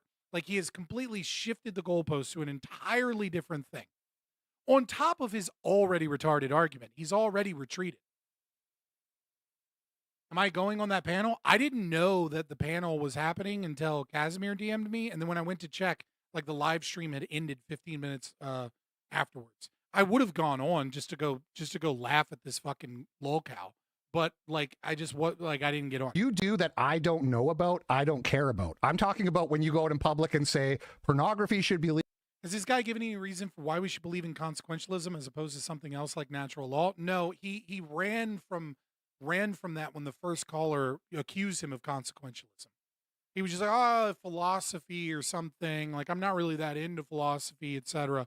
Like, he completely ran from that distinction, which means either A, he knows that he can't ground it, and he likely knows that he can't ground it and that he can't actually argue for it well. Legal prostitution should, like, if I could see you and I do genuine reactions on this channel, so I know that Casimir went on, but I never watch any more than like the first couple of minutes of anything that we react to on this channel, because I just don't like the pre-scripted fake reaction shit, right?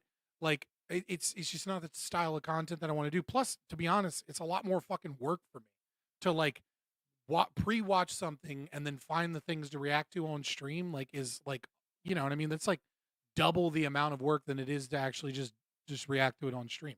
And then you don't get a genuine reaction. Hear you saying that, then we're not talking about the privacy of your own bedroom. Okay, so if that stuff isn't legal, how am I supposed to do it in the privacy of my own bedroom? I'm not sure I'm following. The point is, so if you want to make it legal, then you're a problem. So the thing is, you say that if it's in the privacy of my own bedroom, I'm allowed to do it and it doesn't harm you, correct? What I'm saying is I can't care about stuff I don't know about. Yeah.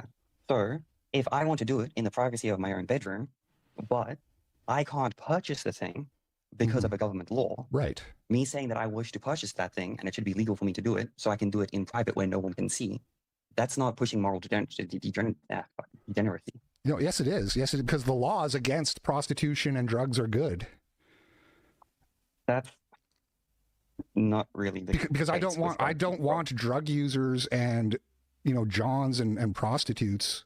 I don't want them in my society, in my community.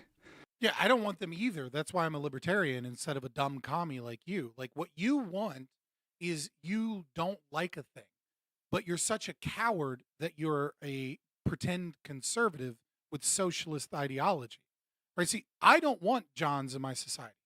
I don't want prostitutes in my society. I very much dislike prostitution. I think it's harmful to the psyche of the men that watch it. I think it leads towards human trafficking. I think it's psychologically harmful to the women that are engaged in it. I think it is a bad. It is not good for anyone. It is one of the best examples of high time preference behavior that there is. It is not good. I don't want it. Okay? Now, if I say the state ought to exist, steal my money, and then be the only one and the only one in charge with ridding prostitution from an area, then what I get is I get my city filled with alleys of prostitutes, and because it's all public property, I get fucking cops that go out and find 15-year-old kids that have been sex trafficked and then fucking put them through a fucking legal system that puts them into foster care, that then gets them raped by their foster care parents, that never actually goes after any people, and if they actually do go after other people, that they're just replaced by other people later. And this entire thing is created by two problems. One, the existence of public property and no enforceable means of getting rid of girls in scantily clad clothing off of an alley because it's public property. And that's the bullshit that you want because you like degeneracy. You just don't, you're just too stupid to realize that you like the system that leads to it because you live in contradiction. And number two, it's because there is a monopoly on the police state, and the cops fucking suck at their jobs, and they suck at their jobs because they're a state granted monopoly instead of private security and a privately owned road that could immediately evict anybody that's like in a fucking leopard mini skirt at 2:00 in the morning in my back alley. I want to get rid of this shit.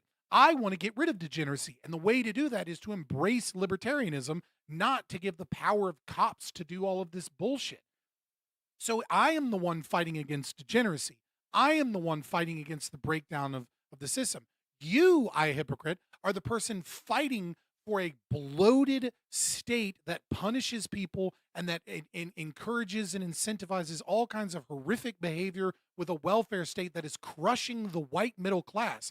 You are a part of the white genocide. You are a part of the great replacement because you keep playing dumb fucking games with ICE and all of these other systems that are designed to make you a useful idiot to maintain the welfare state that is causing all of these fucking problems. What I want is nice fucking people like me living around me in an ordered society that is able to actually afford to buy a home, that is able to actually engage in the life in a meaningful way, but you want to crush us. What your ideology leads to is one thing and one thing only.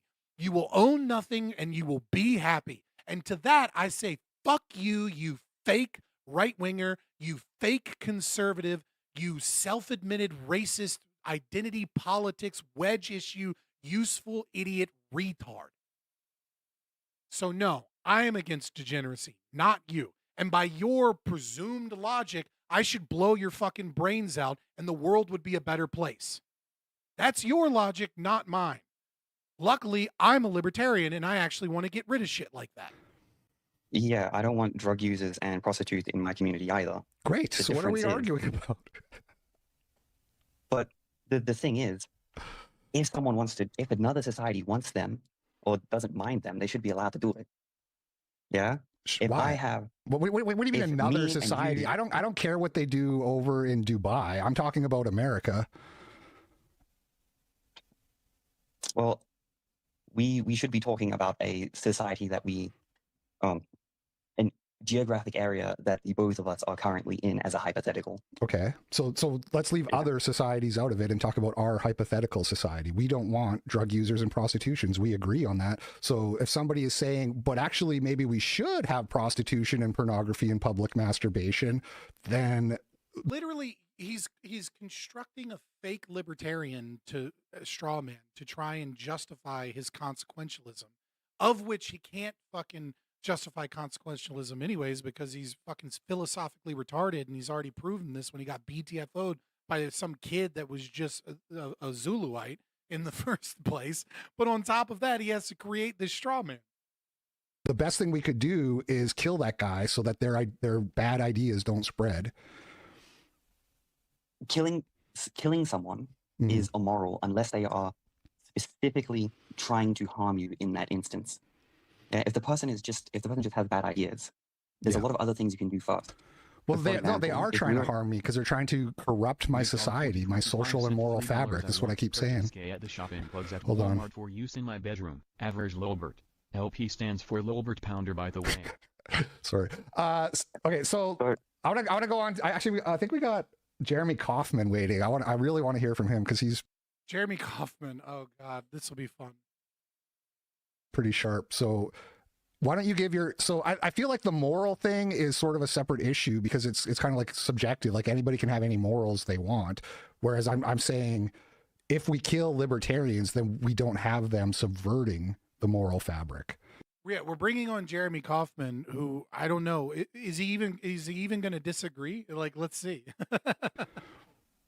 Yeah, the only issue with that is if you say that goes for like over half the population, like 60 to 70% of the population you have to then decide to kill. Right, but if we had started killing libertarians much earlier, it wouldn't have spread so far. All right, I appreciate it, Napbox. I'm gonna go to the next caller. Thank you, appreciate it. So where is even your evidence of that? If you like, hold on, pause. If we started killing libertarians sooner, right? The argument is if we killed all the people that believe in an idea, then the idea goes away. Has history not proven this to be false many times over? Right? Like, has history not proven over and over again that you can't kill an idea? I mean, certainly you can keep killing it over and over again, but this requires more resources. This requires the state to have ever increasing power, and to kill off people costs productivity in your society. People that kill off everyone that has an idea eventually get taken over by other empires because they weaken themselves with that. Like, what are the societies? What are the societies that just kill people for having the wrong opinion? North Korea, they're not very powerful, right? Cuba, right? Like South American communist countries. Like name a successful, long-standing empire or country that kills off people that disagree with them. China, right? I mean, China might be pretty good, right? China's probably the strongest example. And what did China do? They're hiding it. They fucking they rename their gulags to vocational training, voluntary vocational training facilities, right? They've had to liberalize. They've had to have social media. They've had to, institute social credit score programs and try and separate, young Chinese men from jobs and university degrees in the hopes of killing the ideology because they can't kill them enough.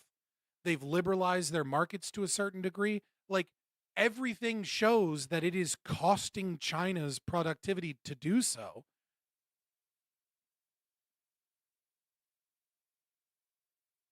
Sorry, we don't have a lot of time. Yeah, well, he denied the prompt immediately upon any pushback and claimed that it was an internal critique, but then said that he kind of believes it because it's just true. So, like, the dude has no consistency whatsoever. He's his entire everything he is doing now is just a performance. He doesn't have any art. That's just the way it is. I appreciate it, though. All right, Kaiser Freeman, and then we're gonna have Jeremy Kaufman next. Hello, sir. How are you? What's your take? Hello, how are you doing? Can you hear me fine? Yep. My take is... Let's go, boys. HK's in the chat. I'm sorry, ZK in the chat. ZK, Zyle Casimir. All right, we need ZK's in the chat. Casimir showed up, the BTFO, iHypocrite. Let's go. ZK's in the chat. That P1, that libertarians corrupt the social fabric, is wrong because... First of all, there are two issues here. One, most people that called in and call themselves libertarian are not libertarian. They have not read Hoppe. They can't quote Kinsella. They don't know The legal theory, they don't argue with you correctly. So there's a lot of cases of fake identity. Now, a lot of people, for example, are Republicans in name only, Christians in name only. So it's not a new phenomenon. In fact, Gnostic infiltration into movements is very common. And so you have people like Jeremy Kaufman, for example, who's closer to somebody who can debate libertarianism. But again, he would not be a libertarian debater. Okay, so me as a layman, hold on. Full disclosure, I haven't read all those guys either. So I want to cut to brass tacks. I want to go on the waterfront and have a picnic with my family, and I don't want to see heroin junkies masturbating. So how does libertarianism address that? Right. So if you take the U.S. history, it can be split roughly into two halves ideologically. The more libertarian half, which is up until 1913, where what would happen is the law of the land would be made by landowners, by people who actually have a property stake. And even though there was a little bit of a democracy among the landowners, they would vote on what's best. They would vote on what promotes land ownership and non-degeneracy. Therefore, it's most likely that in early United States, and historically this was the case, degeneracy was outlawed. However, when society shifted to socialism with Woodrow Wilson, 1913, followed by the seizure of gold, all anti-libertarian policies, then being freedom of association with the various amendments that was completely annihilated. So as the United States became more and more socialist and less libertarian, degeneracy thrived. And I can issue you a perfect contemporary proof. Okay. The most non-degenerate societies are the ones that just separate as much as possible from the United States. Case number one, the Amish, the Beachy Amish, the Mennonites, all of those societies have very zero degeneracy internally, and they don't have to use the power of the state to enforce it. All they do is use libertarian methods like shunning, basically avoiding association. Now, in the government, meaning the thing that you support, comes in the federal government and says, oh no, you have to be inclusive. You have to allow the degenerates to shop. You have to allow them to not starve in your society. Whereas in a normal Christian society, if somebody wants to present their genitals in public, even if you don't have a law that's, they immediately get into a camp and get shot, they will starve to death because everybody can freely disassociate from them. And then what do they do? Who do they buy food from? That was what kept society in check in early American history. You made a slight mistake here, Kaz. Very good. You're doing a very good job. But you made a slight mistake here, which is doubling down on the libertarian concept of shunning as opposed to reiterating that if someone wants to masturbate in public, they're not masturbating in public, they're masturbating on private property. And I'm going to forcibly remove them from my property. And if they resist in any way, I'm going to beat the shit out of this disgusting creep that's trying to hang out in a mall and expose himself. And then I'm going to take his property because he's fucking exposing himself on to like kids and some random thing. That's what a libertarian does. A libertarian beats the shit out of the disgusting masturbators. What statists do when they make a bunch of laws is all it takes is one infiltrator of a socialist commie to let the guy that's been arrested 47 times for exposing his genitals to people or to calling in phone calls or to, doing minor petty crimes. Eventually he stabs Irina. I don't want Irina stabbed because we beat the shit out of the guy that exposes himself on my private property first and foremost. You, on the other hand, you want a state, and all that state does, all it takes is one commie to ruin the entire system, as we're seeing today. And then you reiterate back to what you said, and that is what we're seeing today, is that by increasing all of this state power, you have made the very system we have that allows degenerates and allows all of this disgusting behavior to be permissible in society because you have given the monopoly to the state. But nevertheless, up until that point, I would say like S tier. That's like a minor critique only because I know you're here. And I really do like that pre-1913, post-1913 is a great way to characterize it and to showcase how we have become more degenerate, and it is correlated not with increased libertarianism, but with increased statism. freedom of association. And another example are the Jews, the actual Orthodox Jewish communities that disassociate as much as they can, again, from American society. Aren't those guys all on welfare, though? They don't seem that libertarian to me. So welfare is perfectly libertarian as long as your net output, meaning you pay more taxes and then you take in. So some of them may be not libertarian because they take too much welfare, but if you look community-wide, which is what you're doing, because I don't believe you're an individualist. So community-wide, if they pay net taxes, then they're just smarter than most people by taking welfare to support children. If you take welfare and you use it on drugs, that's like degenerate. But if you take welfare, meaning you take back your taxes that you paid or that your society paid, and you make more children, that sounds based. You know, you really had me until you started defending Jews on welfare. I was actually like really with you, and now you're losing me. Now you're arguing Jews should get welfare, and you're really starting to lose me.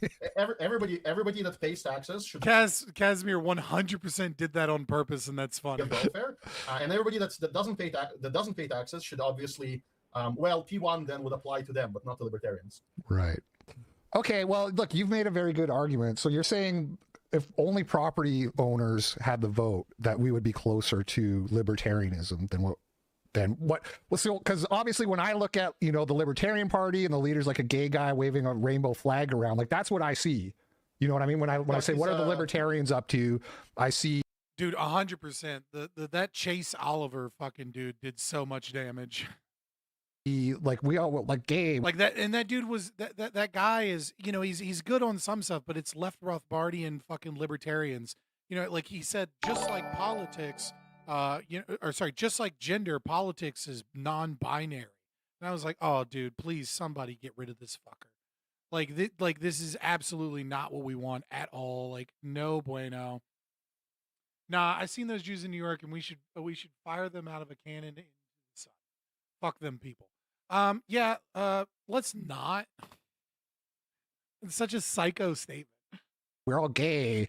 We're a bunch of gay furries. I'm kind of like, all right, I don't know about all this, but you're saying real libertarianism is more like if only landowners get to vote. Well, it will be closer. Nobody should get to vote, but that's a different story. So optimally, what you should look at as like even closer than America to a libertarian example would be something like Liechtenstein. In Liechtenstein, they have a lot of freedoms. They can disassociate from the country. Entire cantons, theoretically, according to their constitution, can just step out, and they can vote on things. However, they have an owner, the king. And for example, in recent years, they tried to pass an amendment allowing abortion, and the king said no. And the Democrats cried, and the king said no, and he shut it down. And he threatened, in fact, to use the military to suppress them if they kept pushing it.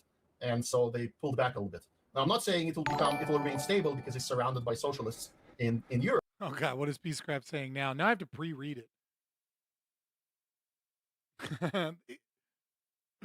He's saying they're the same as Somalian scam. But it's a good I've example. seen of some how of them. to They handle are things. scammers. I don't know how a based Christian monarch is a good example of libertarianism. Like that, I like what he did, but I don't really see how it, because it's closer to libertarianism than what you advocate for. How it is libertarian in nature. It seems quite authoritarian.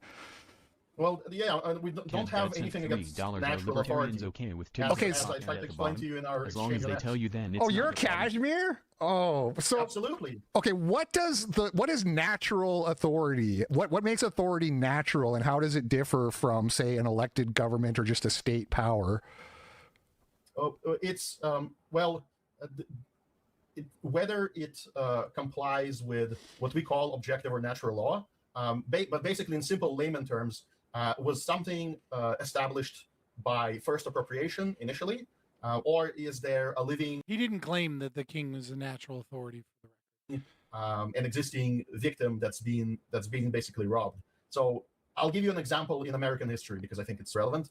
Rhode Island was established on natural grounds, meaning the founder of Rhode Island, he showed up to a local chief and said, there's a bunch of land in Providence, future Providence, that you're not using. Let us buy it from you. And they signed a contract. You can view that contract actually on encyclopedias that says this land now belongs to. I love the Chat GPT bots that come in. It's so fucking funny because like the one thing like the bots like are just incapable of understanding is that like they they base off they feed their information off of like off of the internet itself, and so they have this collective hallucination that the internet has, which is this like polarity in politics, and so they like to try and get clicks, to try and gain traction, to try and appear, whatever it is that the purpose of the paid bot is. Maybe it's paid for by some NGO somewhere to try and push ideology or something, whatever it is, right? Like you see this and it's like they have an assumption that you are either a left-wing political channel or you are a right-wing political channel, and those are the only channels that exist. And it's just very funny because they come in with like, ooh, January 6er pardoned by Trump, and he's got child molestation charges, huh? How you feel about that, huh? It's like, yeah, man, but it would work on a majority of channels because they'd either be a left-wing channel and they'd be like, fuck Trump, yeah, bah, or they'd be like, oh, Trump is amazing, how dare you trigger me? And it's just funny. Rhode Island, and that's how the state got established. Now, up until it got conquered by the United States via the Constitutional Convention, which was a conquest at arms, it was a territory that complied with libertarian norms. If you lived there, you had to volunteer to go there, and you had to basically sign up to follow the ruls that the governor established. Sure. Okay. Last thing, and then I'm gonna natural, right? Yeah. Well, I mean, it still sort of sounds like a bit of a weasel world, but putting that aside, it sounds like a weasel world. Putting that aside, I love that that tactic where individuals don't know what's going on, and so what they do is they give it some form of attack, right? He just does some form of ad hom, and then immediately to control the conversation and let the ad hom go unchallenged, they just go, well, putting that aside, let me move on to the next thing. You'll notice somebody that does this a lot is Sam Cedar, right? Sam Cedar loves to do this tactic, and iHypocrite is probably intellectually and politically very similar to Sam Cedar, right? Obviously, Sam Cedar pushes degeneracy, and iHypocrite is a useful idiot that thinks that he's not pushing degeneracy, but is, which I guess makes Sam Cedar a better person than iHypocrite because at least Sam Cedar knows what he's pushing, whereas iHypocrite is just kind of like too retarded, too much of a waffling idiot to know what he's doing. But I love how he does that same tactic of, I'm going to call you weird, I'm going to call you goofy. And this point, it's like, oh, that's like a tricky thing. He's going to hint that you're subversive in some way and then immediately change the conversation to the next topic so that the audience sees that attack and that accusation as the kind of final arbiter, the final thing that they remember. Because it's important to remember that most audiences of this content, you guys are a special exception. I love you guys, right? But even some of you are retarded goldfish. Most of the people doing this are goldfish. They have very, very short memories. And so the last word on something is usually colors their entire memory of what the discussion was. And so he's reminding the audience, oh, actually, he's just kind of shifty. None of this makes sense. And then he moves on to the next topic, which is retarded goldfish audience, which I'm sure since he's lost most of his clout and relevancy to his betters, is probably a larger percentage than more people. Their last remembrance of that exchange is, oh, he was just doing some shifty Jew shit. It's true he did that, but it is hard for him to do that after state-based historical takes that they can verify. That is true. Most of them won't, but that is true. And last thing, and then I'm gonna go to Jeremy Kaufman. Okay, so what I keep hearing is like, if you don't want heroin junkies masturbating on the street, then you should join a society where everybody agrees with that and shares your values. And it's like, okay, so what happens generations down the road when people are born? The responses in general on the Discord, Casimir. And if you don't have a problem with the community of coin clipping welfare queens, you aren't a libertarian. Yo, he challenged you to a debate. Take the debate. I'll moderate. I'll be a fair moderator. Born into that society and they don't share those values. And how is that different from a nation state? Like, how is America not a consensual society that people all signed on to back at the founding? And now you've just been born into that hundreds of years later, and you're... First of all, how is it different? Like 40% of the people were loyal to the British Crown.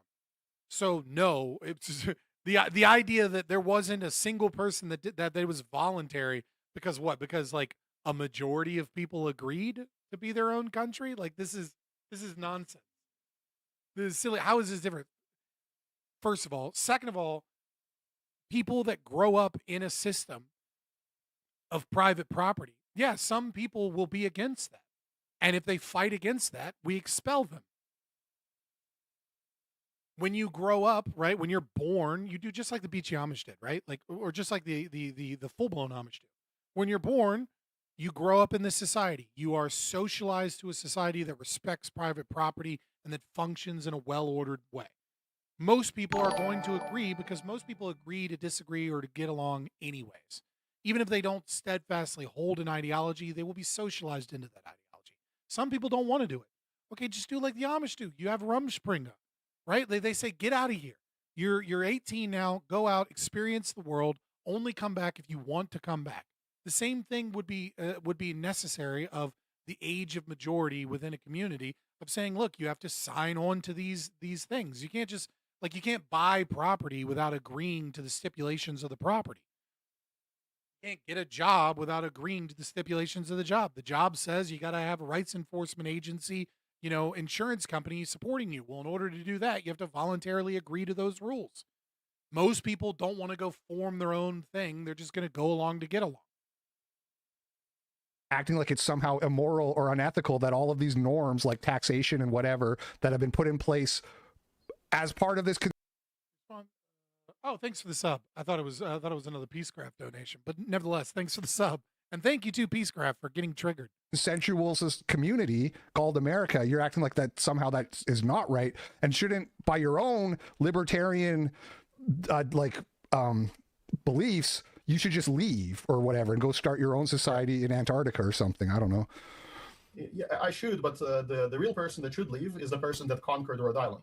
So I don't think that if somebody steals your home and that fact gets recorded in history, then you somehow lose the claim. Although I understand that might exists. So what we should really do is beat up the thief. So the socialists, the people that corrupted the American government away from libertarianism, away from basically ideology towards freedom of association and towards socialism and conquest, people like Hamilton should not be celebrated. People like Washington that suppressed the so-called Whiskey Rebellion, basically making Washington a counter-revolutionary, those people should not be celebrated. Now, those are facts that I should record, and I believe that America is still the freest country. We still have the right to bear arms in most states, and so because of that, we have the greatest chance to fight back, to make a last stand here, even better in New Hampshire, and even better if you read Hoppe, watch some Liquid Zulu videos so that you understand what the philosophy is actually about, and not what the infiltrators like that Chase Oliver type want you to believe. Right. The reason they infiltrated the Libertarian Party is because the American party system has to be socialist. There can never be a private party that just evicts a socialist. So I think the Libertarian Party project is doomed. But you know that politics, we weren't voting our way out of this. Sure. All right, man. I appreciate it, Kashmir. Thank you. I'm gonna go on to Jeremy Coffin now. Have a good one. I'll unblock you on. He actually seemed fucking fairly receptive. He's being beaten down by the libertarianism. It's kind of fun. Block you, fucker. I'll unblock you. Yeah. That was mostly a meme. All right. Jeremy Kaufman, you're live on the Daily Cope. Hello, sir. How's it going? Nice to see you. Excellent. It's excellent to be on with you. Do people call you by your first name on this show? You can if you want. LP, I go by, but you can call me Lyndon if you prefer. I want to use. Pause what? It's paused. Jeremy Kaufman is the real Git. Not this Casimir guy. Why am I pausing for this Casimir guy? You got to read the tweet? Read what tweet? Which one? The one that you sent me from that guy? I was going to check it out after stream. They didn't even want to be one country. They were separate sovereign states and were subverted, manipulated, and coerced into trading a military alliance to separate states for one nation state. Kind of true. I mean, that's what the Articles of Confederation was. iHypocrite? I should have linked it. Yeah, what are you talking about? Link it to me. What tweet do you want me to read? You're welcome to fuck off all you want in the U.S. Whom? To whom are you speaking, good sir? To whom? I'm getting bored. I have to play background music now. It's getting too quiet. For anyone wondering, we're listening to Dungeon Siege 2 complete soundtrack. Why are we listening to it? Because video game music doesn't get copyright strike, and even when I paid for music, it still would get copyright striked all the fucking time. And Jeremy Soule got Me Too'd. Nobody ever took him to court. Nobody ever sued him. He just got completely fucking destroyed out of the entire industry. And this guy made fucking Icewind Dale music. He made the music to Skyrim. He made the music to Oblivion. He made the music to Neverwinter Nights. He made the music to Dungeon Siege. He made the music to Harry Potter's first game, which was, you know, whatever. It was okay. He made the music to Morrowind. Like, this dude is one of the best video game composers of all time. And some of the best games that you love, the soundtracks to, he fucking made. And then he just got completely beat the F-ode out of the industry because one woman came out and said, 10 years ago, he used his position of power to influence me to have sex with him for a couple months. And she wrote an article being like, calling out my rapist. This is the tweet in question. Let's see. All right, let me make sure I'm showing the tweet. Okay. Debating you on your own platform is a recipe to get muted as soon as you get challenged. How about a debate on a big platform instead with an independent moderator? I'm sure Rob Knorr and Modern Day Debates would love to host, or perhaps even someone bigger. Pick up the gauntlet. Oh, and then he blocked you for that tweet? Oh, he said it was mostly a meme? Oh, that's what he was talking about. Oh, you're Casimir? And he kept calling you Cashmere, which is kind of funny. But all right, fair enough. Dude's been a pussy the whole... Dude, keep reading? Oh, my God, what? You're just taking over my stream. Is a libertarian, can't debate without an authority figure ensuring fairness. The jokes write themselves. I love the cope. Natural authority is perfectly libertarian. How far does this fucking... Okay. Natural authority is perfectly libertarian. We understand the difference between patriarchal marriage and rape. Will you block me next to prove your command of this situation? Blocking you literally proves my natural authority in this context. Can you go one post without contradicting yourself? iHypocrite doesn't know what a contradiction is.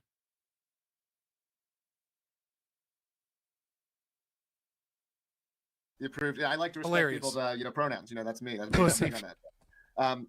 Yeah, I don't know. So I think this is a really interesting topic, and I'd be happy to take the sort of hard questions from you. I don't agree with your point, but I also can kind of understand the frustration that you feel with some of the libertarians, because I do think a lot of libertarians, maybe I would say some rather than a lot, they do border on, communist, socialist type of utopia. So this is what happens when Jeremy Kauffman, doesn't, he just accepts wholesale the right-wing framing here, right? This is horrific. He accepts wholesale that a libertarian is anyone that calls themselves a libertarian. He has now accepted the definition of libertarianism that our detractors and the socialists want, which is, if you call yourself a libertarian, you're a libertarian. By saying, I agree with you that a lot of libertarians border on the communist, border on this, he just accepts that libertarianism isn't a descriptive legal philosophy with axiomatic claim to the concept of the non-aggression principle, and anything that deviates from that is not libertarianism, which he can't accept because he doesn't believe that.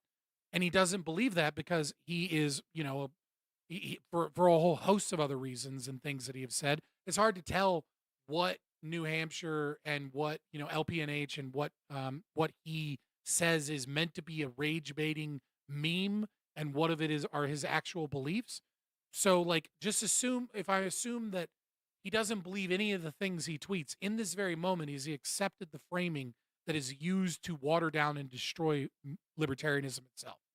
That alone, unless an honest mistake, should brand one an enemy of libertarianism. Jeremy's trying to be subversive like that, but instead, I think he just appears weak and pleading. Please, dear sir, please do the right thing. Weak frame. Utopian thinking, and it border on, communist, socialist type of utopian thinking, and it's very dangerous what some of them want. But the foundation of my argument would be that the type of society that you want is actually more achievable via libertarianism than any other framework. And so I think libertarianism, properly understood, actually gives you a better chance of getting what you want in the world than basically any other way of doing it. Let me stop you right there. Let me stop you right there, and I want to make sure that I'm understanding you, because this is the impression I get from a lot of libertarians is like I am a very competent, intelligent guy who knows how to take care of himself, but the government is so big and so powerful and has the army and all this that I can't compete with. They have all these agents. I can't compete with the government. But if we just hit like the reset button and we get rid of all that, then I can like restructure society and my community the way that I want. And it just feels like hitting on a reset and then starting over, even though inevitably those power structures are going to reform. You know what I mean? Like there's like, you can't get away from it. So why not just accept it and live within it, I guess. Yeah, it's very interesting to watch the right fully commit to being social justice warriors for whites. It's like, you know, like if you, you know, I don't want to gas up college too much, right? Because like, you know what I mean? Because like they are literally just indoctrination camps of you know, critical theory. But I mean, this is just power dynamics, right? Like this is just Marxist thought from, you know, from leftist sociologists. Is that power is what matters? Power is the means to everything. Power is the reality. And so long as, you know, X identity group lacks power, they are oppressed, and it is impossible to achieve, you know, to achieve anything if someone has more money or more influence or more control of those power systems. Therefore, it is right to adopt that power towards my in-group identity. I mean, like this is classic critical theory. Why is power inherently Marxist? When did you stop beating your wife? I will answer your question in good faith when you answer my question, when did you stop beating your wife?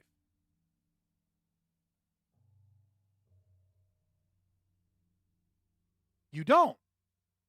Okay, so you understand the flaw of your question. Why is power inherently Marxist? No one made the claim that power is inherently Marxist. At no point did I utter the words, power in and of itself is Marxism. Power dynamics, and I gave an entire explanation on what power dynamics is. You ignored the entire explanation of what power dynamics is in critical theory to say, why is power inherently Marxist? I've already made the argument and answered your question. What makes power dynamics Marxist is that critical theory or power dynamics from that perspective, literally if you take any fucking critical theory class, you read any of their texts, any of their literature, all of the proponents of power dynamics, every critical theorist will say that Marx is the father of critical theory, and it is because he came up with the philosophy of power dynamics. It can't not be Marxist because Marx is the originator of the idea.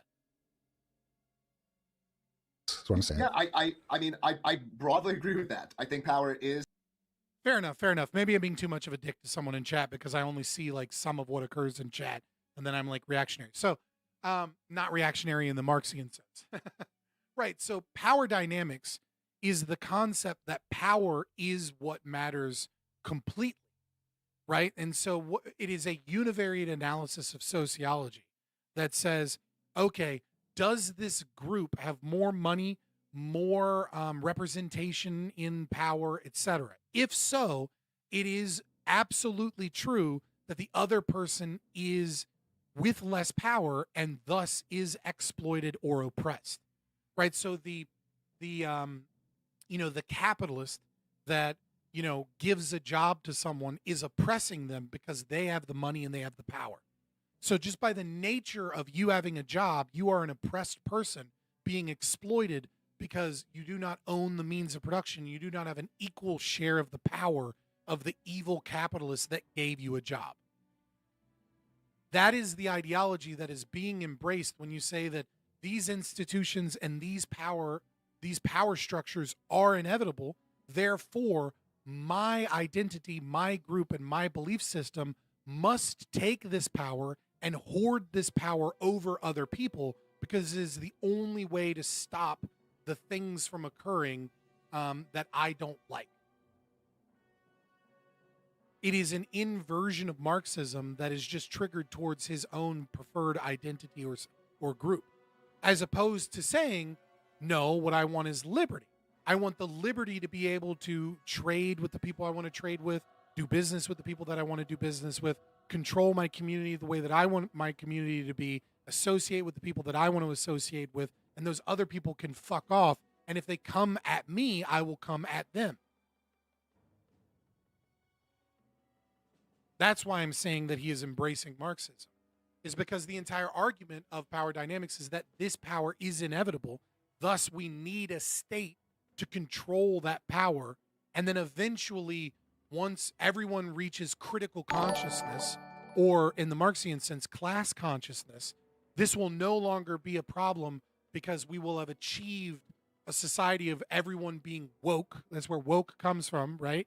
Being awake, being conscious, to the power dynamics between race, between class, between, gender, between religion, between, heteronormative people and, or cisgender, heteronormative ideology, and how that creates power dynamics between cisgender and the LGBTQ plus MAPWTF community, etc. War bonds. Jeremy Kauffman needs practice talking to actual libertarians, as since he would be much better if not surrounded by the other LPNH types. Maybe. It's inevitable. I think you do see utopian thinking among libertarians. That's foolish. I appreciate it. Just so you guys know, all you anti-Jew people out there, the Jew has just given $5 in war bonds. All right. So I don't want to hear anybody talk about the Jews being miserly. All right. Here we have a man that has a membership and is giving super chats. So let's give a heart right there, boys. All right. How dare you make such a bold claim? It's inevitable. I think you do see utopian thinking among libertarians. That's foolish and counterproductive.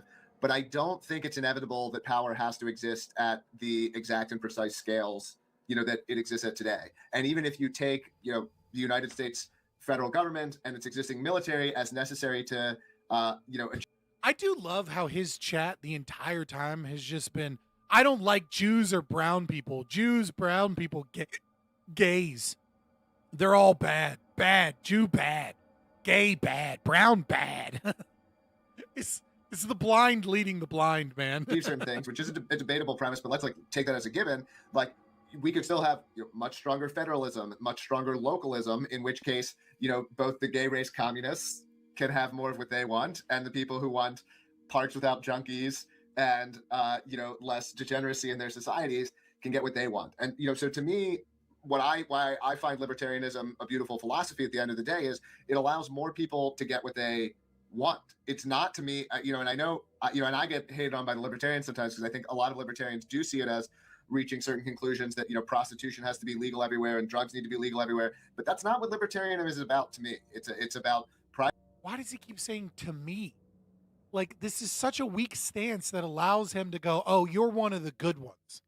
That's all he's achieving with this, is you're one of the good ones, but libertarianism is still a problem.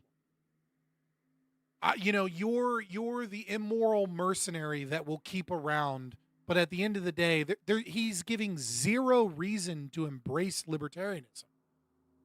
He keeps saying he is accepting the framing that libertarianism is just whatever anybody wants it to be, or whatever so long as they claim to be libertarian. To make Juicy Man look more miserly, LOL. How dare you, sir? How dare you? How dare you? Casimir got on here and BTFO'd, all right? And donated money. You still got catching up to do, Shadow Warden. All right? He's fighting the good fight and supporting the fight monetarily. But I appreciate it. I really do. Property, it's a legal theory of how we can resolve disputes, and it actually allows more people to get what they want, right? Is there a limit to what you can agree to in a contract, except slavery? So you cannot agree. So how's the best way to put this? Kinsella gives a really great example of this in what he says, the issue with contracts, right? So let's say I have a contract, verbal or written, that says I will sing at your children's birthday party tomorrow, right? And you say I will pay you $200 to sing at my children's birthday party. Let's say I get sick, or let's say I get nervous, I get stage fright. All of a sudden, I don't want to do it anymore. You don't get to use power to force me to show up to your kid's birthday party.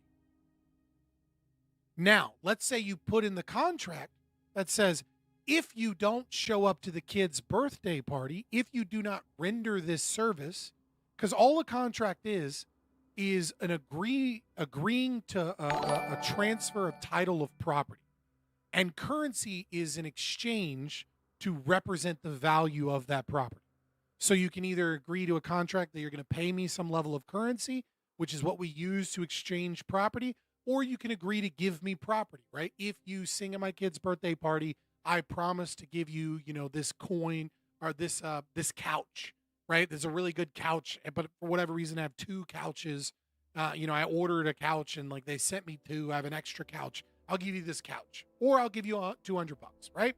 And you can't come bust in my door, grab me, put a leash on me, force me on stage, and say, now sing because you agreed to it in a contract, right? But if there is a clause in it that says, if you don't come to my birthday party, well, then you owe me $500 because now I have no singer at my birthday party. The whole event is ruined. That's what we do. Now, if you sign that contract, I have every right to come knock on your door and say, you owe me $500. And then we can agree, you can either take $500 worth of property, you can go to the bank and, prove that, you owe me $500 and put a lien on your paycheck. You can do whatever you can to get the $500. Now, obviously you can't beat me to death for $500. So long as I'm like, yeah, I'm willing to pay the $500. I don't have it on me right now. We agree to some payment plan, whatever. Right? But if there's no thing that says if you don't render this service, you owe me money, then the contract is simply over.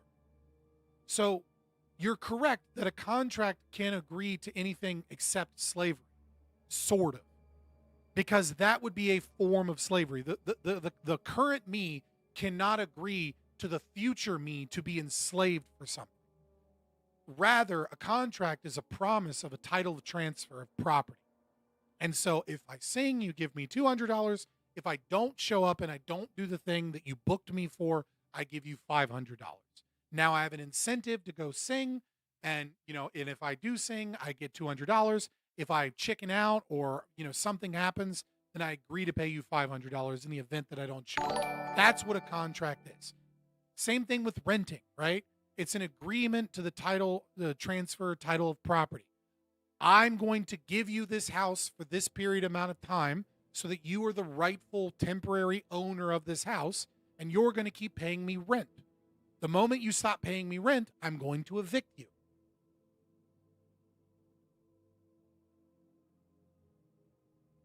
Scott comes up with the same tired examples extracted from real implementation. This donation was promised to you 3,000 years ago. Thanks for the $3, Peace Graph. I appreciate it. I'll give you an example, right? In my neighborhood, there are bums on the street sometimes. They're protected by the police. They don't pay taxes. I pay taxes to the police, who then stop me from dealing with a bum, right? Mm-hmm. And so many times, and this example is true many times. Like you're frustrated. You're saying there's people arguing in the Discord, and like I normally don't engage in it because I want them to argue in the chat, not in the Discord. I'm gonna say it now. Now argue in YouTube chat, right? But I just love fucking with people sometimes. You gave this example earlier about being frustrated by the people on drugs in the park. It's the government who protects those people, right? And under a libertarian theory of property rights, those people would not be paying. They would not be paying taxes. They would not have a police service that would protect them. And so I think libertarianism allows more people to get what they want. Both people that. I mean, he is right here. in a David Friedman kind of argumentation, right? But this isn't a libertarian argument, though it is one that I do think we sometimes should make. Right? I do think it is important to win the philosophical argument, but it is also important to get people's wheels turning to make the consequentialist argument so that they realize like, oh, the natural the natural conclusion of the policies I advocate for don't actually help me. And the natural conclusion of the policies that I'm arguing against do actually help me. And then, that is a teaching moment. So I'm not going to hate on Jeremy Kaufman here for this form of argumentation too much. I just think it is unfortunately couched in poor philosophy that accepts the framing of the enemy. And that's really, really, really bad. And it's a really big chink in his armor. You would disagree with, but also people that you would very much agree with. More people would get what they want under libertarianism. So I just want to make sure I'm following along correctly. Under libertarianism, I could kill homeless people if I wanted to. Okay. I want to make sure I'm following along here. Because honestly, as long as I get to kill somebody, I would say yes. It's a matter of scale, right? If there are millions of people who say, I want to live in an area where homeless need to leave or I get to kill them, like if millions of people believe something, they should be able to take their property, combine their property, and create areas where their rules and their values reign supreme. Isn't that theoretically what democracy is? Isn't democracy? No, well, I think the problem with democracy is part of the problem with democracy is it allows people who aren't property holders, who don't have a say in society, and they say they have the same say as I do, right? Part of the problem is the people who are in my neighborhood who are renters, and by the way, I prefer things even less than democracy. But if we got democracy back to, hey, democracy is people who own property. This is a libertarian argument that needs to go away because it's really, really, really dumb. This like compromise of returning voting to the property owners. The average first-time home buyer in America just went to 40 years old. I'm a millennial. Right? Like I'm a millennial. I'm 5 years younger than the average first-time home buyer. That is a fucking problem. When you say, well, maybe if we just returned it to the property owners, what you're really saying is, what if we just gave the boomers the right to vote and kept young, frustrated men that are being destroyed by our current society from even having the vote, which is already not enough to keep society from fucking them over. Like libertarians, we really got to stop this. Like, what if we gave, property owners the right to vote? The reason property ownership was a right to vote back in the day is because we didn't have fucking DMV and people used their property deed to show that they lived in the area that they lived in and that they had some level of commitment to that. And I do agree with the concept that like someone that has a job, that pays taxes, that owns property is more likely to not want to have taxes, more likely to not want to have, more likely to not be antagonistic to property owners and is less likely to be a commie, and is less likely to be down with the whole system. And like that part of that is good. But like, I don't need the boomers being like, well, actually, it'll be okay if everybody pays a little bit of taxes so that we can bring in the brown people. Just make sure they're not in our neighborhood. I don't need that to be like the major voting block. They're already a problem because they're the biggest purveyor and users of welfare based upon Medicare, Medicaid, and Social Security is the elderly population. And they fucking own all the homes. Like, it's got a lot of weak points and it's not a good compromise. This is not true, Scott. We would do fine with that law. There's land to buy that is not that expensive. Short term, we have to move away from centers. Long term, the centers collapse without our slave money. Look, I appreciate that praxis to deal with the weakness of that system. But I think the problem is that, democracy is government for the will of the people, by the people, and for the people, but the people are retarded. Like, I just don't think there's going to be a significant majority of people or even a significant minority of people that think like you think and go out and buy cheap property out in the middle of nowhere so that they can, have citizenship. And yeah, and cities are more efficient, to be fair. Coming together to vote and resolve things in their local area, we would get much better outcomes, right? If only the people who owned property in my neighborhood could vote on how the neighborhood works, and same with your neighborhood, and same with every other neighborhood in America, we would immediately get much better outcomes. Part of the problem is I have to democracy agree with allows, that. you know, retards and bums and degenerates and all these people to have a say in society. Women. People should not have one. So. Yeah, I do agree that if we restricted voting rights. Now, if we were restricting voting rights, I would much rather have voting rights restricted by repealing the 19th Amendment. I think there's far better evidence that we would have a lot less socialism and a lot less bullshit if we got rid of the women's right to vote. Because it's not a right, it's just a means of imposing. And our entire system has been structured to help women. Just that. It's been structured to remove resources from men to women. It'd be far better off if we got rid of. All of the evidence suggests that women are the ones that vote for socialism to a much higher degree than men. You would have far more limited government, far more sensible taxes, far less socialism if you just got rid of women voting than the property owner thing. That's a much better compromise.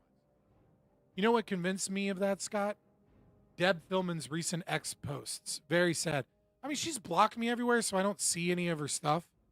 But, like, I miss Deb. Deb was based before October 7th. Before October 7th, we were able to have really great conversations about education. She taught me a lot about, about the behind-the-scenes governmental and NGO systems that are engaged in going after our children, right? I miss Deb. I like Deb. But apparently I wasn't pro-Israel enough, despite the fact that, like, of a lot of the libertarians, I'm not a fucking free Palestine parroting retard. I don't like Israel because it's a fucking nation state. I have issues with some of the shit they do. Yeah. But apparently you have to support Israel or you get blocked by a lot of people were like that. Same thing happened with fucking oh God, what is it? Yaron Brook. Like, I had a great interview with Yaron Brook, right? The president of the Ayn Rand Institute. Great interview with him. It was only supposed to be 1 hour and it ended up being like 3 hours because he was so interested in the conversation. And then he just, like, the moment I disagreed with, like, Israel is the greatest and they get to bomb whoever they want, whenever they want. It was so dumb. So dumb. Scott, you forget you fought for Israel? I mean, I gave vaccines and did paperwork for the U.S. military, if that's what you mean. Somehow, and that would be one kind of obvious option that would improve a lot of things. But I think the key is reducing scale. Like, I share your values, right? I do not want prostitutes in my local neighborhood, at least not street prostitutes. I'm potentially more accepting of prostitution that's invisible to me, but I certainly do not want street prostitution in my neighborhood. And, but the problem is the way that we resolve these problems, it's a matter of scale. I have the right to want that in my neighborhood. I don't have the right, in my opinion, to enforce my preferences on California. And if we sort of combine libertarianism and localism, and we understand that we should have the right, I consider myself a libertarian. I do think some libertarians can be retarded about, oh, nothing I do affects anyone outside of my property. So clearly it does. Like, if I was sitting in my front yard, like, spinning my dick in a circle, like, that clearly affects my neighbor's ability to enjoy a barbecue in his backyard, right? Like, this idea that, nothing extends beyond your property, I think, is a foolish libertarian notion. What is he talking about? Nobody believes that. No, can someone find me a libertarian that says that spinning your dick and, like, helicoptering your dick in your front yard has no effect on your neighbor's barbecue? Does it, like, this is, again, he's taking the arguments that, like, Andrew Wilson or something, like, makes against libertarianism and then just being like, yeah, some libertarians are like that, but that's not me. I'm one of the good ones. If they believe that, they're clinically retarded and probably not a libertarian. Like, of course, spinning your dick in your front yard, visible to everybody else, affects them. The question is, what do we do about that? And the answer, nobody's going to like this, is fucking HOAs. The answer is, if you want to live in a neighborhood where people don't spin their dick in their front yard, you fucking sign a contract that says nobody's allowed to spin their dick in their front yard. And if you have kids, you fucking do that. I get it. People hate HOAs because they're full of a bunch of Karens and shit. It's not my fault you're too retarded to fucking join an HOA that makes sense. Plenty of people have HOAs that are perfectly fine. You know what HOAs are? You know what you never hear about from HOAs? You never hear about fucking homeless people parking their car in front of your house. You never hear about people spinning their dick in their front yard. HOA, you want to know the dirty secret? Here's the real dirty secret. Let's get a little racist tonight. The greatest thing about HOAs is it keeps the riffraffs out. It keeps the poors out. It keeps the fucking loud, rapper that wants to play music and happen to get NFL money or rapper money out of your fucking neighborhood. It keeps white trash out of your neighborhood. That's the point of an HOA. The HOA isn't, nobody gives a fuck about how tall your grass is. Nobody actually cares. But if I put a rule in that says I'm going to start fining you money if you keep your grass at a certain height, it means everybody in the neighborhood is super hyper aware about cutting their grass. You know what you don't get? You don't get retards in your neighborhood that can't cut their grass. You don't get rednecks with fucking and hillbillies with fucking like 3 broke down vehicles in their front yard and like overgrown grass and shit. HOAs are fucking great. Yeah, there's some horror stories because some Karen got control of the system. Read your fucking contract before you sign it, you retard. Not a single libertarian that isn't mentally challenged and probably isn't a libertarian because they lack the mental capacity to be one, believes that spinning your dick in your front yard is like a good thing, socially acceptable, or not affecting anybody because it happens on your property. If I have a farm and I invite 100 Haitians to work on my farm and all of a sudden they're in your convenience stores and they're going around your neighborhood, this clearly affects people beyond my property. So I think there is a version of libertarianism where you would be fine to be critical of it, but I think there's a sort of better version of libertarianism that actually allows you to get what you want more than other philosophies do. So you would be okay with like paying income tax to the federal government and them having like an army and giving money to like public education and doling that out and things like that and Medicaid and that, as long as you could not have street pro.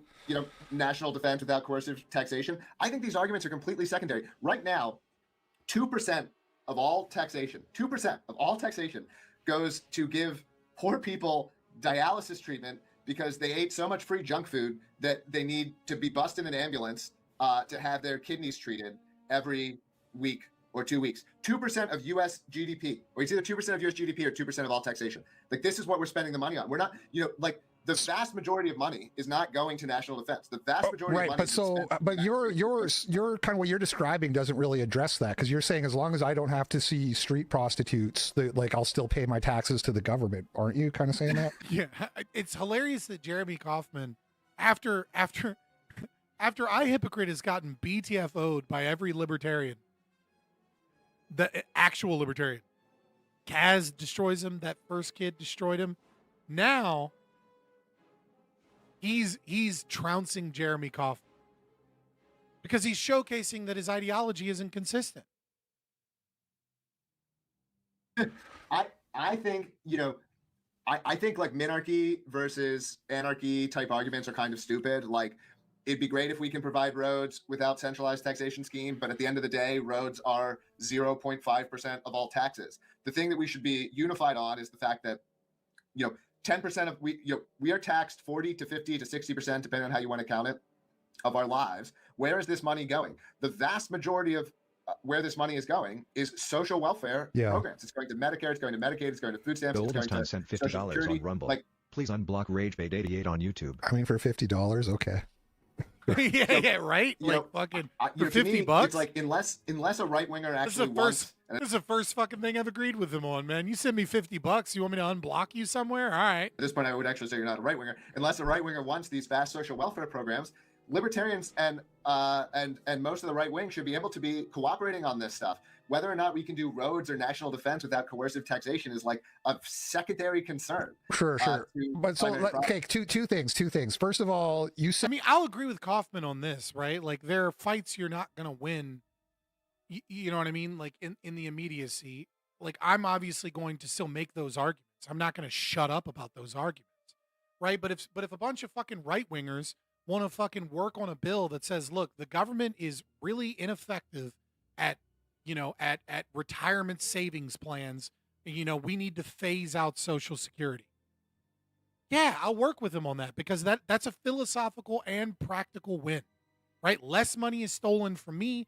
More money is in the economy. More people have money.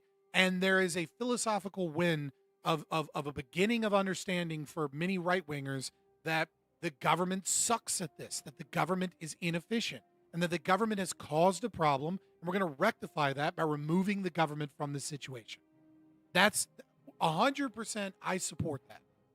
Right? Like, you're not going to see me be one of these weird libertarians that go, well, it's not perfect, so therefore, no. If Rand Paul gets a bill passed that says, we're going to fucking, we're going to phase out Social Security. And the way we're going to phase out Social Security is everyone that turns 18 from this day forward no longer pays Social Security tax, and their employers are no longer forced to pay Social Security tax. And they're not going to get Social Security when they retire. Man, is that going to fix the world? Probably not. Is it too little, too late? Probably. But I'm going to support that because that's a philosophical win and that's a pragmatic win. Ooh, pragmatism, right? But it is a win in that degree that it gets us closer to that. But the more important thing is that it's a philosophical win. That's not the problem. The problem here is calling yourself one of these types of libertarians and then supporting a minarchist state like it's a good thing. He did kind of dodge it, which is probably good. Stronger federalism, which is confusing to me because it sounds like you don't want to pay a bunch of money to a federal government that spends money on homeless people in California or whatever. So could you elaborate what you meant by stronger federalism? And then also why did you say I don't seem like a right winger? Those two things, please. No, well, I'm not. No, I wasn't trying to. Well, because he's a socialist. Say you're not a right winger. I think you're clearly not the right wing. I wasn't trying to. But I'm just curious what you meant by that. I mean, he might have some conservative values. He lacks other conservative values in the social domain, but economically and politically, he's just an authoritarian. He's not right wing. No, stronger federal. Wow, that's a horrible idea. It gets us closer to mass homelessness for seniors. Good.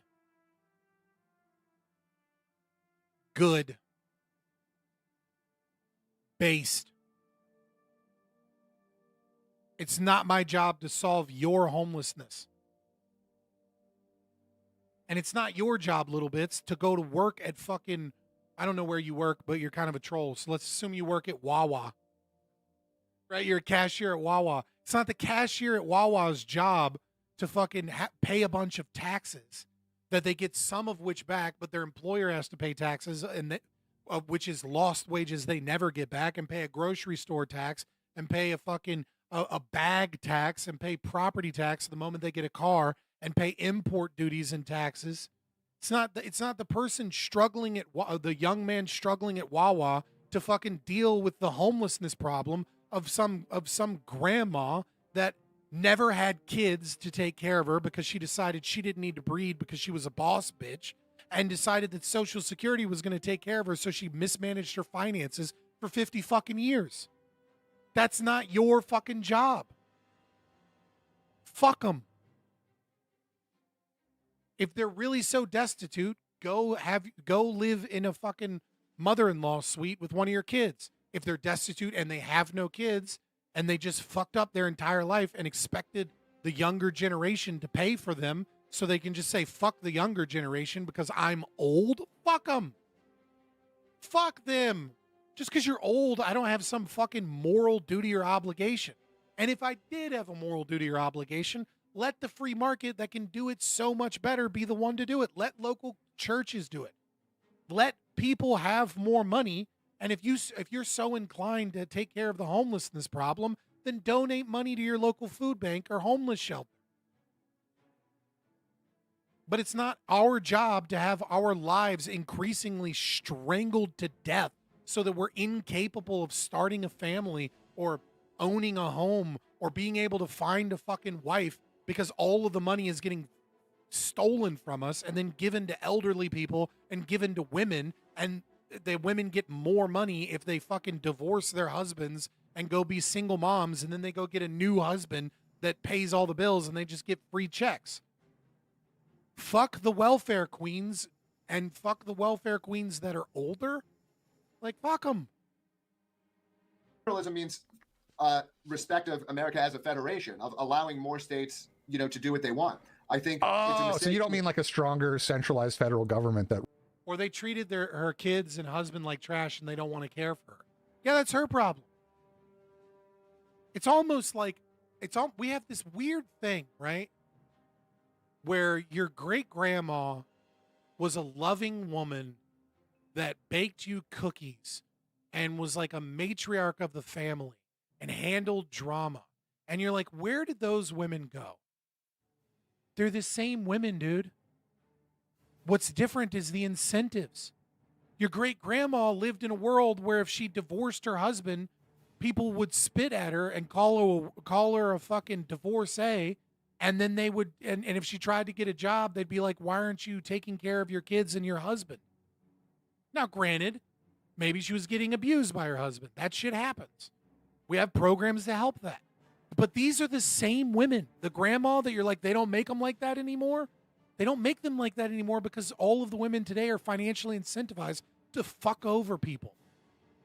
Because, I mean, you have literal congressmen saying that there's something wrong and evil with young men being on welfare. They need to get to work so that they can pay taxes to help single moms. What? Fucks, you're a single mom because you made horrible life decisions. And then what? We steal from young men so that single moms can get money? No, stop that. If you get rid of the welfare state, women will go right back to being what they were before, which is caretakers that take care of children, because they're not sending them to a daycare that's getting $20 million from the federal government. Instead, they have to choose between spending $1,500 a month on daycare or being at home with their children. You know what they choose? Being at home with their children. You'll have homemakers again. You'll have feminine women. You have women that their kids get a little bit older and they start book clubs and they start, socially shaming. Like, they, instead of being HR Karens that socially shame you and keep you from getting a job because they hate straight white men, they'll be socially shaming the fucking hood rats in your fucking neighborhood and coming together with their book club to talk to Clarice or whatever and be like, hey, your kids are kind of a problem. Like, you should do something about it. We will have community again. We will have feminine women again. We'll have women that are just stuck on YouTube trying to learn how to cook because they want to be a good cook for their husband again. Like, it's the incentives that have changed, not the women. Rules over everything. Correct. I mean, gotcha. More allowing more states to differ, allow states to be the laboratories of democracy or whatever. Like allowing more states to be different. Like, wouldn't it be better? Like, you have people. Like, one of the things I love in New Hampshire. No, that makes sense. I was just. You have a huge generation of idiots. That's true. But necessity is the mother of invention. I said that earlier in the stream. I'll say it again. Necessity is the mother of the mother of invention. Okay. If we were to get rid of all of the welfare DEI bullshit, guess what?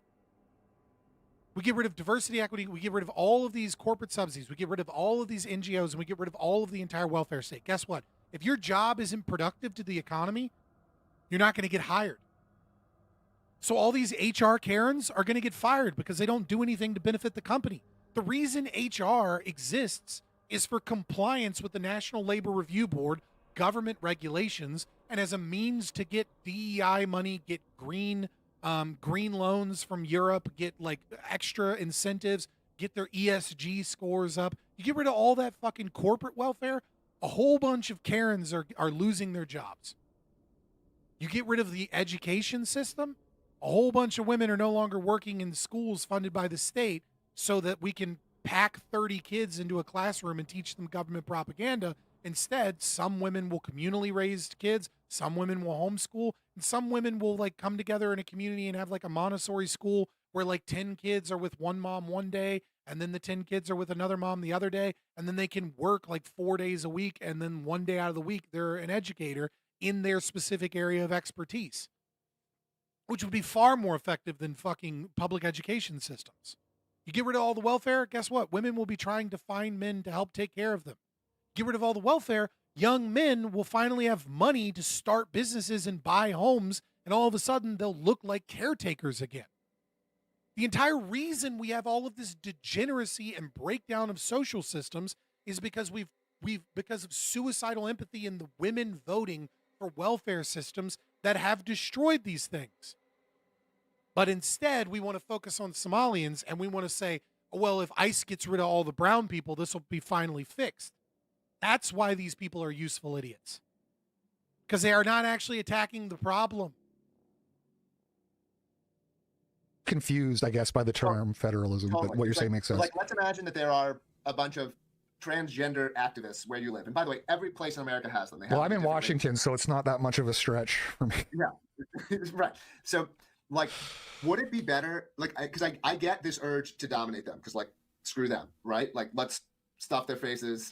Let's. I don't want them grooming my kids, on TV. I do think it's kind of funny. It's something I just kind of thought about. This, like, these, like, memes that keep cycling. It's like, unironically, iHypocrite's viewers are just the like culturally right-wing version of a Destiny viewer, because the Destiny viewer needs like factorial on the screen to be able to pay attention to the conversation, because they don't have the attention span or the IQ to follow what's going on. And iHypocrite is like has to have this distraction of memes to bring people in the same way that like the autistic, spurgy, weird, broken mind of a Destiny viewer needs to have a factorial on the screen. Like you can't just show someone's camera and have a conversation, because his audience would leave, because his audience just lacks the attention span to be able to pay attention to a conversation. And instead they want to like talk amongst each other and put in the chat like, oh, it's the gays, it's the Jews, and then like they're like, ooh, pretty meme, funny.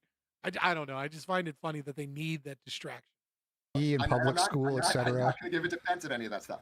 But what I think is, like, when you win by domination, you create a bunch of people who might keep their mouth shut, but are still your enemies, right? This is what we just lived through with all the woke, not like woke is dead, but this is what just happened with Trump in 2024. And this woke, right? The woke were winning.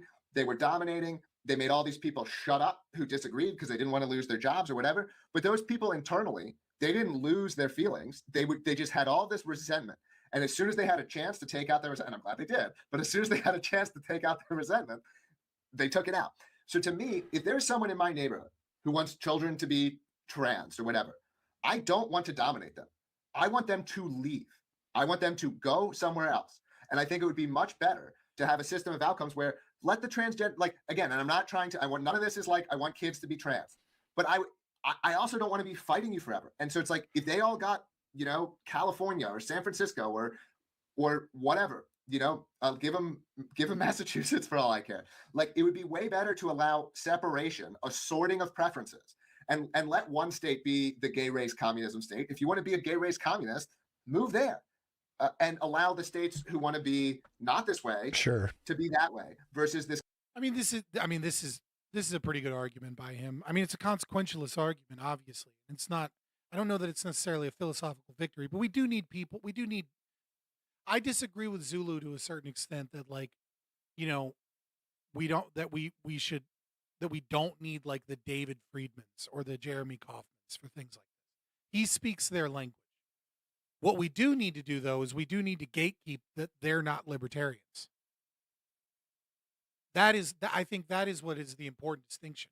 And that is my major crux with Jeremy Kaufman in this conversation so far, is that he accepts the framing that libertarianism is is the ideology of people who call themselves libertarian.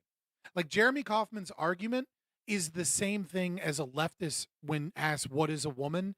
And they just say a woman is someone that says they're a woman. Like, it's a self-referencing philosophy.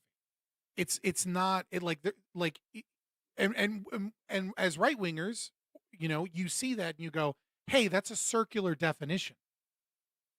Right? Like that's not a fucking, that's like, that definition goes on in an endless loop, because if a woman is whatever claims to be a woman, then we haven't defined woman, because we've just said that it is whatever it claims to be, and it goes on and on and on and on and on and on, and you're stuck in a feedback loop, and you never actually get a definition of what a woman is. And so if you say like, oh, those libertarians or these types of libertarians, you're not differentiating what your ideology is in any meaningful way, and you're accepting the framing of consequentialism as an idea of libertarianism. But the problem with that is that's an ideology of no principles, only values. And you admit that you share values with someone like iHypocrite, who's a straight race communist instead of a gay race communist, right? And so those values can be subverted and poisoned and create all of the things that you don't want. And iHypocrite is a prime example. You're sharing values with this person, but you have a different political strategy in the immediacy. But that's just high time preference behavior. You have no principles. You have no guiding principles. You have values, and you hope your actions get there. Constant, war of all against all. Okay, so did you say that I don't seem like a right winger, or did I imagine that? No. I'm saying you definitely are a right winger. No, okay, I guess I misheard you too. What is the last thing you could change about a woman before she would be a man? Her DNA? I guess, you know what I mean? Like, if her DNA was self-replicating Y chromosomes, like, you know what I mean? Like, then we would have then she would be a woman.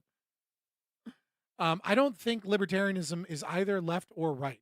Every self-described right libertarian ends up defining right wing as being libertarian. Yeah, I mean, I remember Hoppe made this argument that you must be a right wing libertarian. I disagree. The way that I would explain it is this: is that I do believe that you can have a left wing cultural. Oh, I didn't know you were going to do 2 super chats. I appreciate it.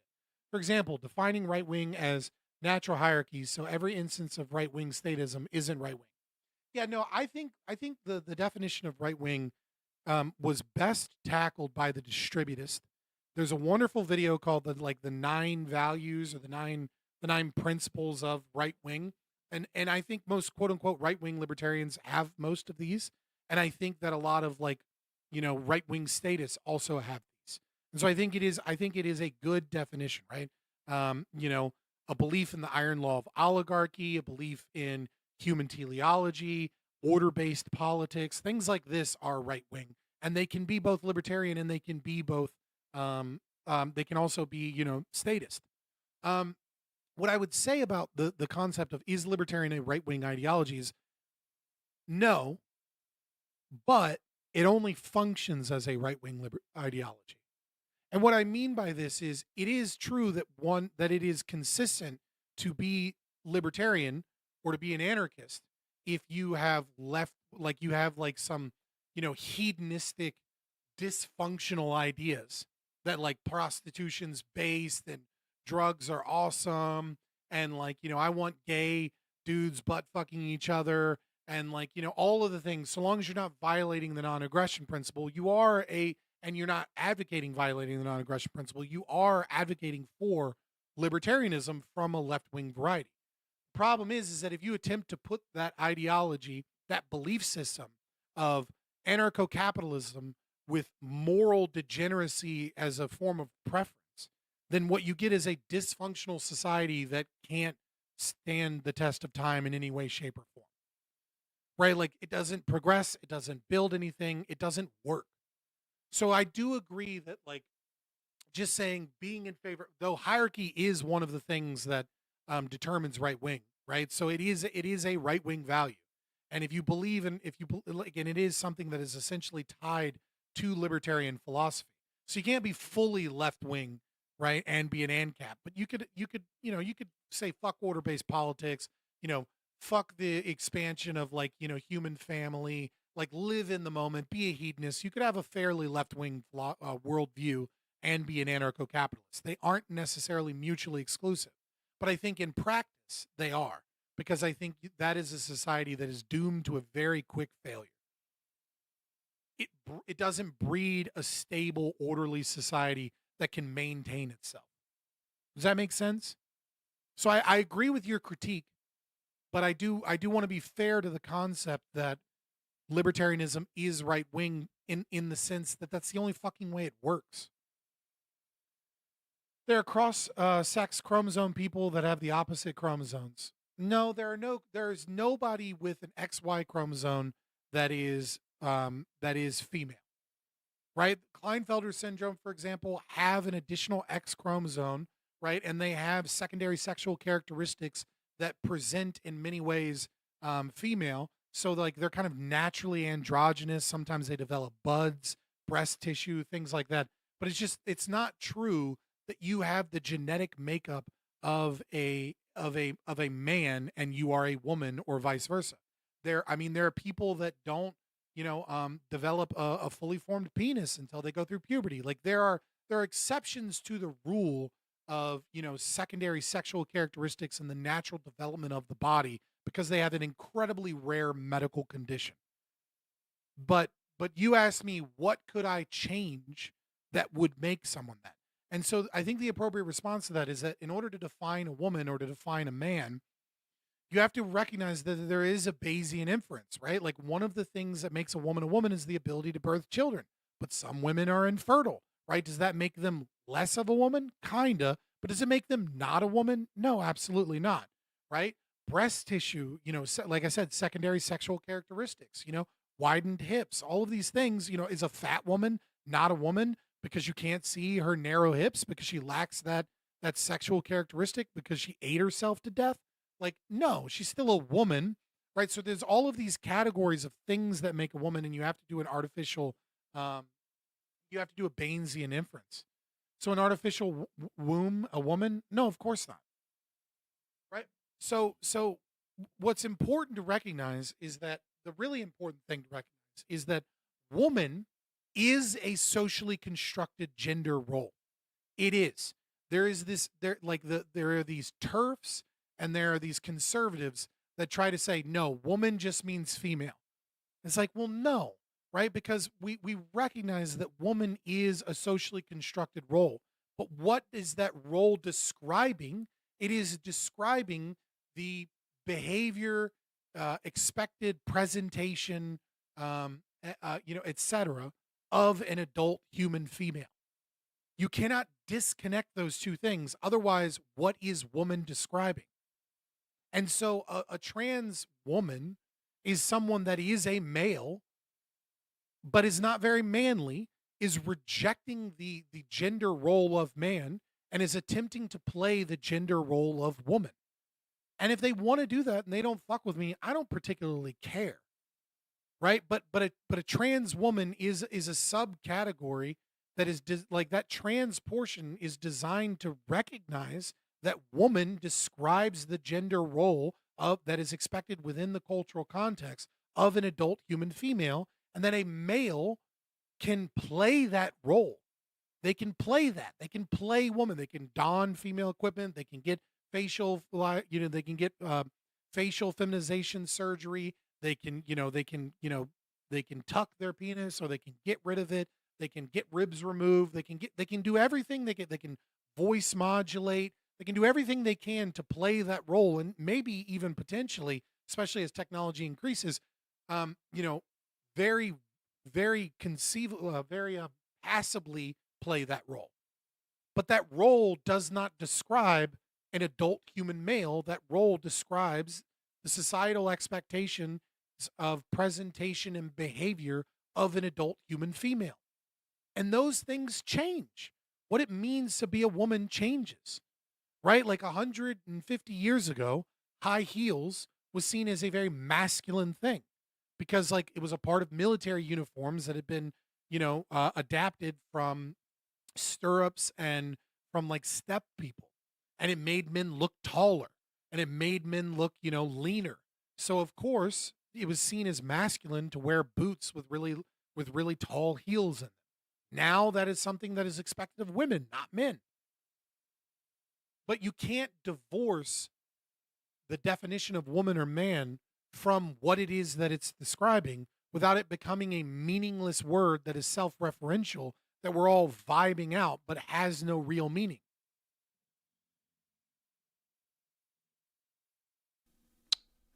Oh man, I had something else, but I lost it there. I was okay. All right. I guess I don't know. I guess I'll go to the next call. I guess I totally lost what I was going to say. Libertarians are retarded. Like, I remember. It was just a joke. It was just a joke. When I know. But like, what I'm trying to encourage, and I'll get off. I don't need to keep talking. But I think like assortation, people sorting themselves out by their values, right? Mhm. This is a way better strategy for resolving these problems than having this continued war of all against all. And that's like my message. That's why I'm in New Hampshire as a libertarian. And I think the more people think this way, the more everyone can get what they want. Yeah. What I was going to say was when you brought up 2% going towards dialysis and then you brought up the transgendered. I was thinking of like dilating for some reason. I was like, wait a minute, we spend 2% of our GDP on truths dilating. That's not what you meant. But that's just all right. Jeremy Kaufman, pleasure to hear from you. Big fan of your Twitter. All right, I'm gonna close out now. I there's like 30 minutes left of this. I got like 50 minutes in. That's usually how videos on my stream go, because I do a lot of talking and I do a genuine reaction. So that's how things are. If you want someone to like do a chair stream, you should check out Hassan, right? If you want someone that doesn't actually react to content but just pretends to react to content, I highly suggest you go check out a Hassan stream. Oh no, that's not what I was trying to do. But over here, boys, we do genuine reactions and we talk a lot. We give a lot of commentary. Hassan was at the general strike. I gotta research. I'm doing a conversation about the general strike tomorrow. And like I don't know anything about it because I've been doing other shit.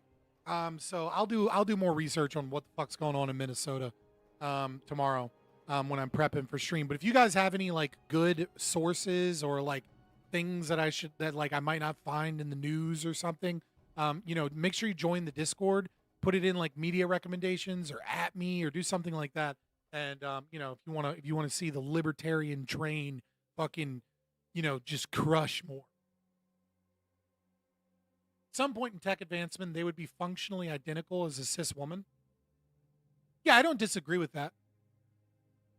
I don't disagree. Like artificial womb technology will eventually get to the point where we could implant an artificial womb in a male. Plastic surgery is forever going to get better.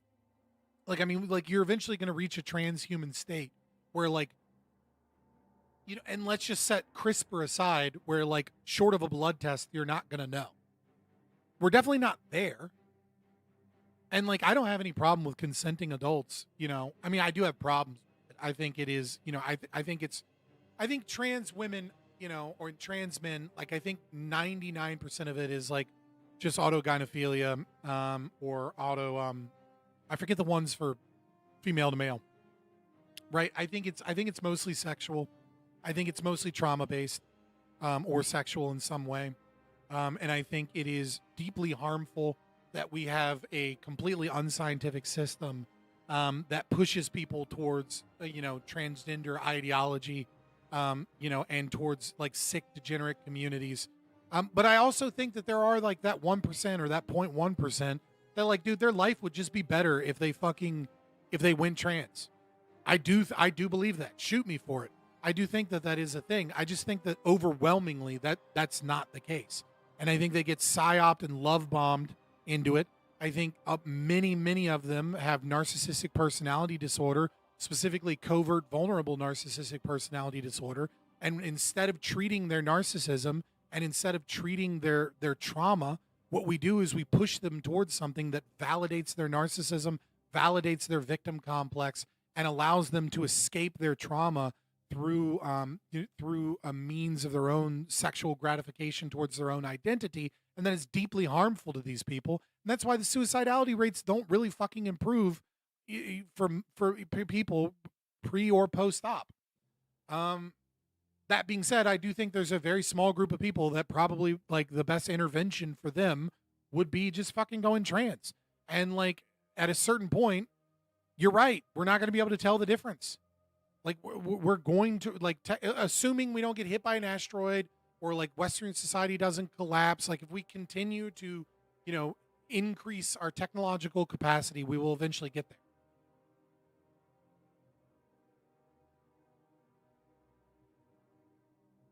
Is being cis not sexually based? I mean, cis is like being cis is just a default category that was then given a name. I reject the concept of cis because like I don't need an identifier for normal. Like it's just a silly fucking thing that is clearly designed to try and create it's clearly designed by queer theorists to create power dynamics and oppression under a structure of heteronormativity where none exists. Like the idea that I'm a guy and I like fucking girls is not like some sexual identity that I have. It's the default. It's normal. It just is. Isn't gender identity inherently associated with being a guy or a girl? You'd have to expand upon that question for me to understand what it is that you're actually asking. I think many of them are abused because they are trans, and then we blame it on them being trans. Ask me how I know. I think you're wrong. Sure, tell me how you know. I just think that's completely false. Putting the cart before the horse there, man.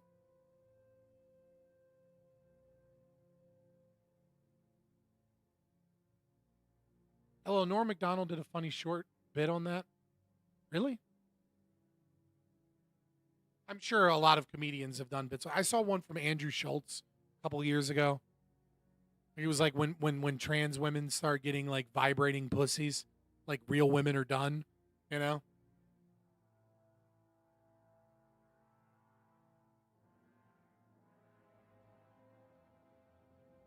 I'm waiting.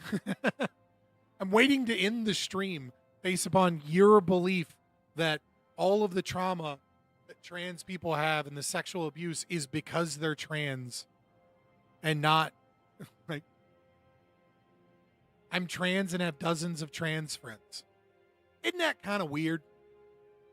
I mean, like, be trans, like do you, man? But like, isn't that kind of weird that you have dozens of trans friends? If you're male to female, though, that might be the greatest evidence I've ever heard that your brain is genuinely female. Because no dude has dozens of friends. Am I right, boys? But yeah, no, I mean, so the overwhelming majority of your friends are narcissistic personality disorder. They're dangerous people that you should not be friends with. That's just statistically speaking. Right? And so that was my primary argument, not the sexual abuse. I think the sexual abuse is actually less common of a part of this than the fact that most of them have personality disorders. Now, again, cart before the horse. Why do they have personality disorders? Maybe it has something to do with them being trans or trans acceptance or something. I'm sure that has some degree of what's going on there. Maybe because I looked for community. Yeah, again, if you're male to female, even more evidence that you're not a real dude. Any dudes out here looking to find community? You know what I mean? Like, come on, like the only community we're looking to find is a good Xbox Live lobby. Like, let's be honest. Don't you have dozens of libertarian friends? I mean, it depends on how you define friends. I have a lot of acquaintances online. I have like a couple of friends. Like, of the people I've met online, I would consider Casimir a friend.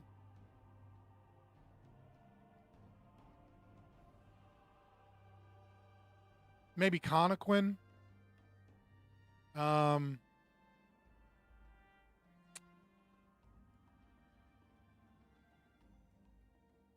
That's probably it, if I'm being honest, right? Like, the rest of you guys, like, I think you're cool, but I don't really know you that well. And you're like an acquaintance, and we have a shared ideology, and that's cool. But like, I wouldn't consider you friends. Like, if one of you people that have been like a long time viewer, maybe Mad Gentleman, he's cool. I got my token bisexual, boys. Had to throw Mad Gentleman in there. You know what I'm saying, boys? Like, you know, like, if most of you, if you called me and you were like, hey man, will you help me bury a body? I'd be like, nah. No. In fact, I'm calling the police right now. Like, you know, I probably wouldn't call the police, but I might, just because now I don't want to be an accomplice. Like, you know what I mean? Like, don't DM me that you need help burying a body. Like, we're not cool like that. We're acquaintances.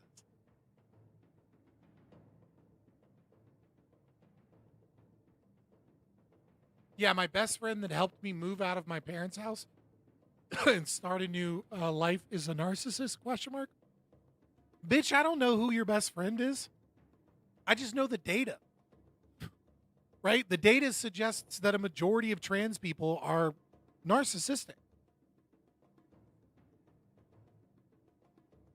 That's it. Like, I just know the data. I don't know who your friends are. Maybe you got 12 for 12. You said dozens, right? So we'll go with 2 dozen. Maybe you got 24 for 24. You got all the cool ones. Fucking, I don't know you. I don't know your friend. I'm just saying, statistically speaking, some of them are probably really bad friends and really bad people.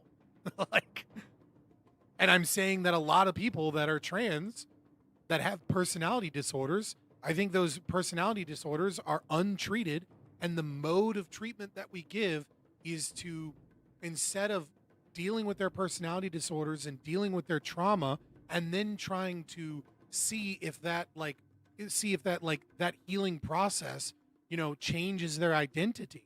Instead, what we do is we validate covert, vulnerable, narcissistic personality disorder by saying, yes, you are a special victim. Yes, you're special. You're an individual with this problem. And then we give them this mode of being better, which is once you associate with your gender identity, right? Like once the world sees you this way, you'll be better. And then they find out later in life that shit doesn't go away. Some of them do better. I already said before that I think it's a small percentage, but I do believe that there is a percentage of people that the best intervention for them is to present as the other gender, and is to, you know, go through with whatever cosmetic surgeries make them feel more comfortable in their own body. I just don't believe that we have good evidence to suggest that for the majority of trans people that this is good, that this works.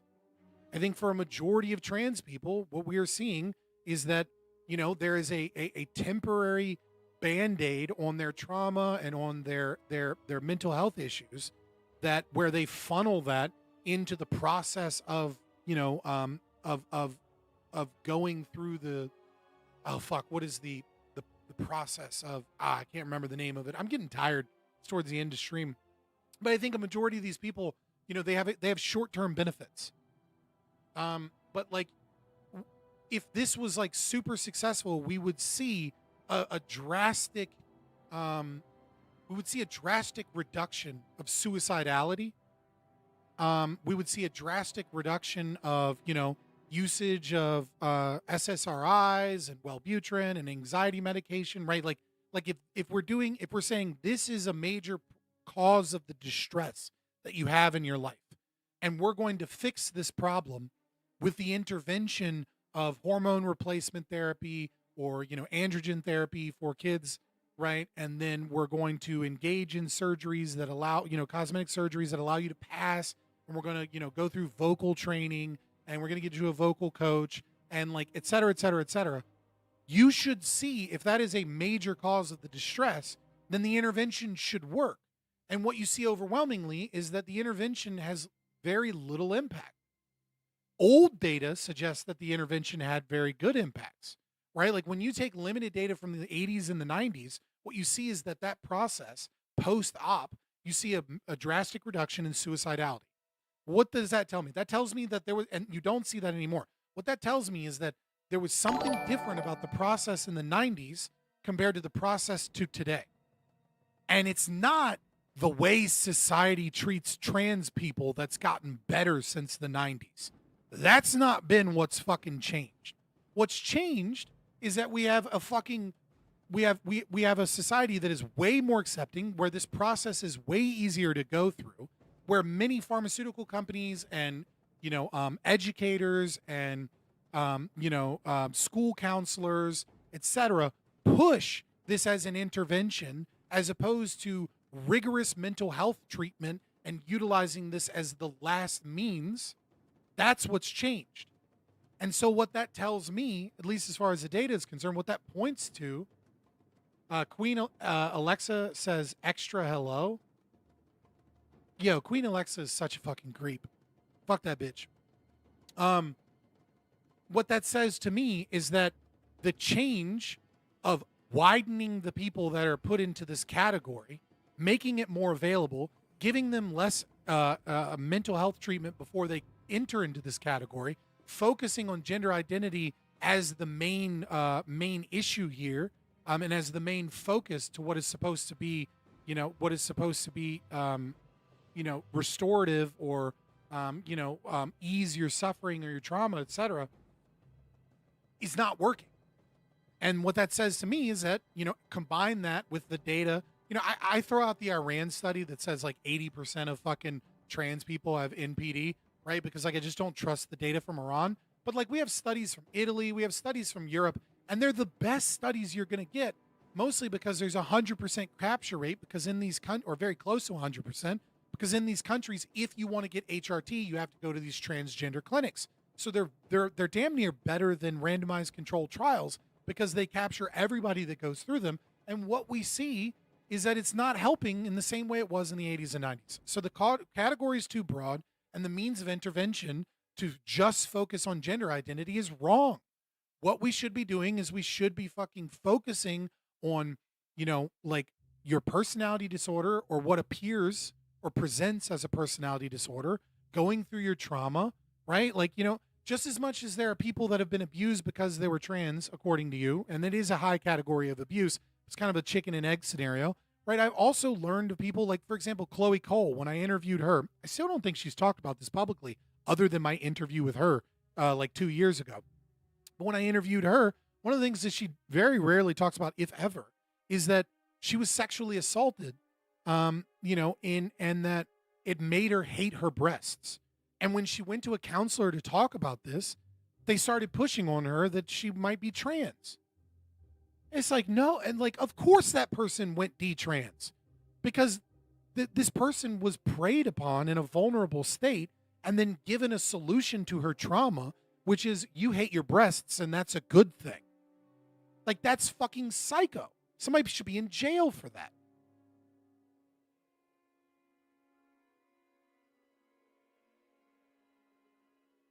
European clinics have massive problems of gender essentialism and are horribly incompetent state-associated industries. Yeah, horribly incompetent and state-associated industries kind of go hand in hand. Here's how I would fix this problem, Froggy. Or Frog. I'll just call you Frog instead of Frog Gamer 44884, right? I'm just going to call you Froggy. Here's how I fix that problem, Froggy.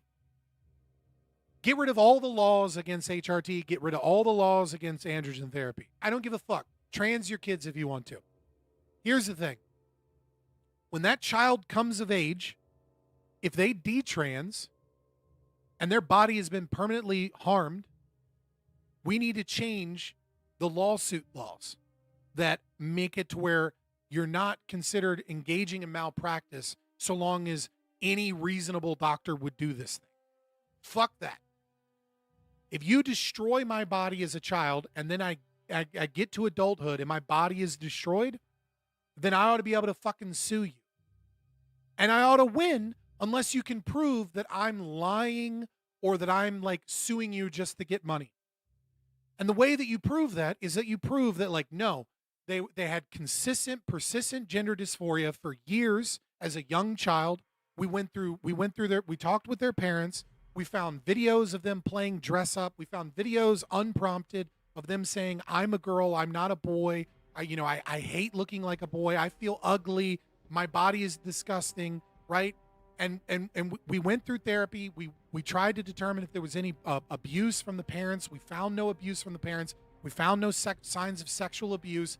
We fucking, like, they presented this way for years. And then when they were like 12 years old, then we put them in androgen therapy. And then at like 14, they were like, dude, I'm still trans. I've been trans my whole fucking life. And then we give them HRT at 14. Okay? Because here's another fucking thing that nobody wants to talk about that conservatives never want to talk about. It is, I don't want to call it a death sentence because I hate that fucking suicidal empathy bullshit. like, fuck off. I don't care what happens to somebody that isn't me or mine. But at the end of the day, it is kind of a death sentence when you have someone that is legitimately trans. It's their own self-deletion from their own trauma, but it's like, but still, when you have somebody that is legitimately trans or true trans, oh God, there's a trans community hate that shit because it proves that 99% of them are just fucking gooners. But when you do have someone that has persistent, consistent gender dysphoria throughout their whole fucking life, and you're like, nope, you get it, no, you're going to be forced to go through a male puberty, and then at 18 we can talk about this. If you can successfully identify minors and you're willing to take that financial risk of ruining, 1 in 1,000 kids versus 1 in 1,000,000 kids, then you ought to have the right to do that. If everybody, like, that is the goal of the parent. The goal of the parent is to preserve your mind and your body until you are an adult. And giving them HRT and androgen therapy is the exact opposite of that. Unless, of course, their mind is destroyed by not getting that.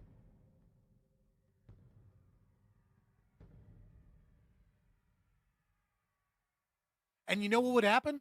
Every fucking doctor, every fucking counselor would make goddamn sure that they did everything they could to ensure that this person would be benefited by androgen therapy and HRT.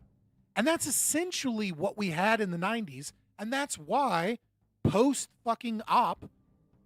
passing, when the technology wasn't even as good, suicide rates went down because we were specifically targeting for people that this was the last option for them.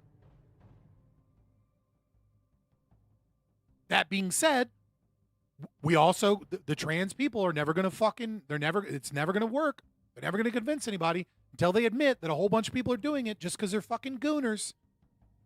Right? Like 40-year-old dudes discovering that they're trans at 42 years old and then making themselves like a carbon copy of their wife are not fucking people with persistent, consistent gender dysphoria from childhood, okay? They're just weird fucking gooners. And if they want to be weird gooners, let them be weird fucking gooners. But don't tell me that you got to use the girls' restroom and that you got and then I have to fucking respect your pronouns and all this other shit.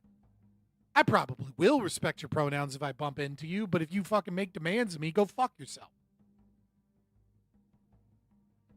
Didn't the UK HHS ban that type of treatment for kids under 18? They're running another study. Like the queer theorist fucking gender ideologues got them to run another study.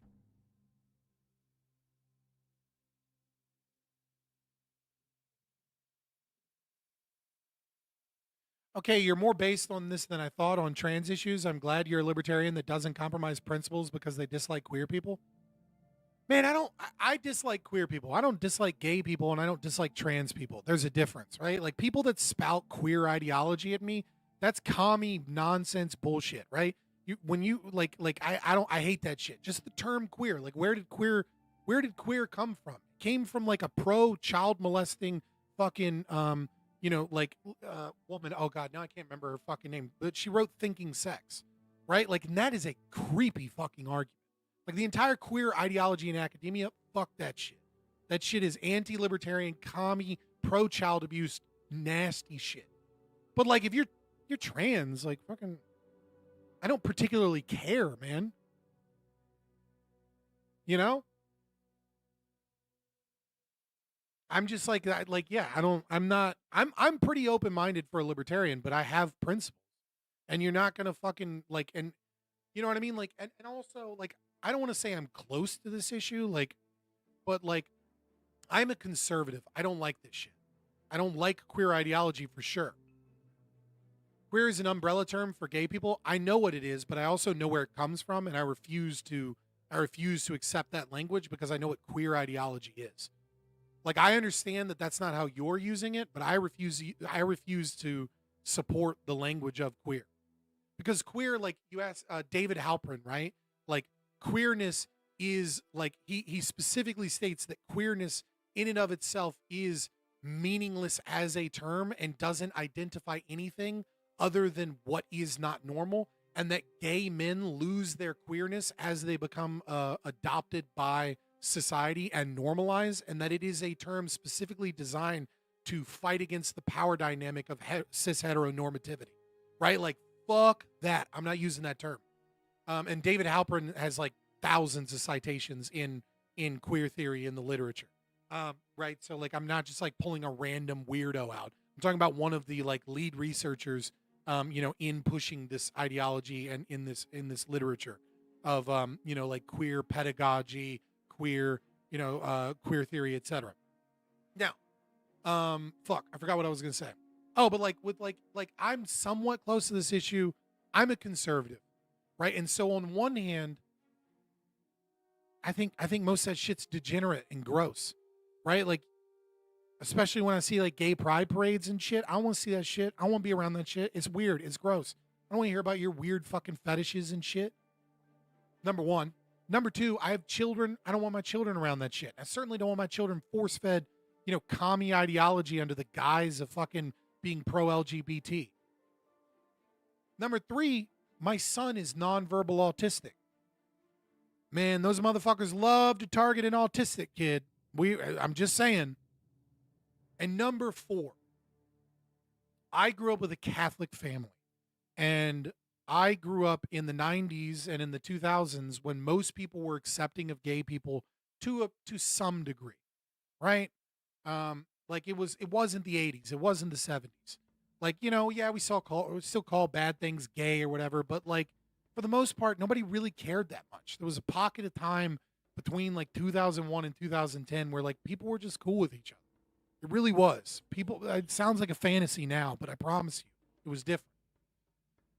And I grew up in a Catholic family, and my aunt, my great aunt, technically, right? Like my grandfather's sister was a lesbian. Everybody in the family knew that she was a lesbian. And she had like a friend that was her roommate, like her lifelong roommate. And like she only brought her to Thanksgiving like one time, and like it was super awkward and everybody was shitting on her.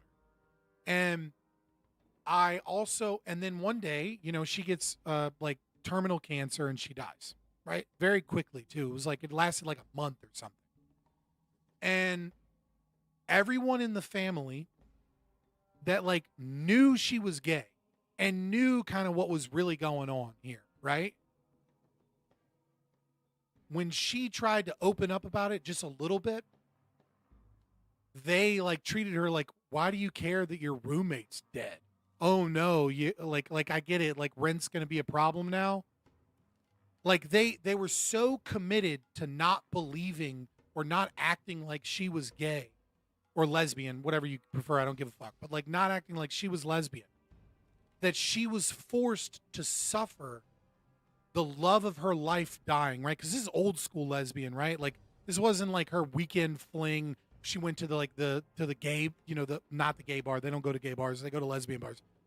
Not like she went to the lesbian bar and like had like a 3-month girlfriend, right? Like they were essentially married when it was illegal, and they were like secretly roommates, but everybody knew that was like her wife. That was the love of her life, and she had to suffer in silence as the entire family gaslit her into pretending like she wasn't gay and she didn't lose the love of her life. She turned into an agoraphobic. She turned into a, oh my God, now I can't think of the fucking term. When people feel like they have a medical condition constantly, I can't think of the term for it. And I watched her go insane and be like, we all know she's gay, right? Like what's going on? Like, but I was too young to really like verbalize it or communicate like my confusion in like a meaningful way. And then she died. She died from a broken heart and insanity over a year. Hypochondriac, thank you. She became a hypochondriac and an agoraphobic that lived in my grandparents and my great grandparents' basement. And like she became like a hoarder. She had like this massive purse. Like she went crazy because she lost the love of her life and then was forced to suffer in silence because everyone was just pretending like that didn't happen. And so she had to act like nothing happened. And I watched her sanity break. So you're never going to fucking convince me that like there isn't some level of struggle with being gay, with being different, with these things. You're never going to convince me of that. But that doesn't mean you're going to convince me to be fucking pro-LGBT, queer theory, commie drivel shit, or that I want fucking leather daddy fetishes in the fucking pride parade blocking up my traffic, or that I want people in my fucking school trying to teach my fucking like 9-year-old crazy shit and confusing them, or that it's a good idea to assume that every fucking kid that is like, I want to wear a dress, it needs to be put on fucking life-altering drugs, and we don't actually fucking investigate or do anything to help them. So understand that I am very conservative and I don't like this shit. But I'm coming from a place of genuine love here. And yeah, I said statistically most of them have narcissistic personality disorder and they're probably bad friends and bad people. You can hate me for that, but that's just what the data shows. And like, to a certain degree, it's not their fault. To a certain degree, it's like we fucked up a lot of people. And a lot of them are just fucking gooners and weirdos, man. But some of them aren't. And we should figure out a way to fucking let people be free in a way that doesn't hurt kids, and neither fucking banning this shit altogether or letting fucking these people, school counselors, run roughshod and trans your kids is the way to do it. The way to do it is to return it to the market. Be like a furry, keep that stuff in the convention, away from the roads. Blocking the roads for parades regarding a social group makes people dislike you more. Facts. Nothing pisses me off more than a parade.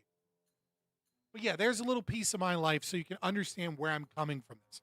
That I genuinely is like, I meme and I joke and I love to shit talk, but I am genuinely coming from a place of compassion because I've seen the damage that a cold, non-accepting family can do. And it meant death for my great aunt. And like, I mean that from the heart. And at the same time, that my empathy towards that, you will never fucking weaponize that to harm kids. Because that's what a lot of this shit is doing. Is it's corporations and fucking commie, socialists, whatever the fuck you want to call them, weirdos that are pushing an ideology that benefits the elite, benefits corporations, and benefits their fucked up ideology to try and fucking overthrow and install critical democracy and all their weird fucked up shit. And a lot of them are fucking gooners and weirdos that are engaged in their own mental illness, masturbatory fucking ritual and like fake ass community. But, you know, some of that shit's real and you should have some compassion. But you got to make sure that they don't weaponize that compassion against you. I mean, another thing that happened to me, like when I was taking, when I took like a multicultural competencies course in grad school in counseling, one of the things that like we had to do was we had to do this project where like it was a year-long project looking at like identity. And I obviously I went to Liberty University, so I went to, you know, a pretty conservative institution. And I did like, you know, we were just like kind of looking at like the gay community. And like one of the things that like struck that I like never noticed, the political show still haunts you. What? One of the things that like struck me was like, I have a deep-seated hatred for Hollywood representation of like the black community where they just like whitewash characters and stories because they hate white people and like they don't give a fuck about black people. But like one of the things that I found and like talked to a lot of gay men about when I was like, I went to several gay bars, a lot of gay clubs, did a couple interviews, right? Like I did my due diligence to write this paper the right way, not have ChatGPT write it for me. ChatGPT didn't fucking exist back then. But one of the things that I found was this movie had come out called Love, Simon. And this movie, Love, Simon, you know, it's like a typical teenage romance story where like a kid gets like some flowers, you know, from a secret admirer, and he goes down trying to find out who his secret admirer is, and like he's a gay kid. And then he finds out who his secret admirer is, you know, love story over, whatever.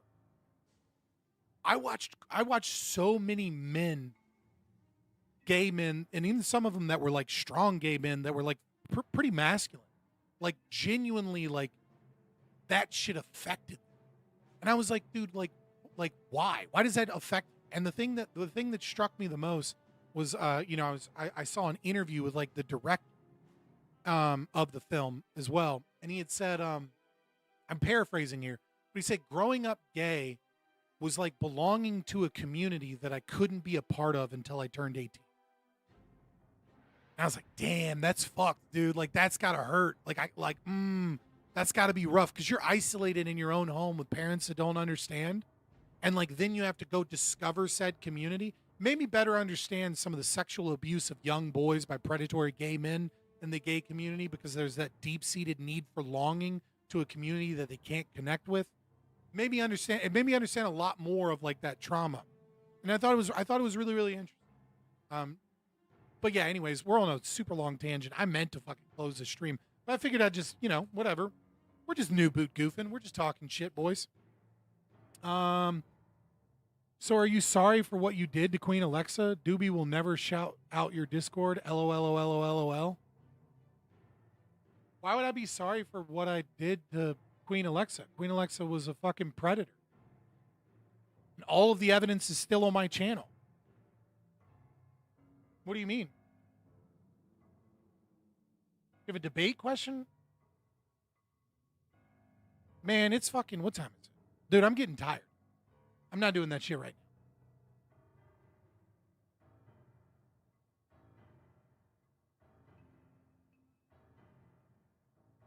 I'm about to hop out of here. We can do it next time. I'm starting to get loopy. I need to like get up, stretch, get from under these lights, get something to eat, fucking, do my thing. But yeah, I will see you guys tomorrow because I'll be right back tomorrow. I'm doing Prime Guys tomorrow, so I'll see you guys on Prime Guys, and hopefully the snow doesn't like become more of a problem or some shit. Seems like the storm was pretty mild compared to what people were looking for. But I'll be here Monday, and then I'll probably do a stream Thursday. I kind of want to look at Rand Paul on Joe Rogan. I watched like the first 15 minutes of it, and I was like, oh, dude, this could be fun. Yeah. Queen Alexa says good night and enjoy running. I'm not running from what? What are you talking? Like, I get it. You're like, obviously this is like on an Alexa socket. I don't care. Alexa, you're a creep. If it's you, if it's somebody else, that's weird that you have a heart on for them. But sorry, there's video evidence out there, and you can watch it on my channel of them saying that they want to take a minor that they knew was a minor and bend them into a pretzel and fuck the shit out of them. Like, Alexa was trying to groom people over Discord and using vulnerable identities of being transgender as a means to prey upon people. Like, so yeah. What? And then Queen Alexa came in my Discord and lied to me about what was being said and lied to me to try and do a PR campaign. So like I'm pretty good. I don't feel bad about anything or regretful. And if Doobie feels some type of way about it, then Doobie can come say something, right? But I don't think Doobie does.